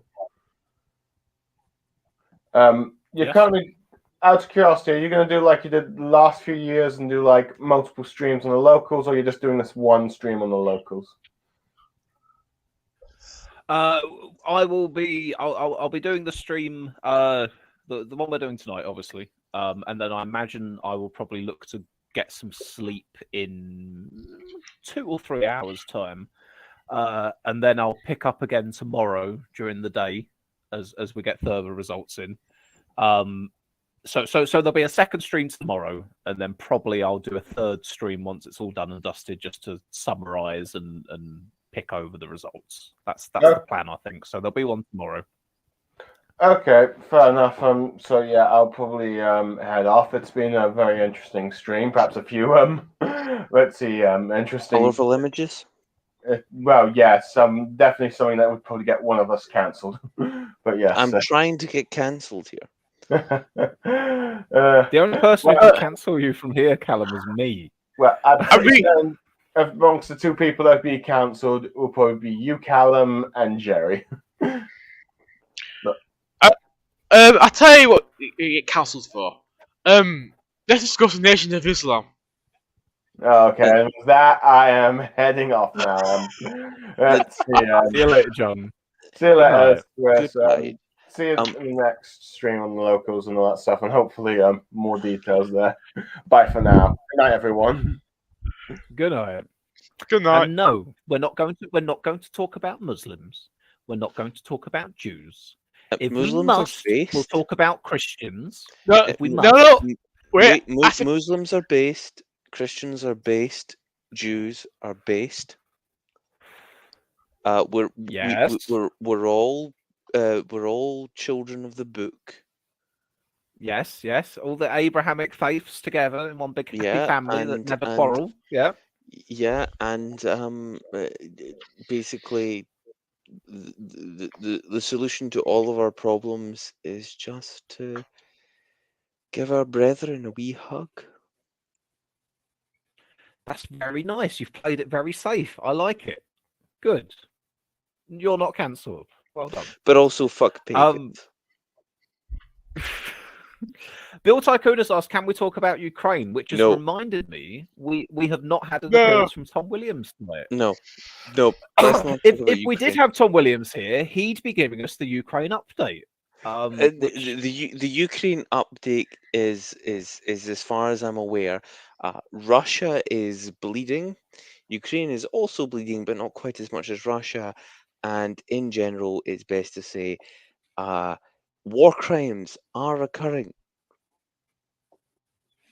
All I'll say, and I'll defer all of my other opinions on Ukraine to Tom Williams when he gets back, whenever it may be, is that as far as this drone strike on the Kremlin goes, is it conceivable that it was a false flag by the Russians? I Yes. wouldn't put it past them. Oh, Is it conceivable? Is it conceivable that Zelensky authorized it and is just going to deny it? Also believable. Do you I know don't what I know. think wait a sec. happened? Could be one, could be the other. I don't think it was a false flag by the Russians. I think it was an attempt by a faction of the Russian military to end this shit. The yeah. Russian military is not happy with Putin. If I What, was to say, just let it be done. Let's just kill Putin and have it done with. Yeah, like if I'm honest, I don't understand why Putin hasn't had a 9-gram pension yet. I'll just say on that Jota, I don't. The Ukraine's not capable of doing that. It's not one of the Ukrainians, and I don't think it's a false flag either. Well, I don't think the Russians did it on purpose as a false flag. So it's likely a faction of the Russians, or maybe the Americans. Okay. I will have say to quite say, I freely, haven't don't. yet I'm, seen that it was the I don't CIA. feel knowledgeable enough to be able to say. But like, it could have been the CIA, and I have to I say, mean, it failed it was- hard enough it was- for it to be the CIA. Like, as in the CIA is It was- very good at making really, really stupid mistakes. So it's possible, Callum, but also I know who it was. It was Dark Brandon. Obviously.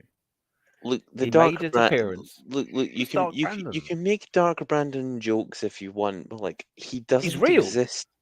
He's Biden confirmed it. Biden is an 82-year-old man in charge of an empire. He is not You're lost, personally Jack. ordering the deaths of his political and his geopolitical opponents. Like he is a man that is fighting off a stiff wind. wait, me, he's a man. What, is that him trying to? Is that him trying to pass gas, fighting off a stiff wind? No, I mean, as in if he gets off a plane, he has to be very careful in case the turbulence knocks him over and he breaks a femur. Actually, there was a story about Biden passing away in the Camilla around the Queen's Jubilee. Oh, I'm but sure President Biden made the side eye at the Queen he's consort. Irish though. It's fine. He's Irish. Haven't you heard? Well, actually, you could argue that Joe Biden fucking the Queen consort is an act of post-colonialism. I don't think That's Biden. one hell of a transatlantic partnership, though. Well, the transatlantic Talk about special partnership. relationship. What the transatlantic partnership of the President of the United States busting in the Queen consort? Yes, I suppose it probably is. Yeah, that's global Britain. To be fair, to be fair, it's the slow train from Washington pulling into the station that's in Pancras. I suspect Biden didn't like the smell of Camilla's hair. Oh, that is Biden's thing. He really is he really is into wait, the Tories have lost control of Tamworth. Oh yeah, we were doing local elections. Yes, remember those? Tories hat right. Hang on, because I can find this in a second. Latest results. Let's round these off very quickly. Let me just refresh it. So in terms of councillors, Labour 157, up 25. Conservatives 69. Well, hey. I have the Tamworth down results. 39. Lib Dems 69. Well, hey, up 14. Nice. Yeah, nice. Tories and Lib Dems both 69ing. Independents 28, no change. Greens 9, up 3. Residents Associations 3, up 1. And what was that about Tamworth? Right, so Tamworth, the Tories have lost 6 seats in Tamworth. Labour have gained 7 seats in Tamworth. The Tories have lost control. The Tories have lost control. You heard it here first. Yes, there we are. Results on screen for you now, guys.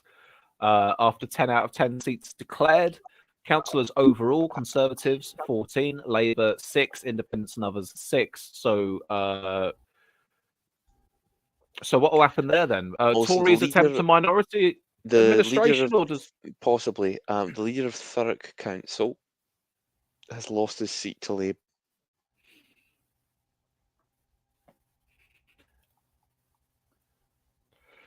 I can run through all the councils here, guys. I should have discovered this fucking feature about 3 hours ago, shouldn't I?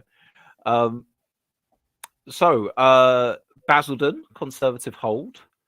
Brentwood, Conservative loss, no party majority. Broxbourne, Conservative hold.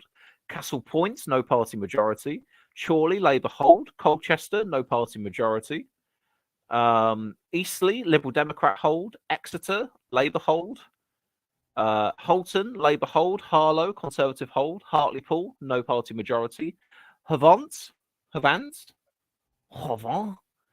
Conservative hold.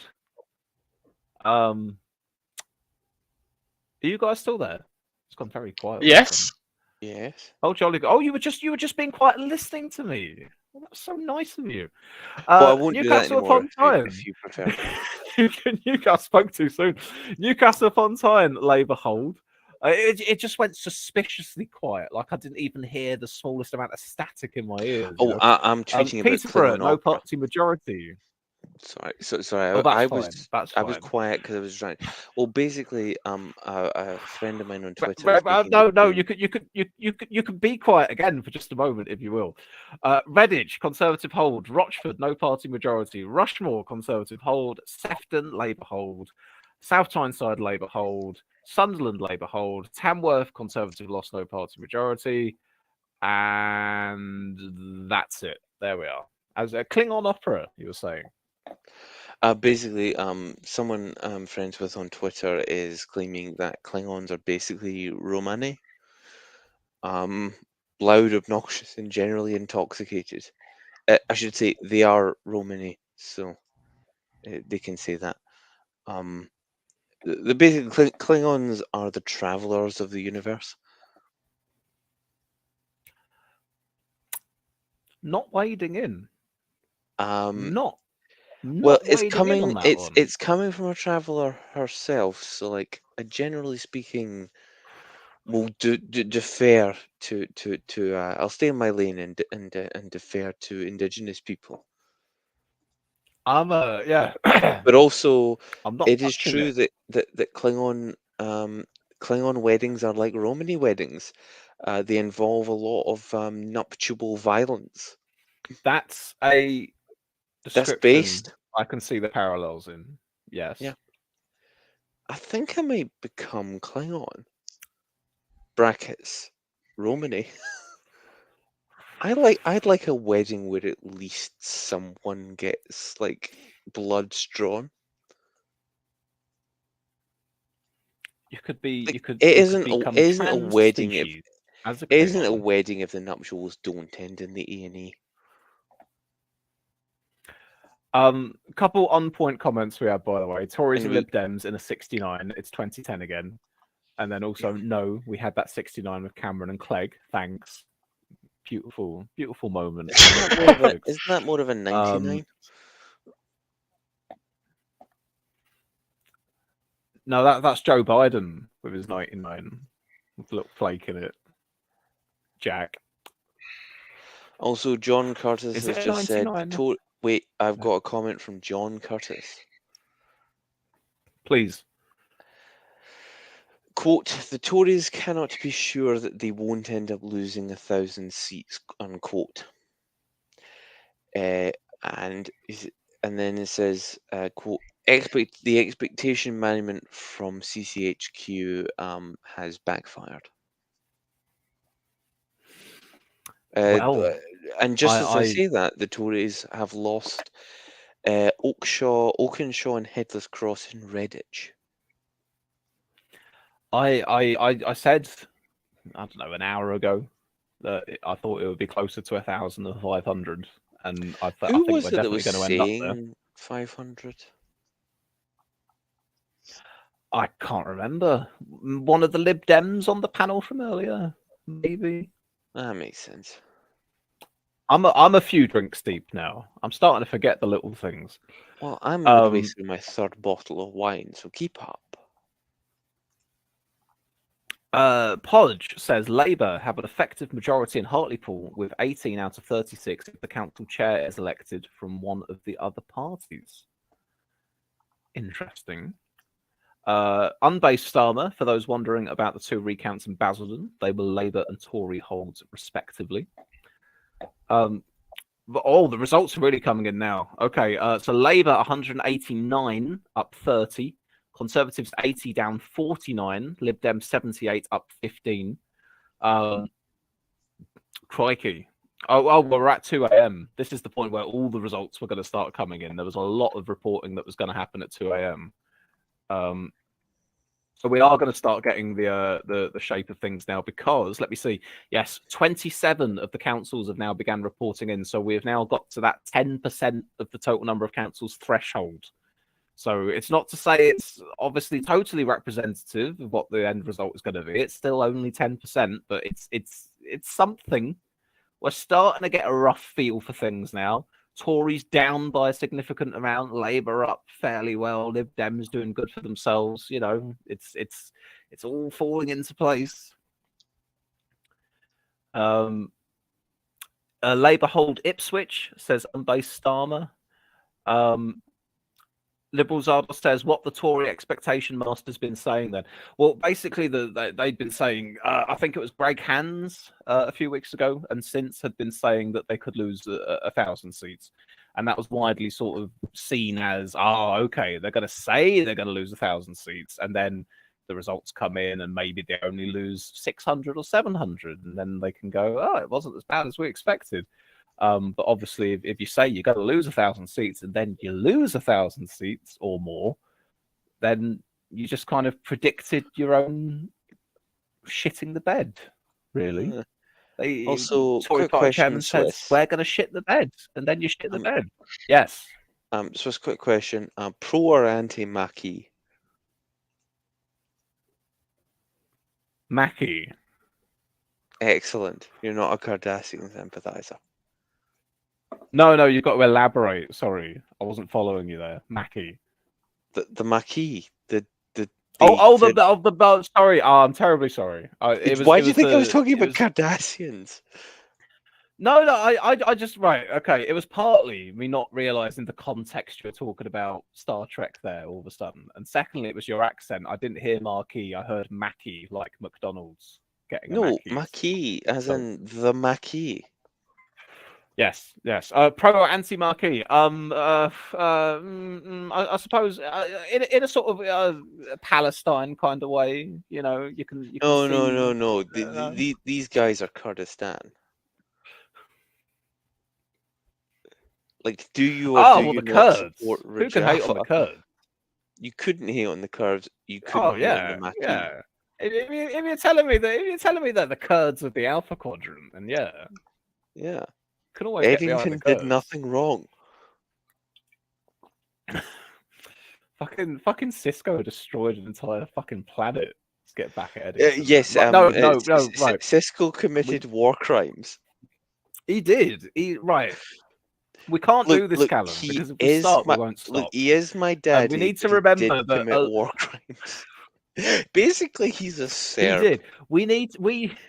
Cisco is a Serb. We need to. Yes, he is a fucking Serb. We need to remember that our love of Star Trek Deep Space Nine does not necessarily extend to the wider Captain Swiss viewership, and a lot of them will not have a fucking clue what we're going on about right now. I know, but like 15 people are watching. It's 2 a.m. and we're both drunk. True.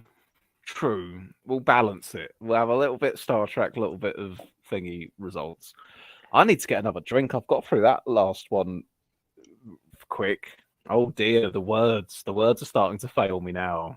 Getting into crunch time now. Okay, let's have a look at there's another the. 15 hours of Let me this. see the. Oh, happy days! Right, we've got England councils. Portsmouth. where are we on the councils?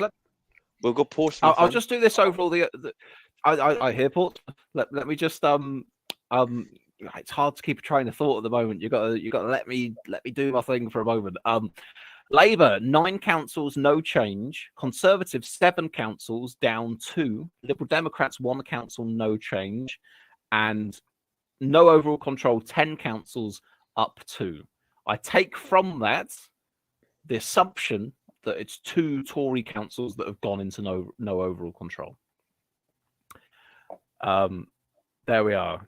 Garrick was the top G. Oh, Garrick. What a guy. He was just a simple My tailor. dear doctor. Just a Look, simple Garrick did tailor. nothing wrong. He was just a tailor. Anyway, Portsmouth, Lib Dems 15 up 1, Independents 8 plus 3, Tories 7 minus 3, Labour 6 minus 1. Labour pushed into 4th. Which kind of makes sense. Portsmouth is not friendly to Labour. We've got people here in Ham. Well, apart from South in last general election, Labour didn't Labour increase the majority there? Yeah, but that was only in. Cameron, in you're doing it Portsmouth again. South. Election Maps is saying Tamworth map spicy. Spill the tea. Let's have a look at Tamworth. Let's have a look at Tamworth here. Well, this isn't a map. This is just a reading of it. Tories. Whoa. No. Tories have lost 6 councillors in Tamworth. Swiss go to Election Maps UK's map of Tamworth. Oh. Okay. Election Maps. Have you posted your Tamworth map? Is oh, here we Well, are. I'm Show looking me your at it, spicy map. Whoa. Wow. As Vince McMahon would say, look at the map. Wow. That is quite a transformation, is it not? Wow. That's a lot of blue turned red in Tamworth. Conservatives lose to no overall control.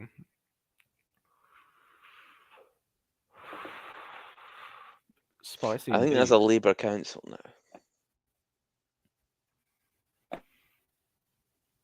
Well, how recently was this? But this was posted just now. Election Maps have said lost to no overall control.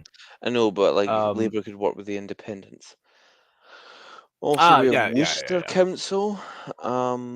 Tories down 3, Greens up 2, Lib Dems up 1. Bill Tycoon has said Cameron just gave 16 people panic attacks. it's because whenever you interject, Cameron, I get this really, really loud right in my ears, and I'm not expecting it. Right. Well, Cameron, I turn the mic down. yeah, probably Cameron, like every single time you interject, it's as if you've just woken up. You're like, It's as oh if you've- fuck, oh, it's I've as if just you've woken just- up. I was going to go with ejaculated, personally. I mean, in Sherlock Holmes, in the He stories of ejaculated in Arthur Conan Sherlock Doyle, Holmes. What are you doing with Sherlock Holmes? Well, Sherlock Holmes ejaculated regularly in his stories. Oh, Watson recorded a lot of his ejaculations, didn't he? Yes. yeah. Let me just find it. A Study in White. Sorry. The ejaculation had been drawn from my companion by the fact that our door had suddenly dashed open. Wonderful, I ejaculated. Commonplace, said Holmes.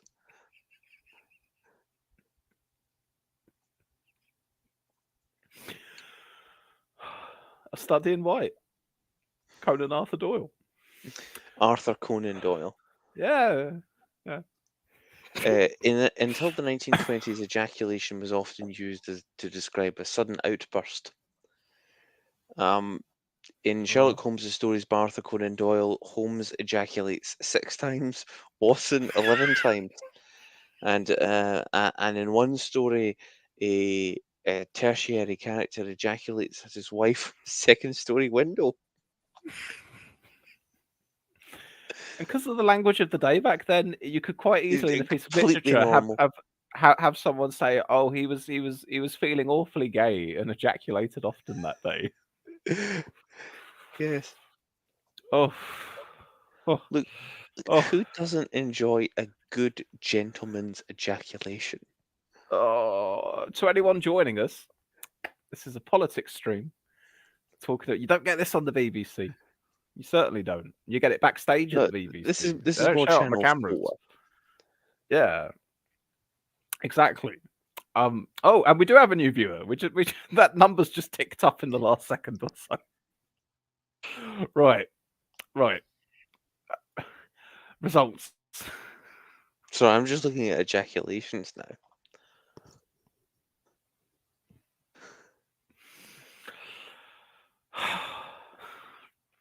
Let me read out some results, dear viewers. Labour 204 up 35, Conservatives 84 down 55, Liberal Democrats 78 up 15, Independents 35 up 3, Green 11 up 5, Residents Associations up 1, with 27 of 230 councils reporting in.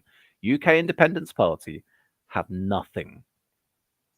And that was the shipping forecast. It feels very shipping forecasting, doesn't it?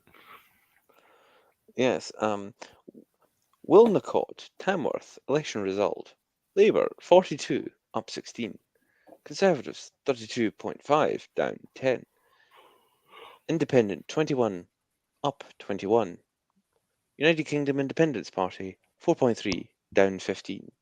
Turnout 26.3 down 2.1. Labour gain from Conservative.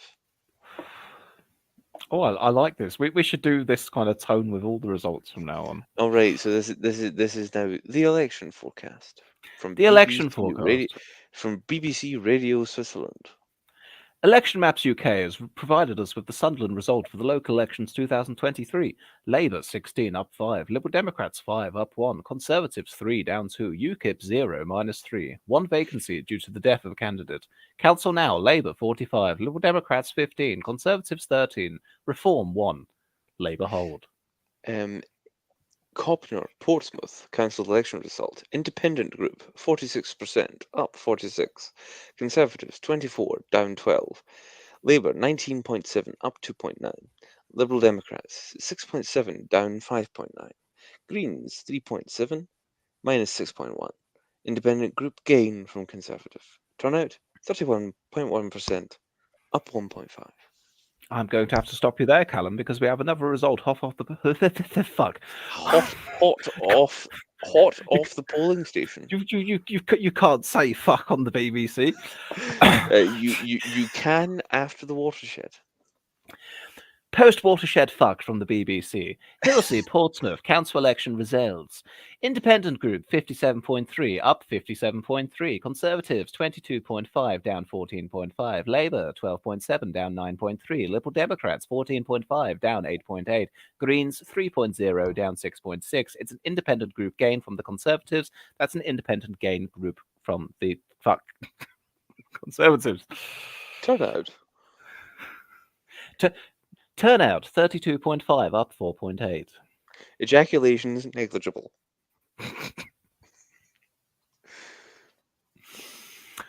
Oh dear. We can't do refresh this more than a few times. It's so We- fucking boring.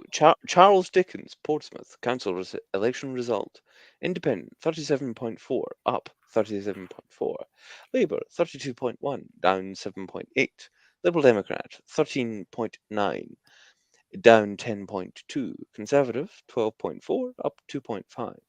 Greens 4.3, down 2.3. Independent gain from Labour. Independent candidate was incumbent Labour councillor. Turnout negligible. Negligible. Completely negligible. Is it Pimm's O'Clock, says Liberal Zardos? I think It was Pimm's O'Clock about 6 hours ago. I'm on my third bottle of wine. It's time. While I go get my other drink. We're doing the fucking shipping forecast. While I go had get my enough. next drink, Callum, will you please read out the latest span of results here I've got on the screen share in your Yes. wonderful shipping forecast voice for the viewers? Thank you. I will. Viewers, feel free to masturbate. Eastney and Cranswater, Portsmouth council election result. Liberal Democrats 36.4%, up 11.5. Labour 28.6, up 6. Conservatives 23.2, down 11.8. Greens 5.5, down 1.5. Reform Party 3.9, up 3.9. Independent Group 2.4, up 2.4. Liberal Democrat gain from Conservative. Turnout 39.4, down 2.2. Got some breaking news that you all want to know. Please. Sophie Cochrane failed to win in third. Sophie Corrigan, the strange ginger woman. Who's this? Yeah. Who is she? She's the one that like eats a curry, but like with pan bread and butter. Is she And- like that? Is she like a young Tory Twitter personality? Is that where I know her from? Yes, I'm not right. Does she have a sister who isn't a Tory?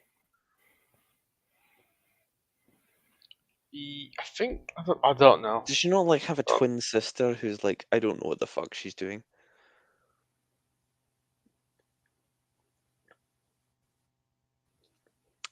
Milton, Portsmouth council election result. Liberal Democrats 46.7, up 5.5. Labour 38.6, 12.2. Conservatives 6.3, down 5.4. Greens 4.4, down 2.7. Reform 2.4, up 2.4. Independent Group 1.7, up 1.7. Liberal Democrat hold. Turnout 38.2, up 1.2. Gale Force 9. I'd love the idea if there were like some Americans tuning into the stream for the first ever time with very stereotypical notions about what British people talk like, and they just hear us doing the shipping forecast version of the results the whole way through. You do realise that was how all election results were delivered over radio until 1970? What a time to be alive. Let's go back. We used to be a real country. What happened? Copnor, Portsmouth council election result. Independent Group 46.0, up 46%. Conservatives 24, minus 12.6. Labour 19.7, down 2.9. Liberal Democrat 6.7, down 5.9. Greens 3.7, down 6.1. Independent group gain from Conservative turnout 31.1, up 1.5. Welcome back, Michael Carthew. We've been reading election results like it's the shipping forecast and having far too much. How's your night going? Yeah, quite good. So it was, I was, I think we lost connection for a bit, but then, I was just trying to catch up on all the news programs. And what's been entertaining me is just like seeing the Conservative and Lib Dem figures being pretty close together for the actual amount of councillors elected. At this stage, the Conservatives only having 6 more councillors than the Lib Dems is something, isn't it? Yeah, it's a pretty big thing. And Tamworth, oh my god, that is pretty insane. So much redder. Yes. Election Maps put us onto that spicy map. You just put it on. Let me just take a couple comments real quick. Unbased Starmer says, why is there a ward in Portsmouth called Charles Dickens? Liberal Zardos replies, because Dickens had a glorious ejaculation there in 1869. You've missed, I don't know if you've been watching while you've been away, but you've missed quite a bit. We've deviated heavily, Michael. I can imagine. Mildly fair, mildly good, says Unbased Starmer. I'm absorbing none of the data, just enjoying the posh talk. So, right, I've had a few drinks as well, so you have to forgive me. But back on topic for a moment then. So, Michael, how would you describe the night is going for the Lib Dems right now? I know that we've only got a fraction of the councils in so far, but from what we've had, is it better, worse, about the same as expected for you? Probably as expected, but it's very promising, because I think if we were worrying about losing councillors to Labour surge, it really doesn't seem to be happening, which is nice. Like, I think in Portsmouth we've actually held Central South Sea, which Labour has gained for the last 2 elections. I think sometimes from us as well. So it's exciting. And then we've kicked the Tories out of Brentwood, but I mean, albeit for sadly NIMBY issues. But the Lib Dem NIMBY is always better than the Tory NIMBY. It's so I justify it. But it's sad about that. But at least I'm just looking at your I say it's everyone's Brentwood result, but Brentwood here. So councillors elected in 2023, Lib Dems you've had 8 plus 3, Tories 4 down 3, Labour the same. So you've now got the Lib Dems and the Tories on 17 apiece. So what does that mean for control of, what would that mean for control of the council then? Would it be likely that the Lib Dems would try and control it with the support of Labour or the Lib Dems, or a minority administration of sorts then? Yeah, I would assume so with the Labour and the independent councillors. That's generally what tends to happen when it goes into no overall control. But sometimes you do get the Conservatives continuing on as a minority administration. It all depends on what happens at council meetings after the election, essentially, and who gets the most votes, which can be down to which councillors might be ill or just aren't around on those days. We've overtook the Conservatives again in terms of number of councillors, which is very funny. So you have? But the what is it? It's interesting the Greens aren't making as many gains as maybe you'd expect. Well, it's like you see all the graphics coming from the BBC, and that like the Green vote share has kind of fell down a bit in a lot of places. And is this do you think we've had enough different areas report in so far to give us a fair view of the Greens, or is it that there's places that they may fare better in later on tonight or tomorrow that haven't come in yet?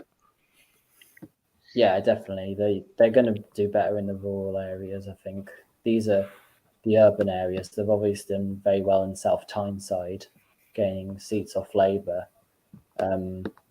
But yeah, like I think we've mostly got quite small urban councils in so far that have been none of the full ones out. Really, they're all the thirds that have been coming in so far.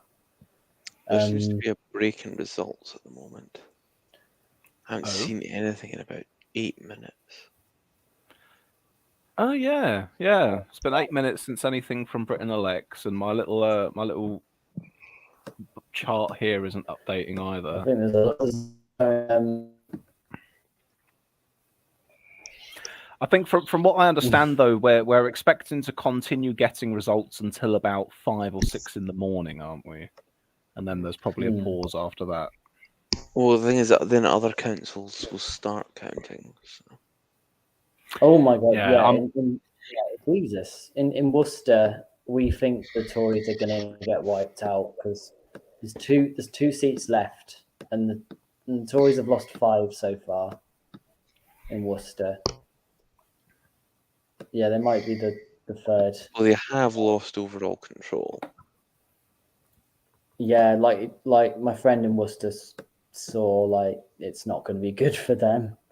Worcester, I've just brought that up. Greens have gained 4 in Worcester. Yeah, it looks as if we've gained 1. Labour and the Greens could probably form an administration there. Maybe, I don't know. Yeah, definitely. Yeah, that is. But we thought that was very possible at this point. Oh, Labour's held on to Lincoln despite our gains. I think they've held off the Conservatives. Yeah, so it's mostly all these urban contests at the moment. We've been holding on to seats I didn't expect us to hold. Like, I think Hampton Vale in Peterborough. We've lost that the last 2 elections. So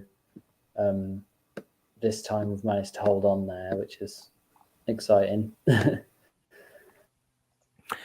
I'm just bringing up I'm just bringing up a big list of when all these. Oh, sorry, I've got the independent paywall shouting at me here. Right, I've got a thing here of when we should be getting different results in. Is my laptop throwing a little fit at me now? It seems like it. There we are. So what time are we on? We're at about 2:30.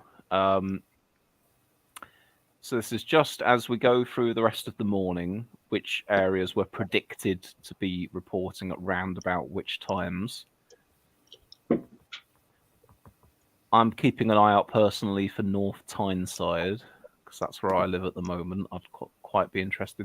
See, Stoke-on-Trent is saying 6:30, but Stoke's already had quite a few results out already, so I'm not sure if this thing's entirely on point yet. North Tyneside isn't till 1 in the afternoon tomorrow, so I've got a little while before that. The thing about these is that no one has anticipated the effect that voter ID has had on turnout. Like, the turnout is not down by a significant amount, but still, if individual wards have a sufficient voter suppression, then it will be very quick for them to count the results. That makes enough sense, and I suppose as well that this the predictions for when they'd be reporting in, I imagine it was to do with being based off of when they came in the last time round as well. It's also reporting. These aren't necessarily reports for individual wards, but instead when the council will report its overall control.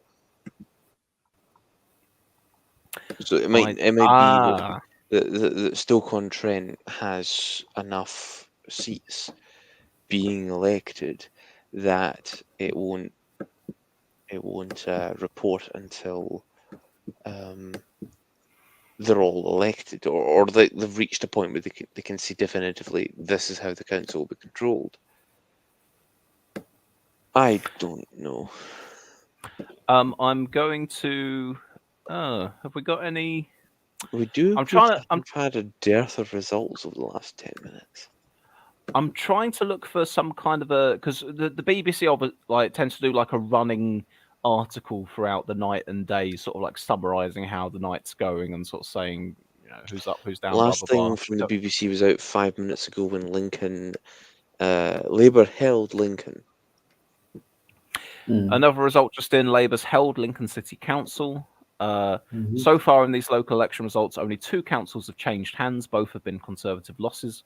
We were expecting there to be little change overnight, as most of the councils counting now only had a third of their seats up for election, and are also largely in urban council areas.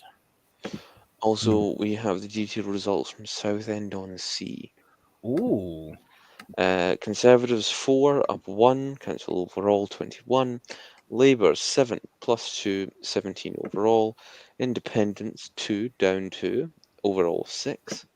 Liberal Democrats 1 minus 2, overall 4. Greens 1 up 1, overall 1. And I'll just screen share that to go along that with was the the 1/3 shipping forecast. council election. Yes, the electoral forecast. So actually, do you should call the stream Captain Swiss's electoral forecast. That's not bad actually.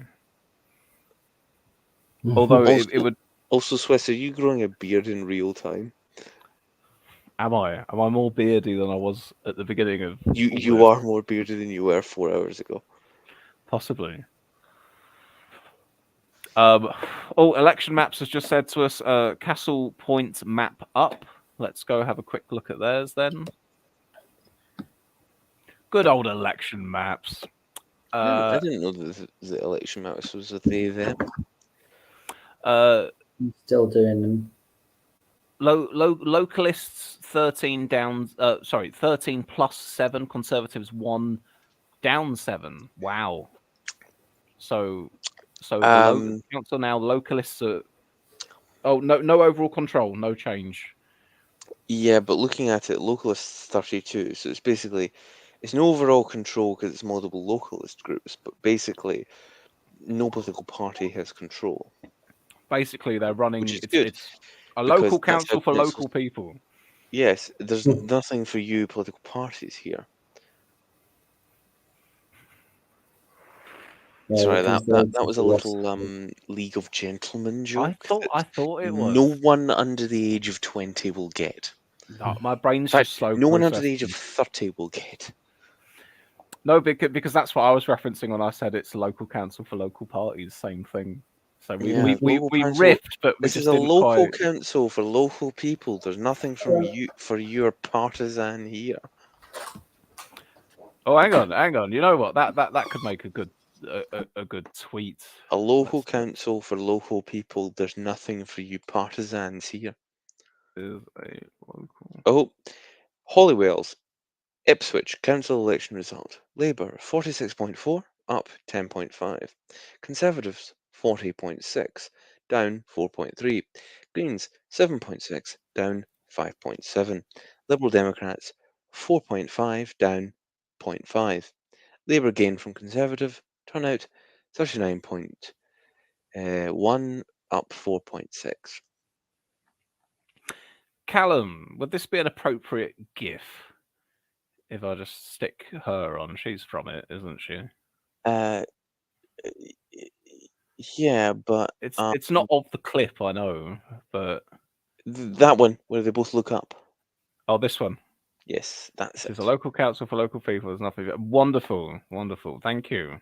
I'll retweet that for you. Excellent.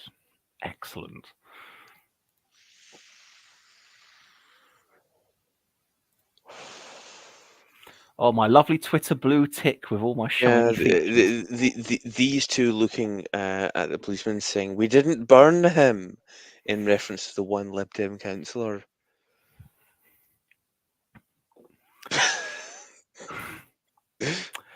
I'm going to refresh my scoreboard. Are you ready? Shall we see what it says?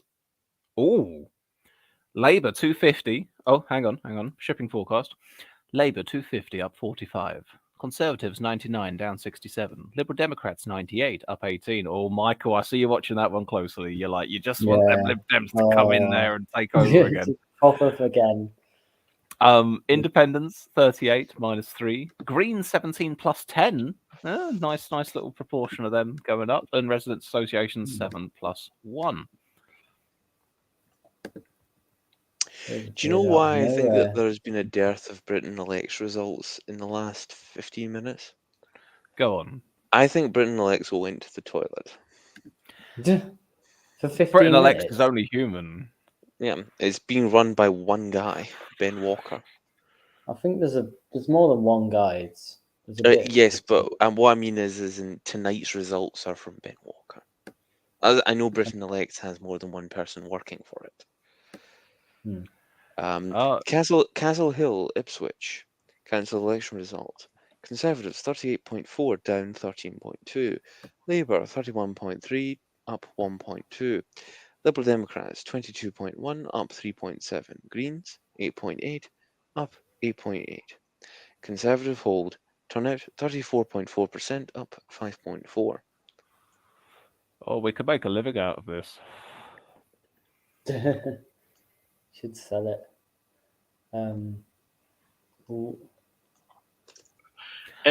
Captain Swiss ASMR. ASMR. The soothing tones of Captain Swiss. All right there, guys. How's it going? Today we're going to be looking at the local election results for England. No, you have to whisper harder. All right there, guys. How's That's it going? it. Perfect. Oh, Today we're going to be looking at the local election results in England. Labour have had a good night in the north, whereas the Liberal Democrats in the south appear to be gaining ground over the Conservatives. And also the north. And also the north. Excuse me? Bashley and Brock Hill, Redditch, council election result. Labour 57.4, up 23. Conservatives 33.6, down 1. Greens 5.6, down 1.5. Liberal Democrats 3.3, down 2.2. Labour gained from Conservative. Turnout 26.8, down 0.8. Thank you. Genuinely, we could get paid to do this.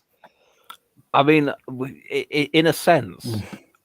I mean, I'm not getting paid to do this. You are, but what I mean You're is, not getting as paid. in, I'm getting paid if we had fractional a sufficient, amounts.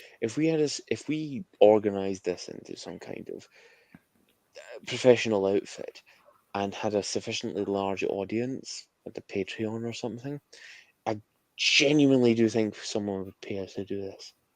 We could make like a 10-hour video that people could fall asleep to of just us alternating reading out these results in the most soothing voice possible. There's a market for that somewhere. It exists. People bought fucking fidget spinners. They'll buy this. Yeah, there's a reference from the 2010s for you. The fidget spinner. The disposable vape of the 2010s. I mean, Swiss, you and I are both sucking on disposable vapes right now. Fucking I'm sure that's a vape you're sucking on. Oh, see, the thing is, Sure you're cucked to that sweet vape. Yeah. I'm sucking on pure menthol. I love that sweet, sweet pussy. As you do. Well, to be fair, every Greek philosopher reached a stage in his intellectual development where he was consumed by the quest for twink bussy. Okay. Taking Swiss out on that one. Look. Socrates bummed Plato. Plato bummed Aristotle. Aristotle bummed Alexander the Great. I feel as if Michael is thinking to himself right now, at some point in the future, some journalist when I'm done being a councillor and I'm trying to become a member of parliament, some journalist will dig up these quotes and say, were you not present in a stream on the night of the 2023 local elections where people were talking about Greek philosophers buggering each other? And he's thinking, now, if while they're talking Well, about do you know this, what your response is? I'll just give neutral responses. No, then I your can't- response would simply be, I didn't make those comments. That was made by someone who'd studied Greek philosophy and Greek history and understood the relationship of pederasty in the development of Greek philosophy during the classical Athenian period. Also, There we are. Crabs Cross, Redditch, council election results. Conservative, 47.2, up 8.8. Labour, 45.7, up 32.4. Liberal Democrats, 7.1, up 1.9. Conservative hold. Turnout, 32.2, down 0.9.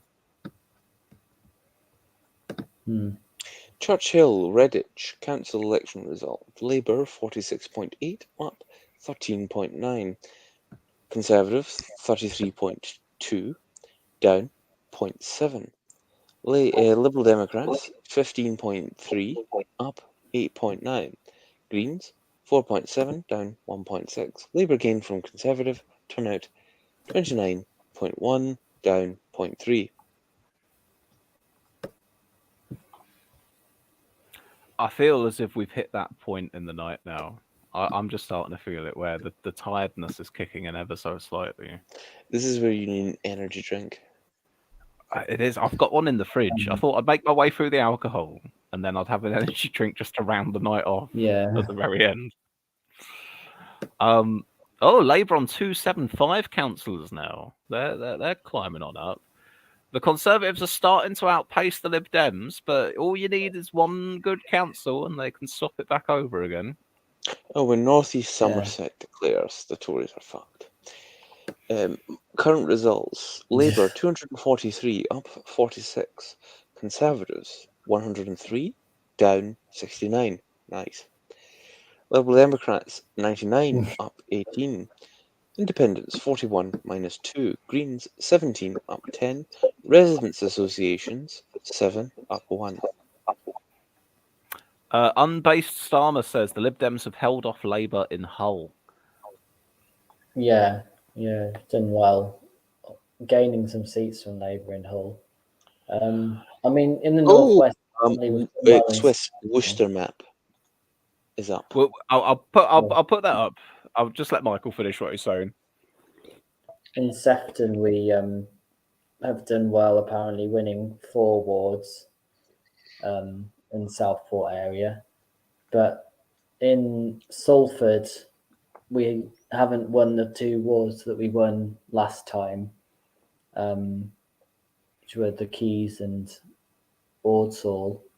But I think that was mainly due to some shenanigans with the Lib Dem candidate going to the Cotswolds, or Lib Dem councillor going to the Cotswolds while being a councillor.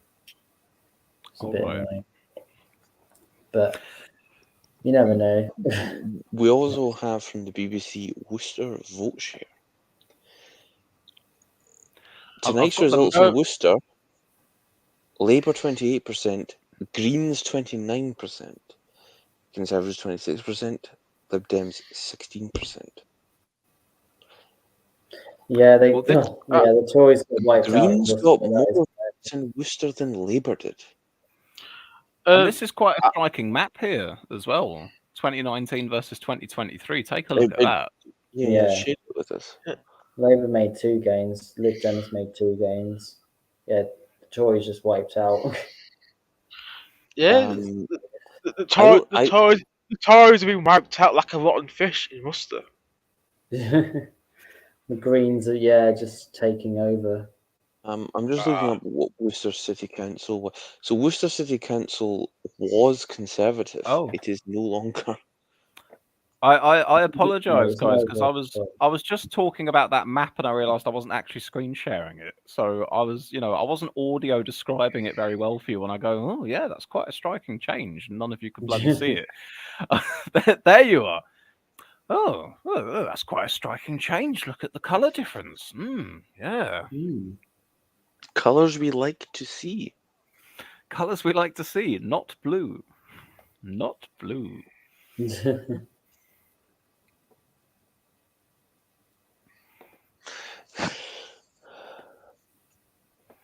Anything new from Britain elects? Nope, not just yet.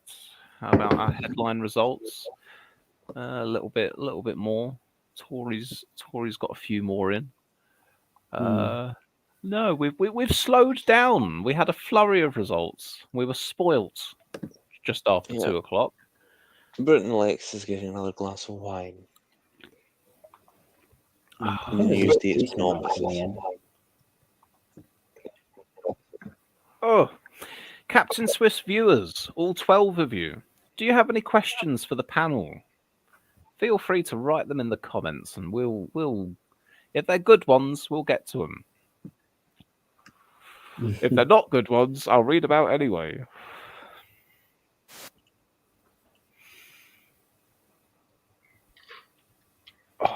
Have I got to the point where I'm just going to say fuck it and I'm just going to sort of lie down a little bit just to get more comfy? I feel like I might. Potentially. Are you going to fix the terrible time? It's a good idea. But like Swiss, if I was in your presence, I would have been fixing your tie knot all night. This is the way I wore it in school. oh, okay. It's interesting in Havant Council. That's like there's 2 Lib Dem gains, 2 Labour gains, and a Green gain. -5 Conservatives. Do you know?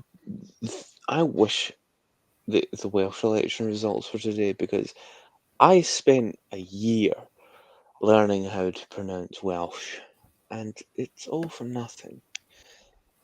I need to learn Welsh between now and 2026. I don't need to speak Welsh, I'm English. Swiss. Brecon Beacons. The Brecon Beacons. Bana Brechenioch. The new thing. Nah. Not new. This is where latent English nationalism Trendy coming out. name. It was called Brechennog 2,000 years ago.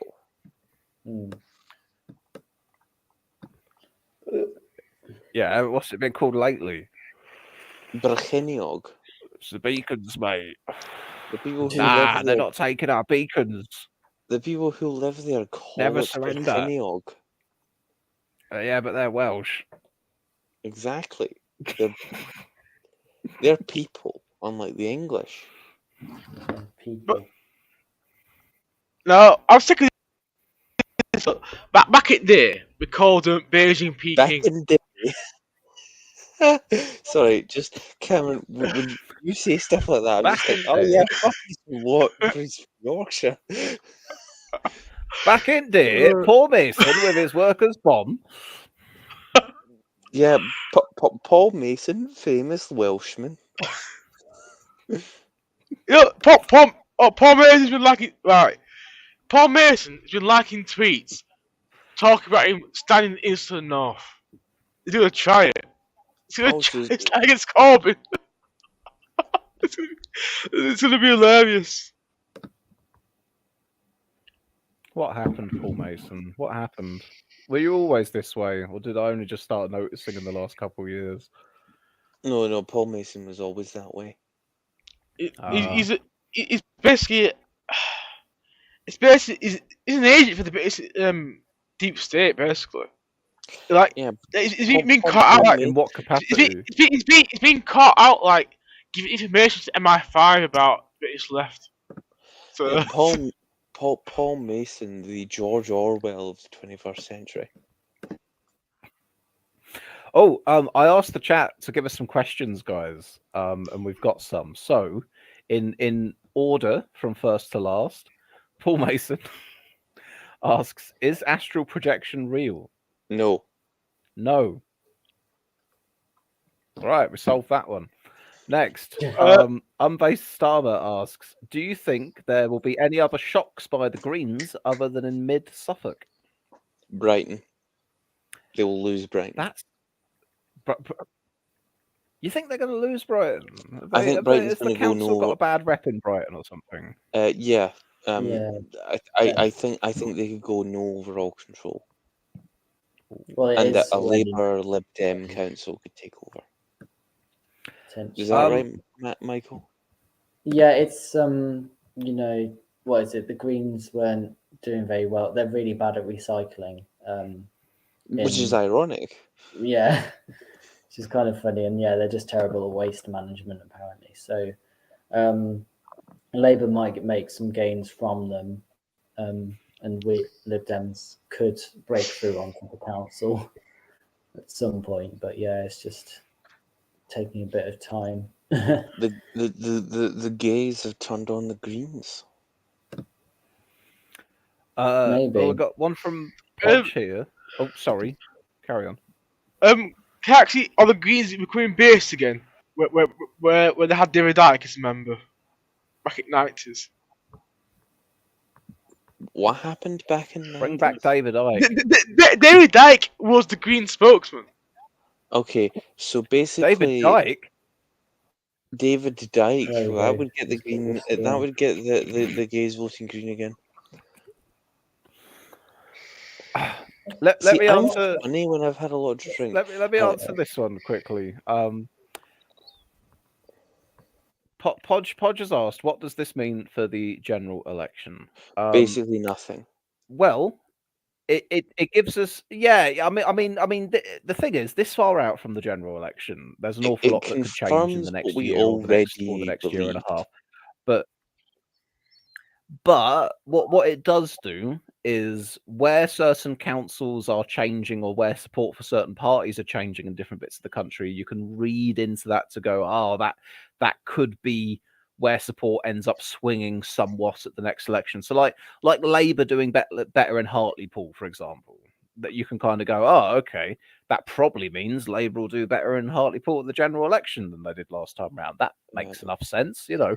Dudley The same as sort of like places where the Lib Dems are making inroads, and especially if it's places that they once held MPs, probably again they might stand a chance of winning some members of parliament the next time. But the short answer, what does this mean for the general election? It's too far away. We can't say for sure. All we can say is that it's not great for the Tories at the moment. In fact, it's pretty bad.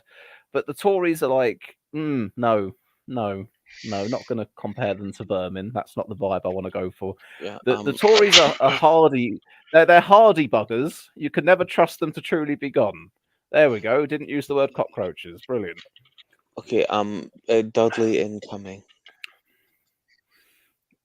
Dudley incoming. The results from Dudley are imminent. Oh, this isn't stage directions for the Harry Potter play. What? I thought that was witty. Is there someone in Harry He had Potter a called cousin Dudley? he lived with. Oh. Yeah, Dudley Dursley, his cousin. It was a clever joke. I wouldn't know. I'm not. Just wasn't appreciated in its time. Ah, you see. Well, I've ran out of clever things to say. Okay, where were we? Shipping forecast. Did you say there was a new result in or one incoming? No, for I Dudley, said there is it? was new Hang on. results incoming. I will resume the electoral forecast the moment I get new results. Thank you. Right. Okay. Let me.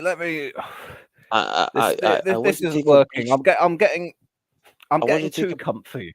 I want to take a brief moment to say that if there's one person who isn't here that would love to listen to the electoral forecast, it would have been Angels. She would have loved this.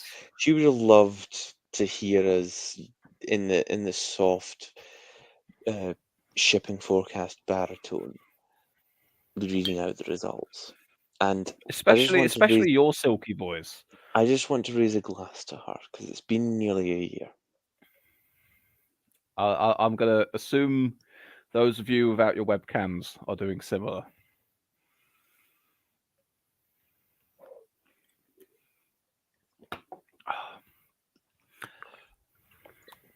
Right.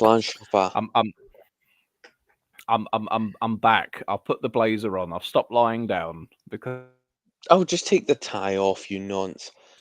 Right. Let's get in the zone. Let's get in the right. This is the new Yes, part of the thank you, stream now. Andy Starmer. God bless her soul. This is the election zone. This is Agent Swiss with the blazer. This is Agent Swiss. A Dudley incoming. Repeat, Dudley incoming.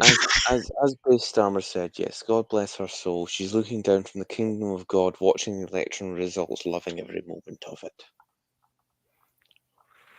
Just as undoubtedly she was pissing herself laughing, watching the entire Trust Premiership. Oh, no doubt. No doubt. Would have had Dudley, her on. wait, sorry, I hate to interrupt, but Dudley Council Conservative hold. Conservative Party Council, Conservative hold. Dudley Council. Copy.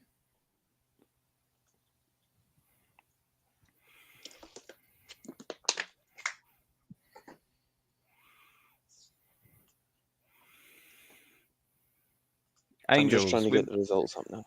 We missed you. I just saw on Boris BBC News. Smeeth is on BBC News. Who's on BBC News? Smeeth. Oh, she's on the camera. She's not talking to anyone.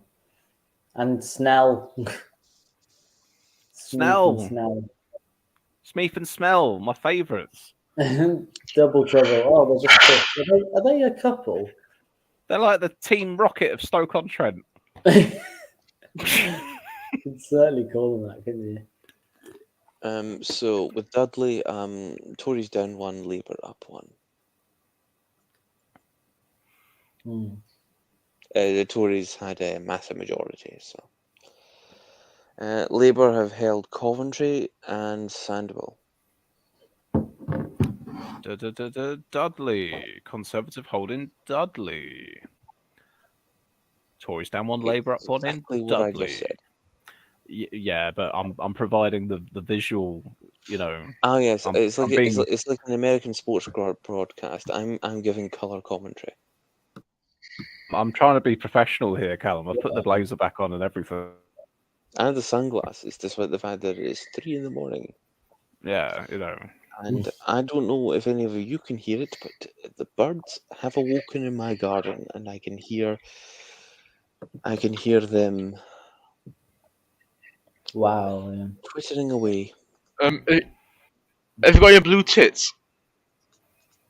I do get some blue tits, but mostly I get weirdly I get a lot of pigeons, magpies, and there's a friendly raven.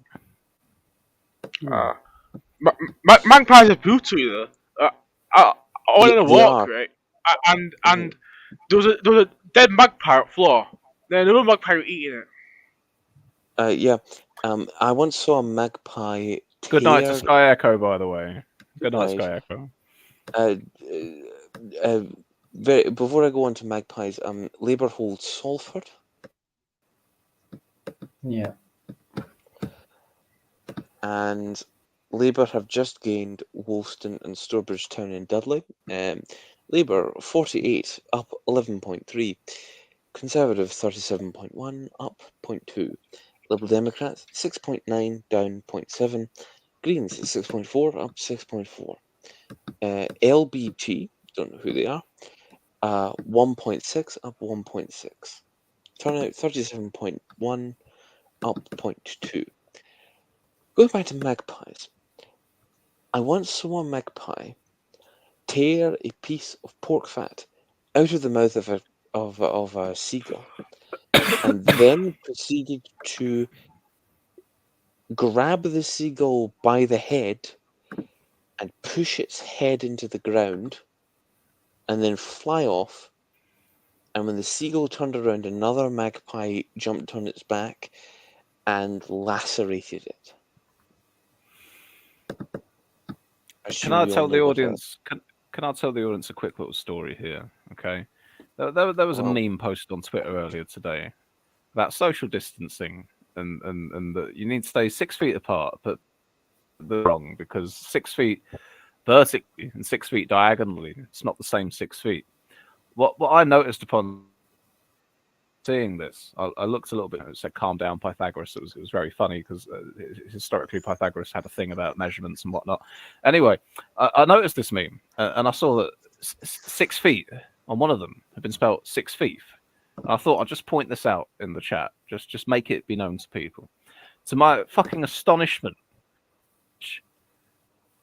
has received 16.4 thousand likes since this afternoon. This is by far my most nearly 250,000 views. Yes. I put effort into jokes and memes and content and analysis, and in the end, my biggest ever tweet to be beat is 6 thief.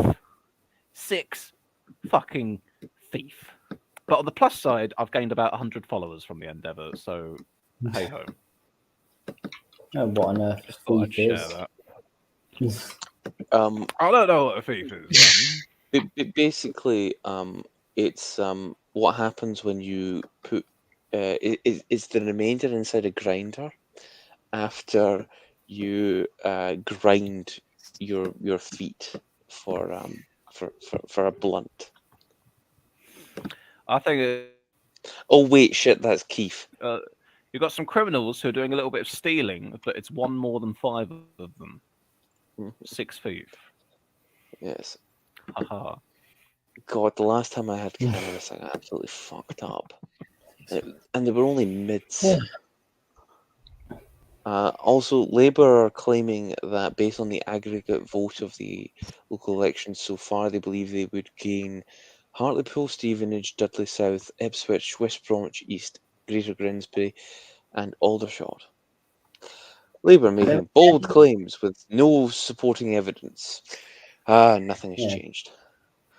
But hey, you know, they're obviously feeling happy enough with the results to say, oh yeah, we'd actually be able to take these places. You know, whatever extrapolating they may be doing, they're obviously feeling good about the night, aren't they? Also, I have a question for you, Swiss. Mm-hmm. When eventually you go to sleep, are you a honk shoe or are you a me? You have to Snoring. unpack that for me. Snoring. Oh, Are you a me, or are you a shoe sleeper? You know what? I don't know because I've never heard myself snore. I've been told surely I you snore have sometimes. Surely you have corroborating results. I've been told that I snore. It's never been described to me the nature of that. Oh. That is terrible. I would ask any person I slept with what kind of snorer I was. I've been informed I'm a honk shoe sleeper. I just don't want to know. You know, I want to. It's a bit like not wanting to go to the doctor to get checked up if you've got cancer or not. You just don't want to know. You're happy living in a Speak for world where you're yourself. not If I aware. had cancer, I'd want to know. Well, if I had cancer, I'd want to know, but I don't want to bring that Know into if my you have field of cancer. things I'm thinking about. No. Well, I quit. what? I quit smoking. You want a What are doctor you to saying? stick a thumb up people? Is that what you say? Yeah. Are you asking me if I'd ever have a prostate exam or not? Who wouldn't have a prostate yes. exam? It's a legitimate and sometimes necessary medical checkup. What's wrong with that? It's also a free fingering. If that is a surplus bonus to that situation for you, then you know that's okay. That's fine. I'm not afraid of the doctor with the glove. To be fair, the snap, you know, once they pull the glove down and then they release the tension on the glove once they've covered it, and that snap is a truly intimidating sound. I might ejaculate loudly if the doctor asks. I See, don't. I I hope don't. I people don't will feel remember that that the. callback. To be completely honest, I don't feel like the ejaculation would happen before the examination. No, I no, no, feel no, no, no, no, no, that's more of no. a During. yes Yeah. the ejaculation would be in media res. I'm going to pull us away from this topic because we're doing it again. I've got the blazer on. This is professional election Swiss. And we're talking about serious medical issues that affect people in Britain. And as the political parties have claimed, medical issues are still at the forefront of British public policy. If you get checked, you can be treated sooner and early and have a better medical outcome, which means less trips back and forth to the NHS, our NHS, which means less strain on the nurses. It's what Nye Bevan would have wanted. Nye Bevan wants that finger in there. It's for your own good. Yeah, the question at some fundamental level is, do you or do you not want to give the necessary public support to putting a finger up your bum? Like, Labour wants to put a finger up your bum. Rishi Sunak doesn't. It's interesting. Libertado says, "Oh no, not again," with the bottoms and ejaculations, dudes. Whereas Podge just adds, our NHS. Sigma Male Kier says, eat raw liver and you will never need to be molested by a big pharma doctor. That is true, mainly because you will be dead. Because raw liver is not good for you. You should cook your livers,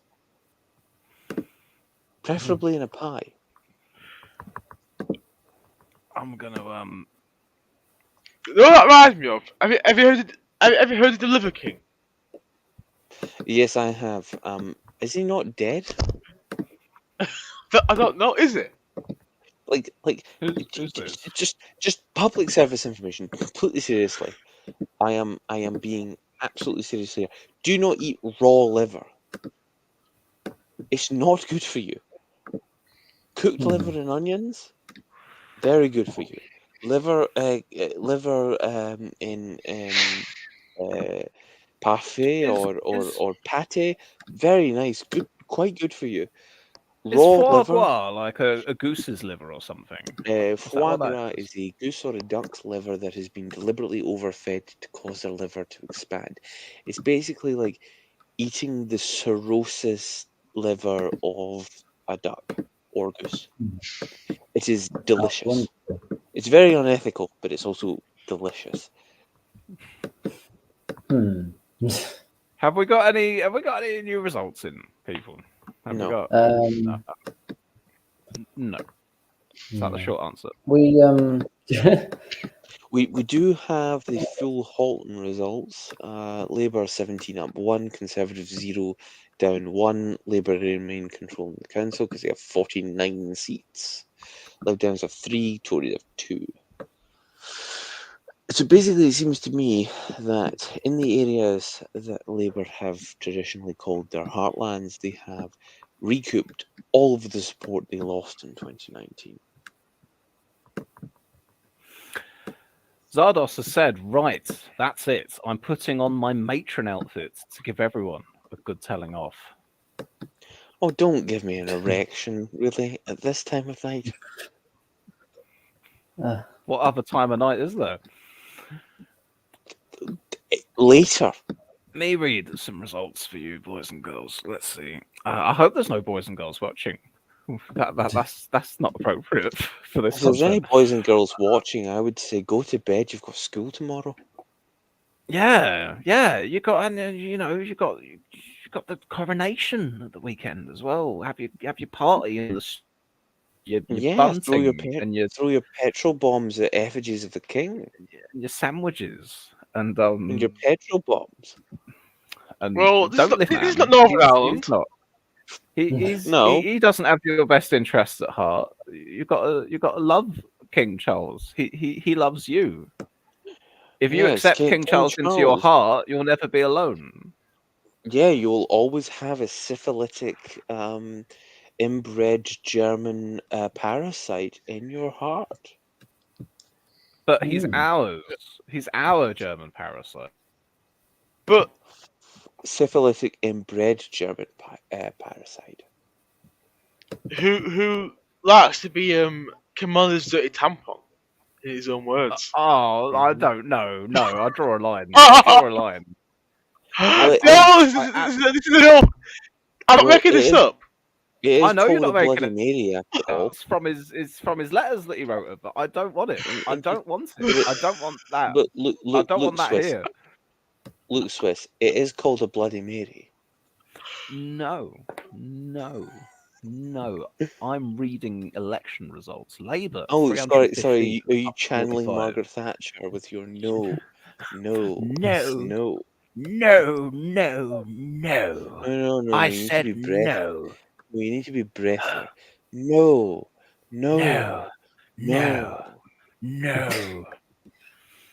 God's sake. And I said no, Charles. No. No. Looks like No. Wait till I'm menopausal, Charles. we've gained a seat in Telford, I think, on the Conservatives. Sorry. Have you now? You two shut up. But it's like, yeah. We've got Look, you came here for the election results. You stayed for the dirty jokes. I'm gonna bring. Video 4. I'm fighting against the tide here. Where's Telford on this thing? Is Telford a place I can find on this list? it's on Twitter. Telford in the it's- rest. Telford's on Twitter. I thought it was in England. Where's is Telford the name of a council? Is it a place Telford within? and Wrekin. Is Telford spelt with a there we are. Okay, right. What we saying? Oh, BBC's got fuck all. Fuck off. BBC. No, it's literally like from Twitter, from who's like just random councillors tweeting from the count. Like, I think we've kicked out the leader of the Conservatives in the Cotswolds, but that hasn't appeared on the thing yet. I've got a result, gentlemen. I've got a result.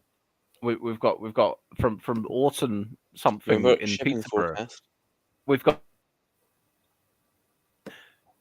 Green Party 44%, up 27.5. Conservatives 20. For Labour 27.6 minus 3.6. That's a green gain from Labour. Turnout 25.6, down 3. There we are. Look, we can do this. It's taking effort, I know, fighting against our own disgusting carnal instincts, but we can talk about politics at 3 o'clock in the morning. It can be done. We've done it many times. You just need to try. Exactly. You do realise you basically on quoted submission. verbatim. You do realise you quoted verbatim David Hume, 18th century Scottish philosopher. Oh, have I? What, that we can try and resist our carnal instincts in order to something? Yeah. Something.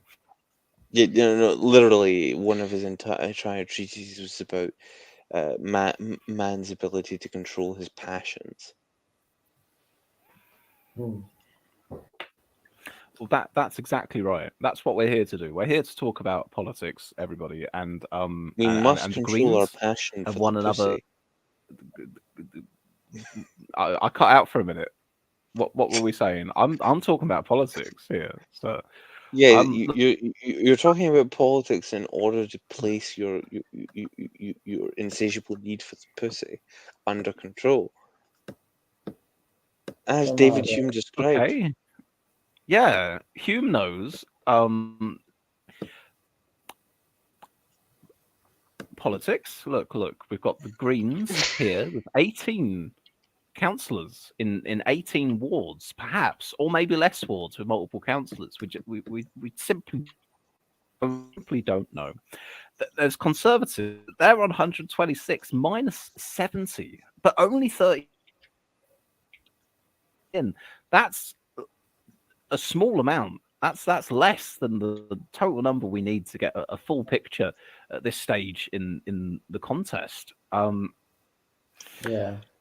Come on, help me out here. Don't give in to Ferguson. Let's do this.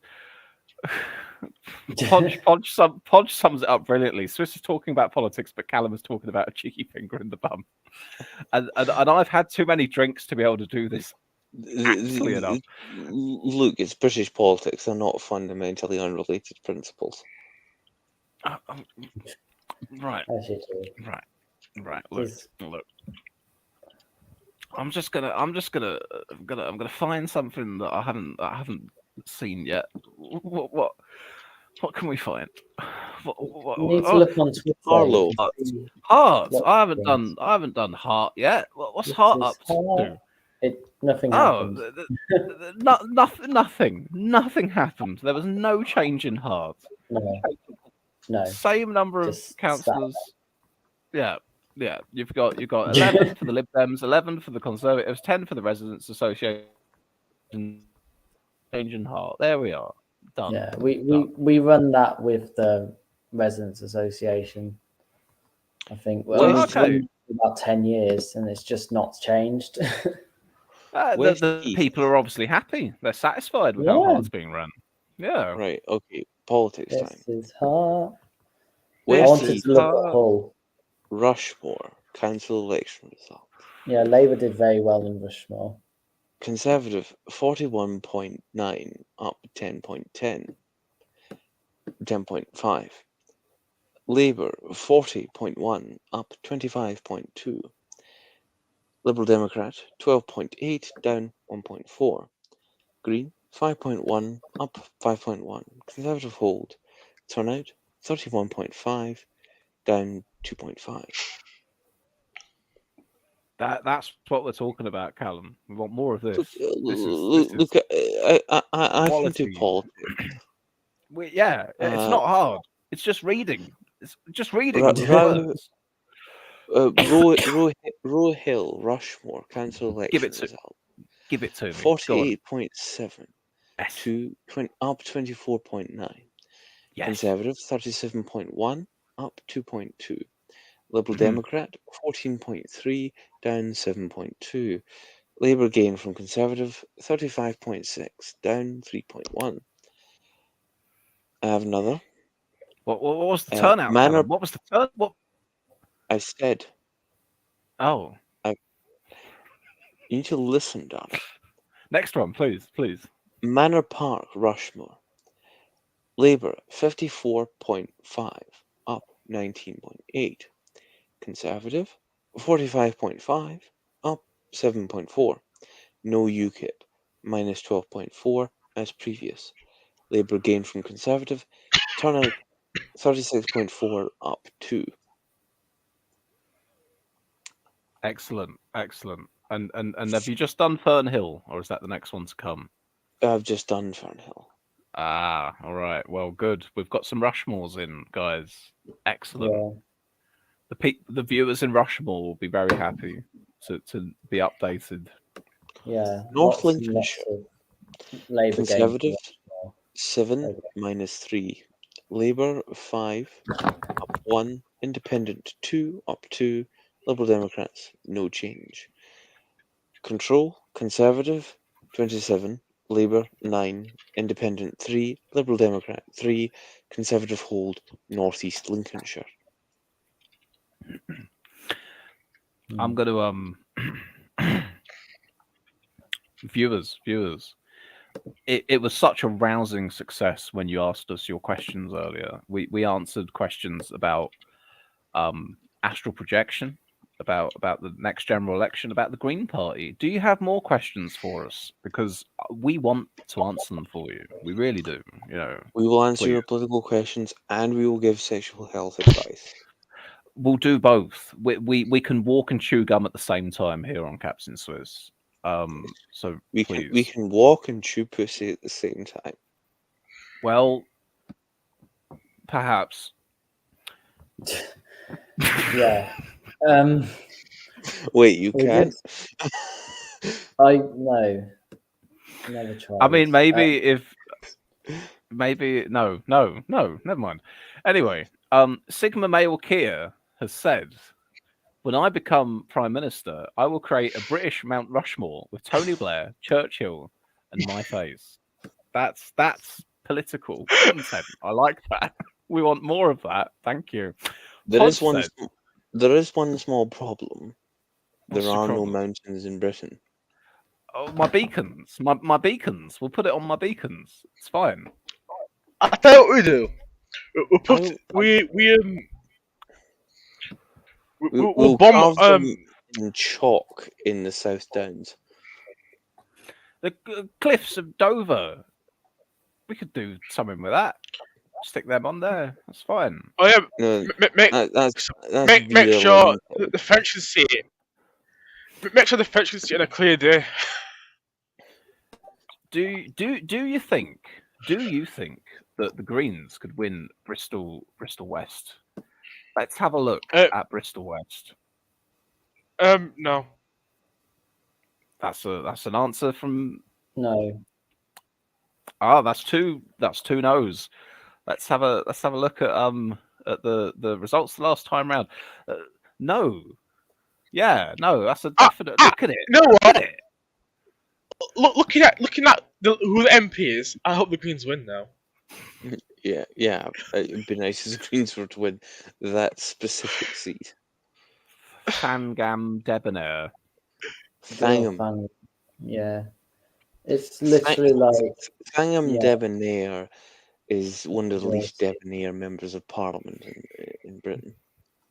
My expert analysis for you, Podge, is no, not within the next election at least. Labour are too far ahead. There's too much ground to be made up. It's almost a no from 30,000 votes. but Podge says that there's boundary changes. This changes everything because if the boundary maybe possibly with the boundary changes. No, You never know. It's only possible if there was a Labour government. It's not possible with a Conservative government. It's Everyone's just not. going to want to try and get rid of them, the Conservatives, over electing. It's not going to maybe happen, Podge. It's not going to Labour happen. If Labour have an overall majority and they go into a subsequent election where it's unlikely they'll lose government, it's the same thing about how the Lib Dems did so well during a period of New Labour. You know, a lot of people could vote as a protest for the Lib Dems without necessarily causing a change in government.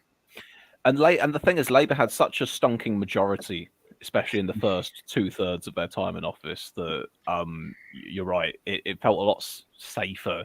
The other thing is that voting Lib Dem during that period was explicitly a vote to the left of Labour. Yeah, They were. I so- miss those days. Yeah, I would have voted Lib Dem Dem in 2010. To be fair, looking Yeah. at Lib Dem policy right now compared to Labour policy, I think, if I'm honest, Lib Dem vote now is basically to the left of Labour. It's not. Like That I could I ever want vote I Lib want to Dem in make it the clear future. that wait, what? Sorry, I want to make it clear that I think that I'll probably vote Labour's Lib gained Dem. the council, but I'm not sure which one. I think I'll vote Lib Dem in the next general election simply because, well, one, I can't vote for Labour for obvious reasons, and two, I'm not fucking voting SNP. We've got some questions here. Liberals Ardos asked, do you think politics needs to be sexily more sexy chutzpah? Yes. Yeah. Basically, I think people need to own their sex scandals more. Like, come on, why can't politicians just be normal and have sex and not lose their careers over it? I mean, if Neil Parish wants to watch a man making love to a tractor, who am I to say no? You know, Like, It's to a be modern fair age. though, Neil Parish watching tractor porn in the House of Commons, like, if I'm honest, that is a workplace. Maybe don't watch porn in your workplace. Unless you look at Pornhub, and then it's part of your job. Do you think Joe Biden should be more honest about his sexual adventures? I think That would Joe. be- No, Joe I think that might be quite controversial. That would be a good memoir. I think Joe Biden should be more honest about his fucking appropriateness for office, given his rapidly deteriorating mental state. It's not this. It's not this. The man's a bloody nonce. Yeah, but that as well. When has being a nonce ever stopped you from gaining? But I want office? a competent nonce in office. I don't want a nonce with dementia. I want a man who knows what he's doing.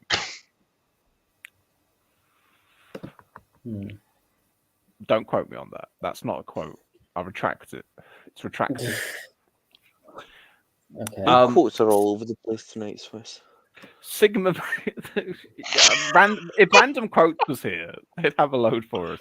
Sigma Male Kier has asked, "What does the panel think about Callum Ferguson sexually harassing the non?" And as a feminist, I find it disgusting. Oh, there's a few things to say about that. Wait, Swiss, are you non-binary? This is the first I've heard of it. Well, congratulations on more fully understanding your gender. Thank you. I can't remember. I don't know where this is. I don't know if this is because I paid or whether it's maybe I described that version of me, because we always do the different Captain Swisses with the different looks. That was non-binary Swiss. I can't remember.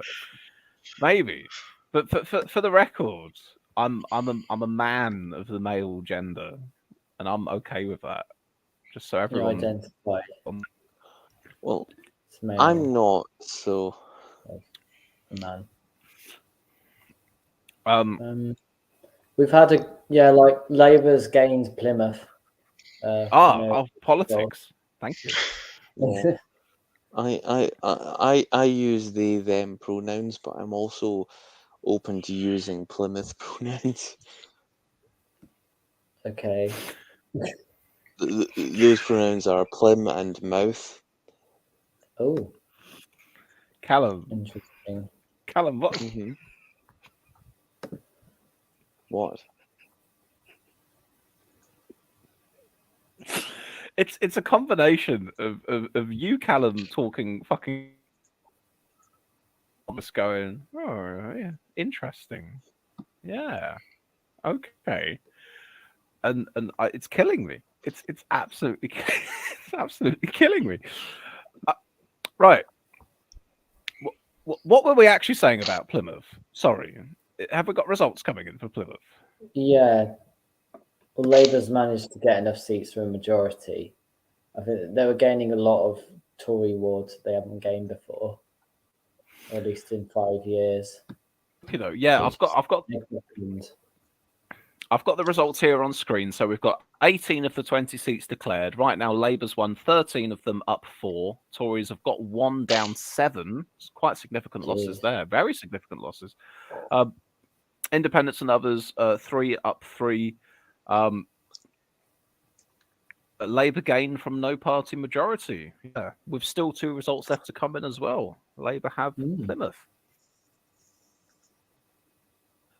It's quite impressive. Well, I mean, Corbyn won Plymouth. I think at the same time. I think he won it. Excuse me, not Corbyn. Nationalised Wi-Fi grandpa. He won it in 2019. In 2019? Yeah, he won it in this cycle, but obviously it goes up every year. So they then lost it again in 2021.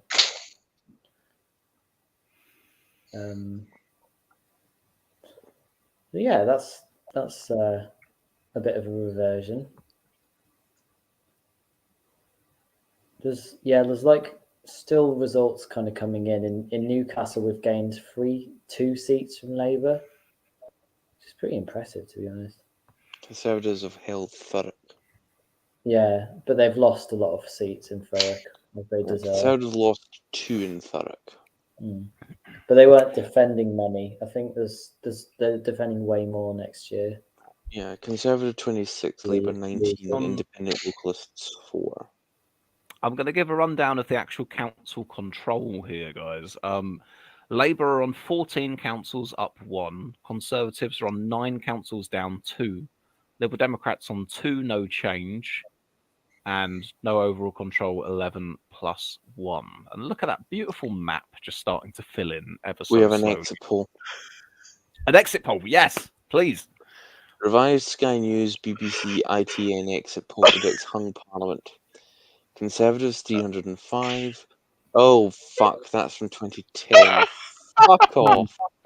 I was wondering why Cameron was Fuck you, laughing. Cameron. Fuck you, Cameron. How did he get you? I just saw it pop up and I'm like, Was it one of his bloody fake Twitter accounts?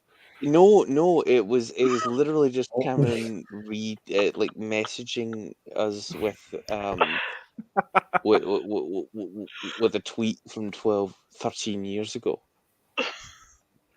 Johnny Mercer's on TV. Cameron, seriously, fuck you.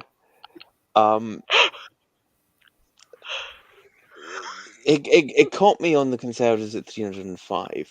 I'm like, wait, what? Because everything else, like if it had been Labour 305, Tories 255, that would have really kept me. But like, no, the Tories being ahead, I just realised, no, this doesn't make sense. And I saw the date, and I'm like, oh no, We've been hoodwinked. We've been hoodwinked. Seriously, Cameron, there is a circle of hell designated just for people who give false election results. It's not false. It's not false election it's not, results. It's not false. It's the 2010 parallel poll for the 2010 election. To the 12 of There's you still out a there circle still of hell watching. reserved for you. Let me just figure out which circle of hell that is. I just want to say well done to the 12 of you still watching. It's 3:30 in the morning. This is a level of dedication that's impressive. Oh, there's 11 of you watching. That's okay. Watch it go 10, 9.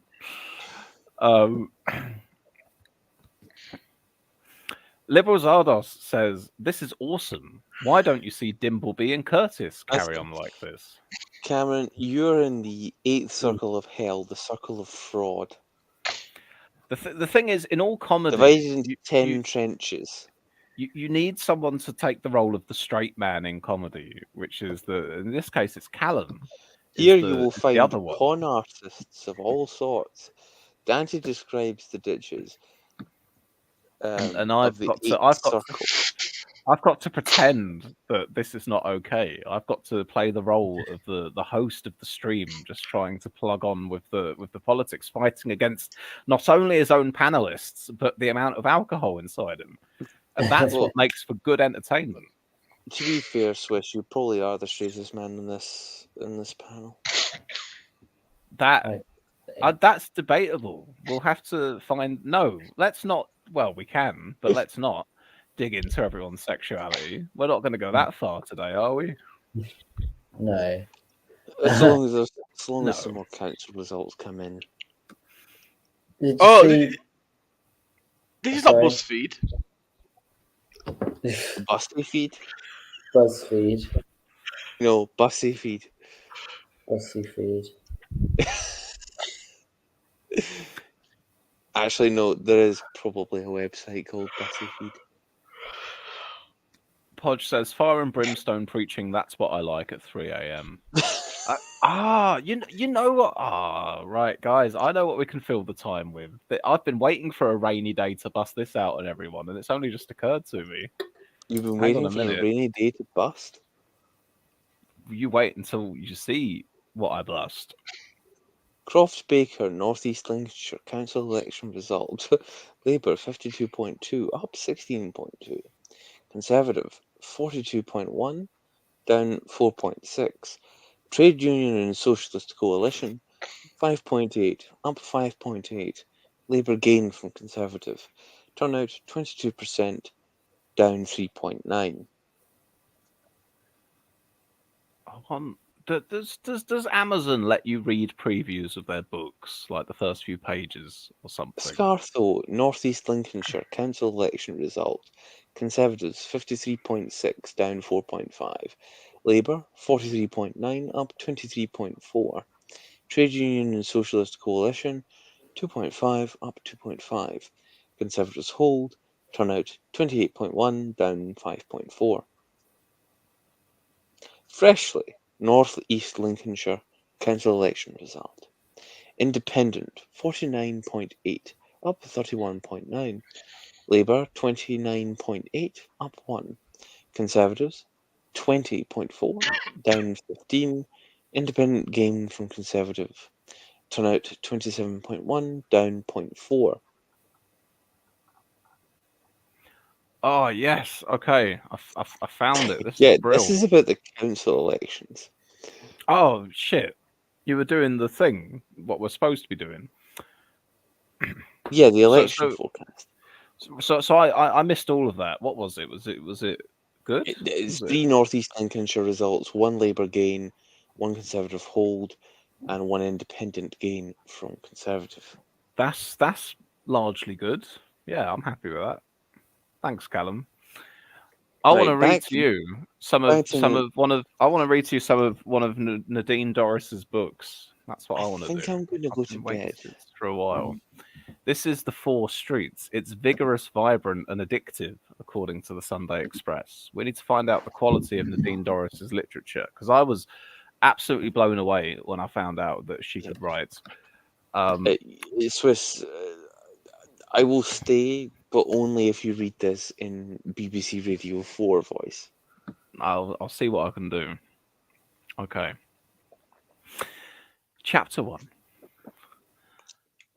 Let me take you by the hand and lead you up from the Mersey River to the Four Streets, and the house stained black from soot and a pea-soup smog, which, when winter beckons, rubs itself against the doors and the windows, slips through the cracks and into the lungs of gurgling babies and toothless grannies. Oh, That is fuck one me. sentence. Oh, I take it back. She can't write. I'm sorry, no. That is one sentence. That was one That is sentence. not acceptable in fiction writing. In May 1941, Hitler bombed Liverpool for 7 consecutive nights. All 4 streets survived, which was nothing short of a miracle. Fuck me. That's not how paragraphs work. Home to an Irish Catholic immigrant family, they lay in close proximity to where the homes of families far less fortunate had once stood. Life on the streets around the docks was about hard work and survival. Children ran free, unchecked from dawn until dusk, whilst mothers, wearing long wraparound aprons and hair curlers, nattered on front steps and... No, I'm done. That was enough. I've had Look, enough. that front page had one over 100-word sentence followed by 2 one-paragraph sentences. That is not how formatting works.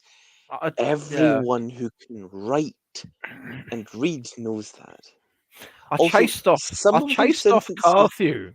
I chased some off of- our Lib Dem councillor panelists. with Some that of those shite. sentences didn't have verbs.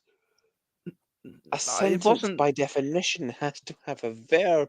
I wouldn't go as far as to try and pretend that I could write a brilliant work of fiction, but I do know how to read, and I know how to judge the things I read, and that was not.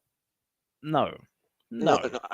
I read you reading. Sorry, I listened to you read that, and I also looked at the words as well. That wasn't written by someone who can't write. That was written by someone who can't read. I had to fight my way through that. That was hard. That was Liberalzado says you just drove Dude 4 away with that evil. I like that Michael Carthew, Lib Dem councillor for Alton Solihull, is the 4th dude on the panel. Can I read But the yes, rules we of did drive him away. acquisition? Yes, we can. Yes, we can. Rule number 1: once you have their You money, have their money. You never give it back. Rule number 3: never spend more for an acquisition than you have to. Rule number 6. Never allow family to stand in the way of opportunity. Rule number 7. Keep your eyes open. Keep your ears open. Sorry. 9. Opportunity plus instincts equals profit. Profit. 10. Greed is eternal. 16. A deal is a deal. 17. A contract is a contract, is a Contract contract. is a contract. But only between strangers. Yeah. 21. Never place friendship above profit. 22. A wise man can hear profit on the wind. 23. Nothing is more important than your health, except for your latinum. 31. Never make fun of a Ferengi's mother. 33. It never hurts to suck up to the boss. 34. War is good for business. 35. Peace is good for business. 47. Don't trust a man wearing a better suit than your own. 48. The bigger the smile, the sharper the knife. 57. Good customers are as rare as latinum. Treasure them. Treasure them. 49. Free advice is seldom cheap. 62. The riskier the road, the greater the profit. 74. Knowledge equals profit. Double the risk, double your reward. 75. Home is where the heart is, but the stars are made of latinum. 76. Every once in a while, declare peace. It confuses the hell out of your enemies. Can I pause for just a moment? Podge is asking, what are these rules for? These are the rules of acquisition. The rules of acquisition which govern Ferengi society in Star Trek. The Ferengi are hyper-capitalistic aliens, merchants of sorts that value profit above all things, and this is their code that they live by. It's the foundation, the bedrock of their culture. As you were. 98. Every man has his price. 102. Nature decays, but latinum lasts forever. 103. Sleep can interfere with... ... 109. Dignity and an empty sack is worth the sack. 111. Treat people in your debt like family. Exploit them. 112. Never have sex with the boss's sister. 125. You can't make a deal if you're dead. 139. Wives serve, brothers inherit. 168. Whisper your way to success. 190. Hear all, trust nothing. 194. It's always good business to know about new customers before they walk in your door. 203. New customers are like laser-toothed gree-worms. They can be subtle, but sometimes they bite. Sometimes they bite back. I'm proud whenever I remember these ones. 208. Sometimes the only thing more dangerous than a question is an answer. 211. Employees are the rungs on the ladder of success. Don't hesitate to step on them. 214. Never begin a business negotiation on an empty stomach. 217. You cannot free fish from water. 229. Laughter lasts longer than lust. Callum, we're chasing the viewers off. I've got 3 more. Oh, 3 more. Go on then. Finish it off. 239. Never be afraid to mislabel a product. 263. Never allow doubt to tarnish your lust for latinum. And 235, sorry. No good deed ever goes unpunished. And you finished, and it jumped back up from 9 viewers to 10 as well. Oh, Liberal Zardos in the chat says, I like Grand Nagasek, but his name too close to Zach X used to tease me with it. Are you a Zach then, Zardos? Have you told me that before? Perhaps.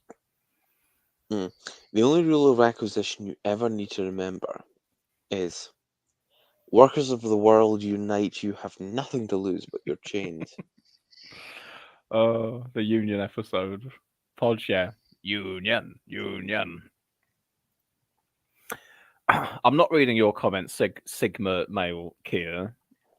It's beneath you as leader of the Labour Party. Not doing it. Not doing it. Gonna get back onto the topic at hand real quick. So, with 37 councils reporting in, Labour now on 348 up 49. Conservative 142 down 71. Liberal Democrats 119 up 20. Independents are on 47 down 5. The Greens are on 22 plus 11. They're keeping a very nice 66-33 ratio going on there. Residents Associations 7 plus 1. Swiss, that's not a 66-33 ratio. That's a 50% ratio. Well, actually, technically, it's a 200% ratio. They have gained half the seats. I wasn't far off in what I was saying. What I was trying to say, what I was attempting to communicate, is you're trying to communicate that the Greens have gained. Don't know me. You don't know me. What I was trying. But I have a higher mathematics qualification. You don't. What's your higher mathematics qualification? It's a higher mathematics qualification. It's equivalent of an A level. I suppose you do then. I suppose 22 plus 11 is an increase, technically. Right. Allow me to explain. Allow me to explain it's myself. An increase of 100%. Allow me to explain myself, and then I'll get to these new maps that Election Maps has dropped. What I was trying to say is that 22 plus 11 is 33. Yeah. Now, take 33 as the whole. 33 is 100%. 2/3 of that is 66 or 66.6 reoccurring, and 1/3 of that is 33 or 33.3 reoccurring. So when I was on about 22 and 11, and I said it was the 66 and 33, is that what I said? Yeah. That's what I was. That's what my brain was saying. That's what I was. There's one small problem, Swiss. The Greens don't have 33 seats; they have 22 seats. They gained 11 seats. If you just were to work out in percentage terms their increase, that's an increase of 100%. They have gained as many seats as they've held. Therefore, their net increase is 100%. I mean, the Conservatives they hold now 200% of the seats that they held. Look, Callum, let's agree to disagree. Okay, let's take the higher road here. Yes, I'm going to agree to disagree. I'm going to agree that I'm right and you're wrong. That's great. I agree oppositely. Yeah. The Conservatives have just gained 2 seats on Labour in Peterborough. Oh, that's always good. Oh, reversal. I am, however, going to go to bed. Okay, it is nearly 4 o'clock in the morning, and I was up to 4 o'clock last night doing an exam. You have been good company. You have made me work hard. And today. I'm fucking knackered. You have a good sleep, Mr. Ferguson. Me and Cameron will see this out. Oh, can I say one more result before I go to bed? Please do. Bretton, Peterborough, council election result. Labour, 44.5, up 9.9. Conservatives, 40.4, up 4.8. Liberal Democrats, 6.9, down 0.5. Greens, 4.2, up 1.5. Independents, 4.1, up 4.1. Labour gain from Conservative. Turnout, 28.2, down 0.3. I love it. And can I just say, Callum, before you go, you remember earlier when I said, what if we had an American watching and they heard you doing the shipping forecast version of the results? In the chat, we have Christopher Orfila, who says, as an American watcher, I find your stream intriguing. so it's come true. Christopher or Pilla or Pia, I don't know. Basically, if you have not heard of the shipping forecast, just look up the shipping forecast and just listen to a broadcast of it. Basically, the way I described the election results there is the same intonation they use for the shipping forecast. And the shipping forecast is just long-standing British tradition. It's a great tradition of British radio. That every night before you go to bed on BBC Radio 4, they display the results of the weather in the seas around Britain, and they give you the conditions, the wind, the choppiness of the seas, and they go around all the zones so that ships at sea can plan the next day's journey.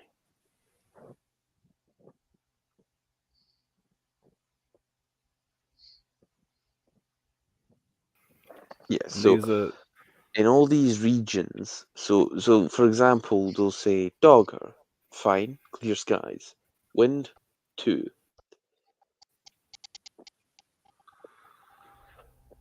And so on and so forth. And they'll give it, they tend to give it at about 2 in the morning, every morning. And the idea is that a fisherman might go to bed at 2 in the morning, read these results, and then when they wake up at 5, they'll know what the conditions of the seas are when they go out. It's the thing about being a maritime country. We just kind of got used to it. And every time I listen to the shipping forecast, I just fall asleep. It's very much a meditative exercise.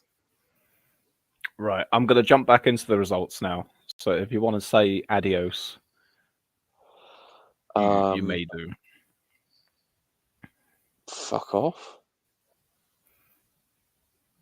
Well, it's you. It's you who is fucking. Yes, I'm going to fuck off now.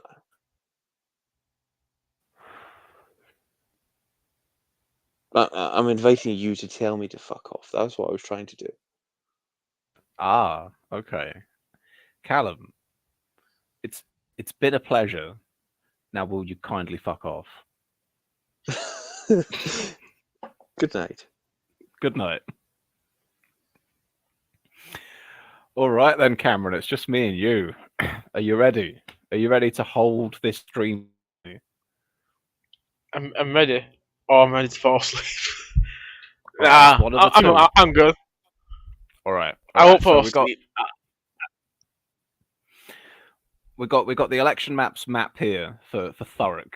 Labour's on 9 up 5. Tories are on 4 down 2. Indies on 2 up 1. Locals, I assume, are on 1 minus 4. This is how the map has changed. Council now is Conservative 26, Labour 19, Indies and Locals 4. It's a Conservative hold for Thurrock. We also have Plymouth. Labour 15 up 5, Independents 3 up 3, Conservatives 1 minus 8. My God, look at that. That's quite a bit of change there, that is. Labour have gained it from no overall control. The Tories, well, they haven't lost Plymouth. It was no overall control, but yes, there we are.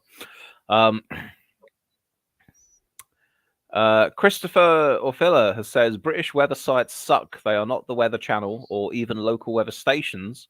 Most American TV channels actually have meteorologists, unlike the BBC. I mean, I suppose I can't. Can I dispute that? Do I know enough about our weather channels to dispute that or not? Weather channels, it's just like a 10-minute video on news. I don't know, but it's if you look at foreign forecasters like in other countries, how they do it differently. It's quite amusing. Do they have like more specialized people doing it then, and whereas we just have presenters? In some cases, yes, but other cases that have literal models do it. Oh right, I see. Trying to jazz it up, jazzing the weather Yeah. up. So that's why. Is that why, like in American TV shows about the weather girl on this thing or that thing, they'll just get I like, got. you know, It's not hot really women to America. come do the weather. It's not so much America. It's Latin America that does that a lot. All right. Like countries like Mexico and Argentina. I know for it. Let's put that to the test. Let's an America weather, what would it be? Show? No, not weather show. Oh, okay. Yeah. I see the point already. I see what you're driving at there. I see what you're driving at, Mr. Hickman.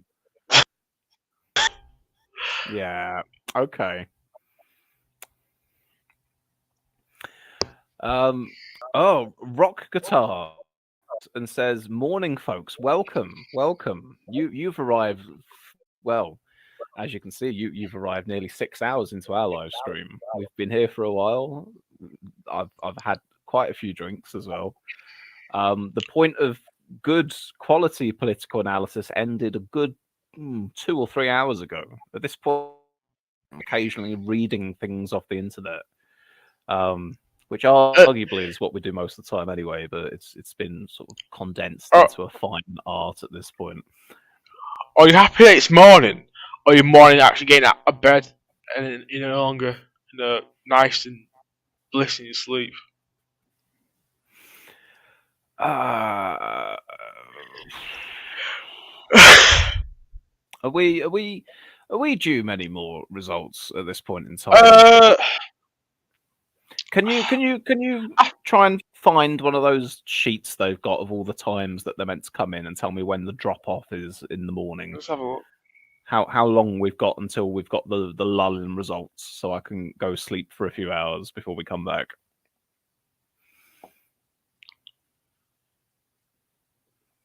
Have a look now.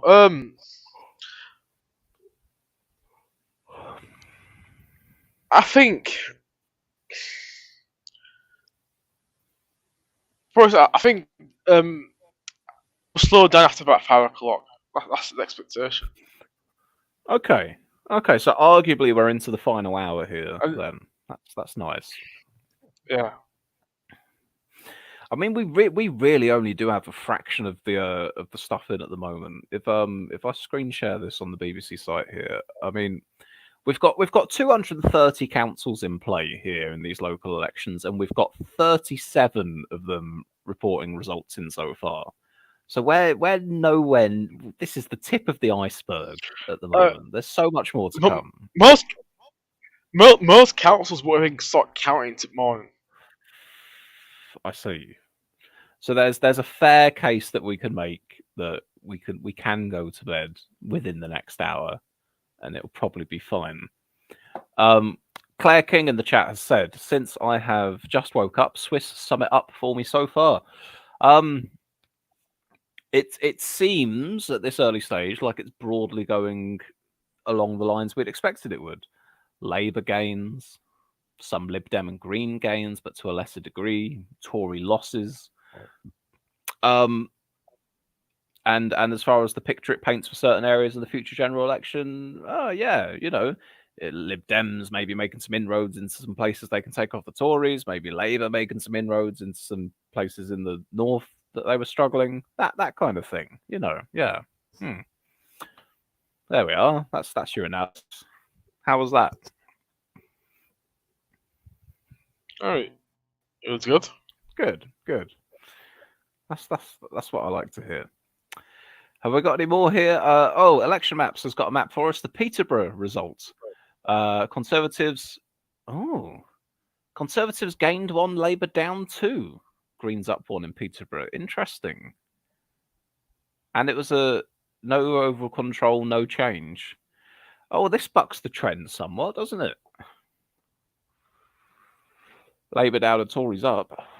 Ever so slightly anyway. Okay, there we are.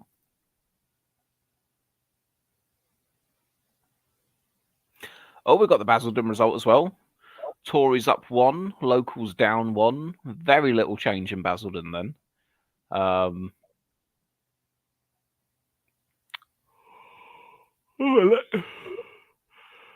Election maps coming out with all the maps. Right, dear viewers, I'm gonna Cameron. Are you ready to hold the fort for me while I go get one more drink? Are you ready to talk? I'll go on then. You ready to talk about hesitation, repetition, or deviation for approximately 30 seconds? I'll do what I can to avoid that temptation. You have at it, sir. I'll be back in just a sec. Right. So, based on what I got so far, from my thoughts on it, it's a good night for Labour, bad night for the Conservatives, and it indicates the general trend what's happening right next election, which I think will get a smaller, I'll say smaller majority by next election, and I think I'm back already. I'm back already. I've got no idea what you were talking about there. Oh, I was saying that looking at the local election results and the trend in the polls, I tend to think it's very likely we'll get like a small Conservative majority, not Labour majority. I am tired. A small majority. Yeah, I think that's a reasonable appraisal of where we seem to be headed at the moment. I think the big thing about the next general election really is just going, this is where we are at the moment as a sort of a now cast of if there was an election tomorrow, hypothetically. But where will we actually be in a year or a year and a half's time? Because there's an awful lot of room for things to change. And I do generally start to wonder at this point. I think it's down to one of two possibilities. Either, Rishi Sunak steers the ship relatively steady, the economy gradually improves, inflation comes down, maybe he notches up a few more points for the Tories, they start climbing into the early or mid-30s in terms of polling, and that's where they end up by election day. Or the Tories get embroiled in some additional final nail in the coffin scandal that even the fact that they've hit F5 on their Prime Minister a couple times can't fix, and it's just done and dusted, definitely Labour at that point. And then obviously I suppose what Starmer's doing factors as well. What, nothing? Yeah, nothing. But that's the thing, isn't it? If Starmer does nothing, if Starmer does nothing and Sunak okay, economy okay, Starmer fucked. If Starmer does nothing and Tories fuck it all up again, Starmer fine. Yeah, well, nothing unless it's to do with internal politics in the Labour Party. But yeah. Oh yeah, I mean, yeah, it'll give the left a good old purge. Starmer does that just fine.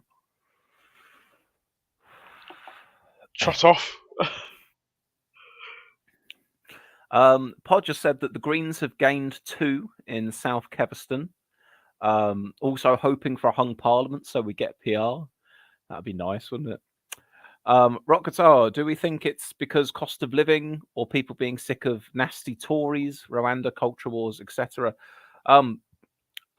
Sorry, I should add, Christopher Ophelia before had said, according to Sam Coates, Labour are up 11.5 percentage points in 328 wards that have come in compared to 2019, while Tories are down 4 points. So perhaps that was partly in response to there. I'd say, to be honest with you, considering that the last time that all these were contested was 2019, you've kind of got to take the sum total of everything that's happened since then as to why there's been this change, if you get me. You could certainly point to certain policies as contributing towards that, but I think probably the larger mood music in the country of the last couple years of Tory scandals and the economy being in the shitter, they've probably that's probably what's changed in a much larger way since 2019. So that's the general movement of direction away from the Tories and towards Labour in that time. But yeah, within that you can attribute certain policies and other bits and bobs. Oh, I think that people are just very apathetic at the moment. They're sick of politics, sick of what's going on. They don't have to do anything. I think that's how a lot of people feel. Does the turnout seem to be lower so far than last time? Because I have to wait to later on. I don't. Yeah. I really don't know. The thing is, I think the electoral commission is going to say something about whether voter ID is going to lead to low turnout as well. So. Well, that's the thing, because I think if they can actually form some kind of conclusions on that and actually be able to prove it with statistics or something to say yes, voter ID has equaled lower turnout, then that makes a stronger case for reversing voter ID than there is at present. Apparently, the polling station record every time the turn is thrown away without any ID. They do, but the trouble with that muddying the waters a little bit, from what I understand, is that they've also got greeters who are standing outside polling stations, reminding or asking people if they've got ID. And apparently, the difference is that if you fail to produce the correct ID to vote once you're already in the polling station, then it will get logged down and recorded. But if you're turned away by one of these greeters outside the polling station, they don't record it at all. So there could be a lot of, a fair chunk of the people not voting because of not having the ID being turned away that isn't actually being recorded down in the numbers. That's what I read, at least. And the other thing, of course, is just that without proper numbers on it, it'll be tricky because, turnout fluxes from year to year, election to election anyway. But it's certainly reasonable to say that there will be a number of people who have not voted in this election who would have due to the ID situation. It's just going to be tricky to say how many. But is it the case of people not realise they need ID, or is it people who actually don't have ID? Because I see a lot of arguments, especially about young people, so that certain ID types like the Oyster card, the over 6s can be used, but not that under 25. I don't stuff like that. I don't know how the Oyster card works. But there were a point about it that for young people, there are less ID types, but then for older, that would be accepted. I'd heard something about that, yeah. There's a huge argument, but the thing is, how many people over the age of 18 don't have ID? When I suspect most young people do have some sort of ID, because they're forced to whether to open a bank account or buy some alcohol. I mean, what I didn't realise until only about a week before the vote is that they were actually accepting forms of voter ID that had expired. That's how I ended up voting today. I used a provisional driving license that had ran out like a year or a year and a half ago. Yeah. As long it's as long as your photo's recognisable, then they're allowed to accept it. Just quickly, Christopher has said, didn't Hull vote 60% to leave the EU? Why do you think they have a Lib Dem council? I think just simply because although you can sort of map Brexit vote for leave against things like, how Tory an area might be or well, no, that's not necessarily true because there was places in the Red Wall that voted very heavily to leave, and some of those have remained Labour all the way through. Others have flipped Tory. But I think it's a case of sort of you will get places that are just exceptions to the rule. You'll have overall trends of a place is more leave leaning, it might vote this way. A place is more Remain leaning, it might vote that way. But it's not to say that that will always be the case. There will be other factors at play. Callum Ferguson sums it up much more succinctly there. Local politics is not the same as national politics. There will be similarities, and sometimes one can affect the other, but they're not totally the same. Let me pop back onto the BBC website here. I've still got bloody South American weather girls on one tab here. Saving it for later, are you? There are better things to find on the internet than that. We'll have a little poke here. 30, still the same 37 councils in. Labour up 60, Tories down 84, Lib Dems up 22.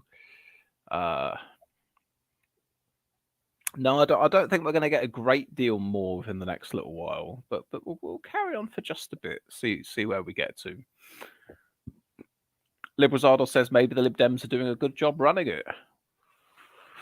That could be the thing as well. And the Lib Dems are very good at when it comes to council elections and the like. They do campaign locally on local issues. They don't sort of weave in. I mean, like Labour's done within this past campaign. At least the sort of the election literature that we've seen being put out online. They've been focusing a lot on national stuff. They've been talking about, the NHS and things, which doesn't really pertain to local elections. Have you seen like all Labour or Keir Starmer and lots of cabinet Labour MPs saying that if Labour were in power now, they would freeze council tax? That's saying that.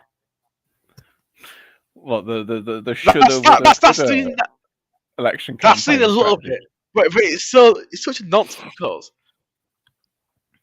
they're saying that if they're in power now. I guarantee they wouldn't do it. Vote for Labour on the 4th of May to freeze your council tax. All right, Labour, I voted for you. I've got you in my ward. You're running the council. Can you freeze the council tax now? Now is not the time. Circumstances changed. The page isn't economic. Anymore. Yeah. Well, I mean, hang on. Actually, there's a question. Are local authorities and local councils not allowed to set their own rate of council tax? Is that not within their permit to do? Because yes, because on the election literature that I'd received through the door from the Independent here, he'd said that there was a council tax rise that had been proposed or instigated or what have you by the, well, I don't know, but it had been voted for by the Labour councillors in the area and the Tory councillors in the area, and he said that the Independents were the only ones to have voted against it. So that made me think, well, so they do get a vote on this. There is a degree of them deciding it, or is it that they've only got the power to raise it but they can't lower it, or something like that? No, they can't lower it, but the thing is, the councils have to fund. The thing is, a lot of councils struggle to pay for the services that they need to provide, and they're quite strapped for cash, and that's the issue with that one. Sometimes councils can't afford to maintain the services that they provide and not increase the tax. So that's the issue. I think what Labour's proposes is like subsidise the councils by giving funds so they can freeze council tax. But at the very least, then we can say on matters like, our NHS, that's a different story. Trying to campaign on that locally. Lebrozardo says, one conclusion we can draw: all the excited talk of the Tories going dodo a few months back was overhyped. Are you talking about the low the?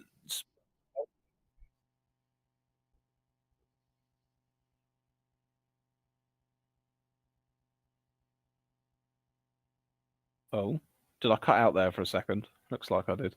I thought I did. Oh, I think it might have been me. Like as far as the locals go, we could well be on track for the Tories losing 1,000 seats.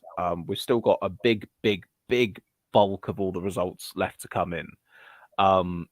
As far as the general election goes, yeah, it's looking a bit more competitive now. That it's still right now everything still seems to favour Labour. They're still up about 15 points in the polls, but that old saying, weak as a long time in politics, what about a year and a half?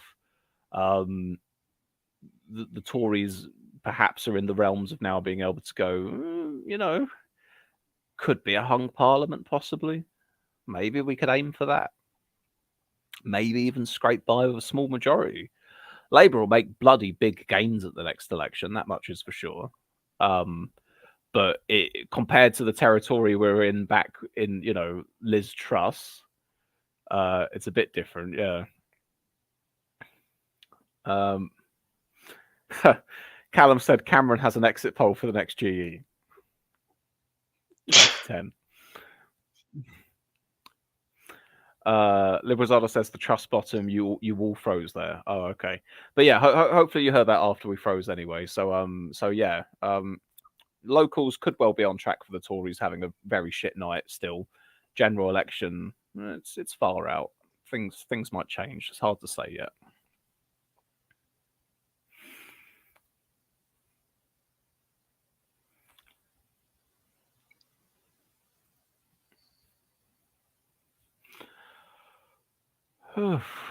We've got a few more results in, but not a lot has changed so far. I think we probably are nearing the point where we'll wrap up for tonight. Well, here's something. The amount of Labour wins the mayoral race in Middlesbrough. Oh, we've got something. Thank you. Okay, hang on then. Let me bring this up and Labour have defeated the Independents in Middlesbrough, so it's a Labour game. Here we are, Middlesbrough mayoral contest. Let's have a little look. Yep. So, it was fairly tight as well. So the Independent was the incumbent. Labour have just about squeezed past him, 40.2% versus his 37.4, or about 750 or so votes in it.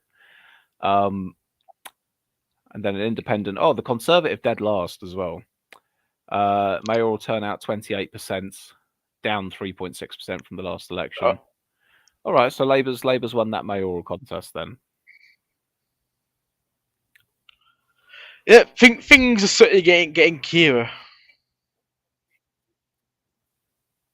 Getting Kira, did you just say? Yes. How dare you? How dare you?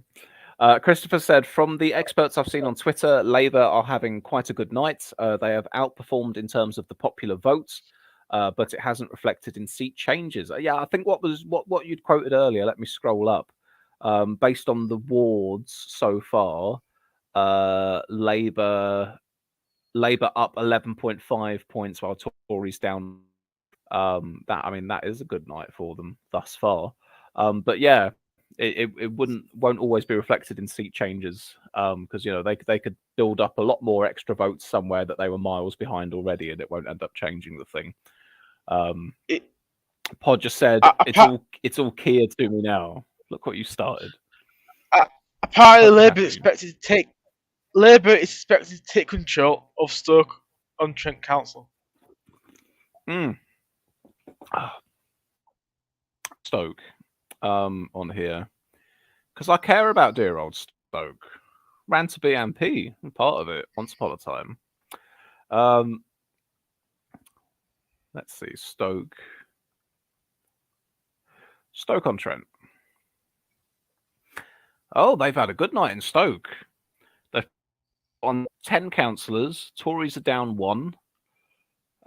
Independents down 9. Oh, the Independents have got fucked. Yeah, the Independents have had good, strong representation on Stoke Council for a long old time, and they've been battered so far.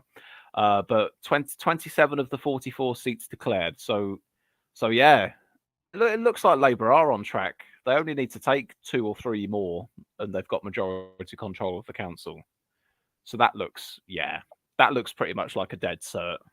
Labour taking Stoke Council, and if we're going to use this as a crystal ball for the next general election, Stoke is one of those areas that Labour lost to the team, and I reckon it's within the realms that they could take it back off of them. Certainly Stoke North. I've got a feeling that Gullis will probably be out. Callum has asked, when will you be back tomorrow? I'll be available late evening. I can't say exactly because it will somewhat depend on when I sleep, when I wake up, yada yada. But early after, it's safe to say I will be streaming during the early afternoon. So I will be back around the time that you're available. Liberzada says, listening to you guys ejaculate and see you cast out a poor Lib Dem councillor with the Book of Evil. But I felt bad when Michael left. I thought, did we really chase him off by reading the Dean Doris? Was that the line for him? But he's off. Well, thank you very much for joining us. Let me come back up to the screen. I'll give it a little refresh. We still got stuff coming in. We've even got a new council started with 7 to 38. But sooner or later we are going to have to go, and we are slowing down.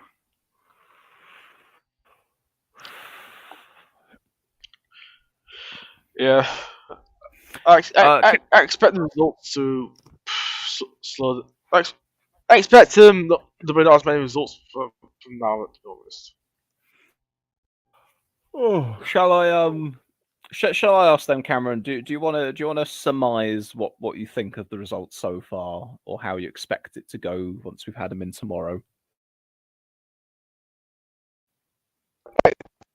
To be a very good night for Labour, as very proven to see. The Dems have been alright. I mean, the Dems had really good local election results last couple of years, but still a good result for them, but not as good as it was for them last couple of locals. The Conservatives, I'm trying to lose I don't know if it was 1,000. I don't know, but certainly going to be the whipping boys of these elections. I'm gonna stick with what I said, that the Tories will lose closer to 1,000 than it will be to 500.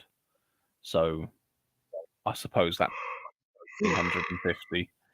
I'm just very much aware that we've only got 38 of the 230 councils in.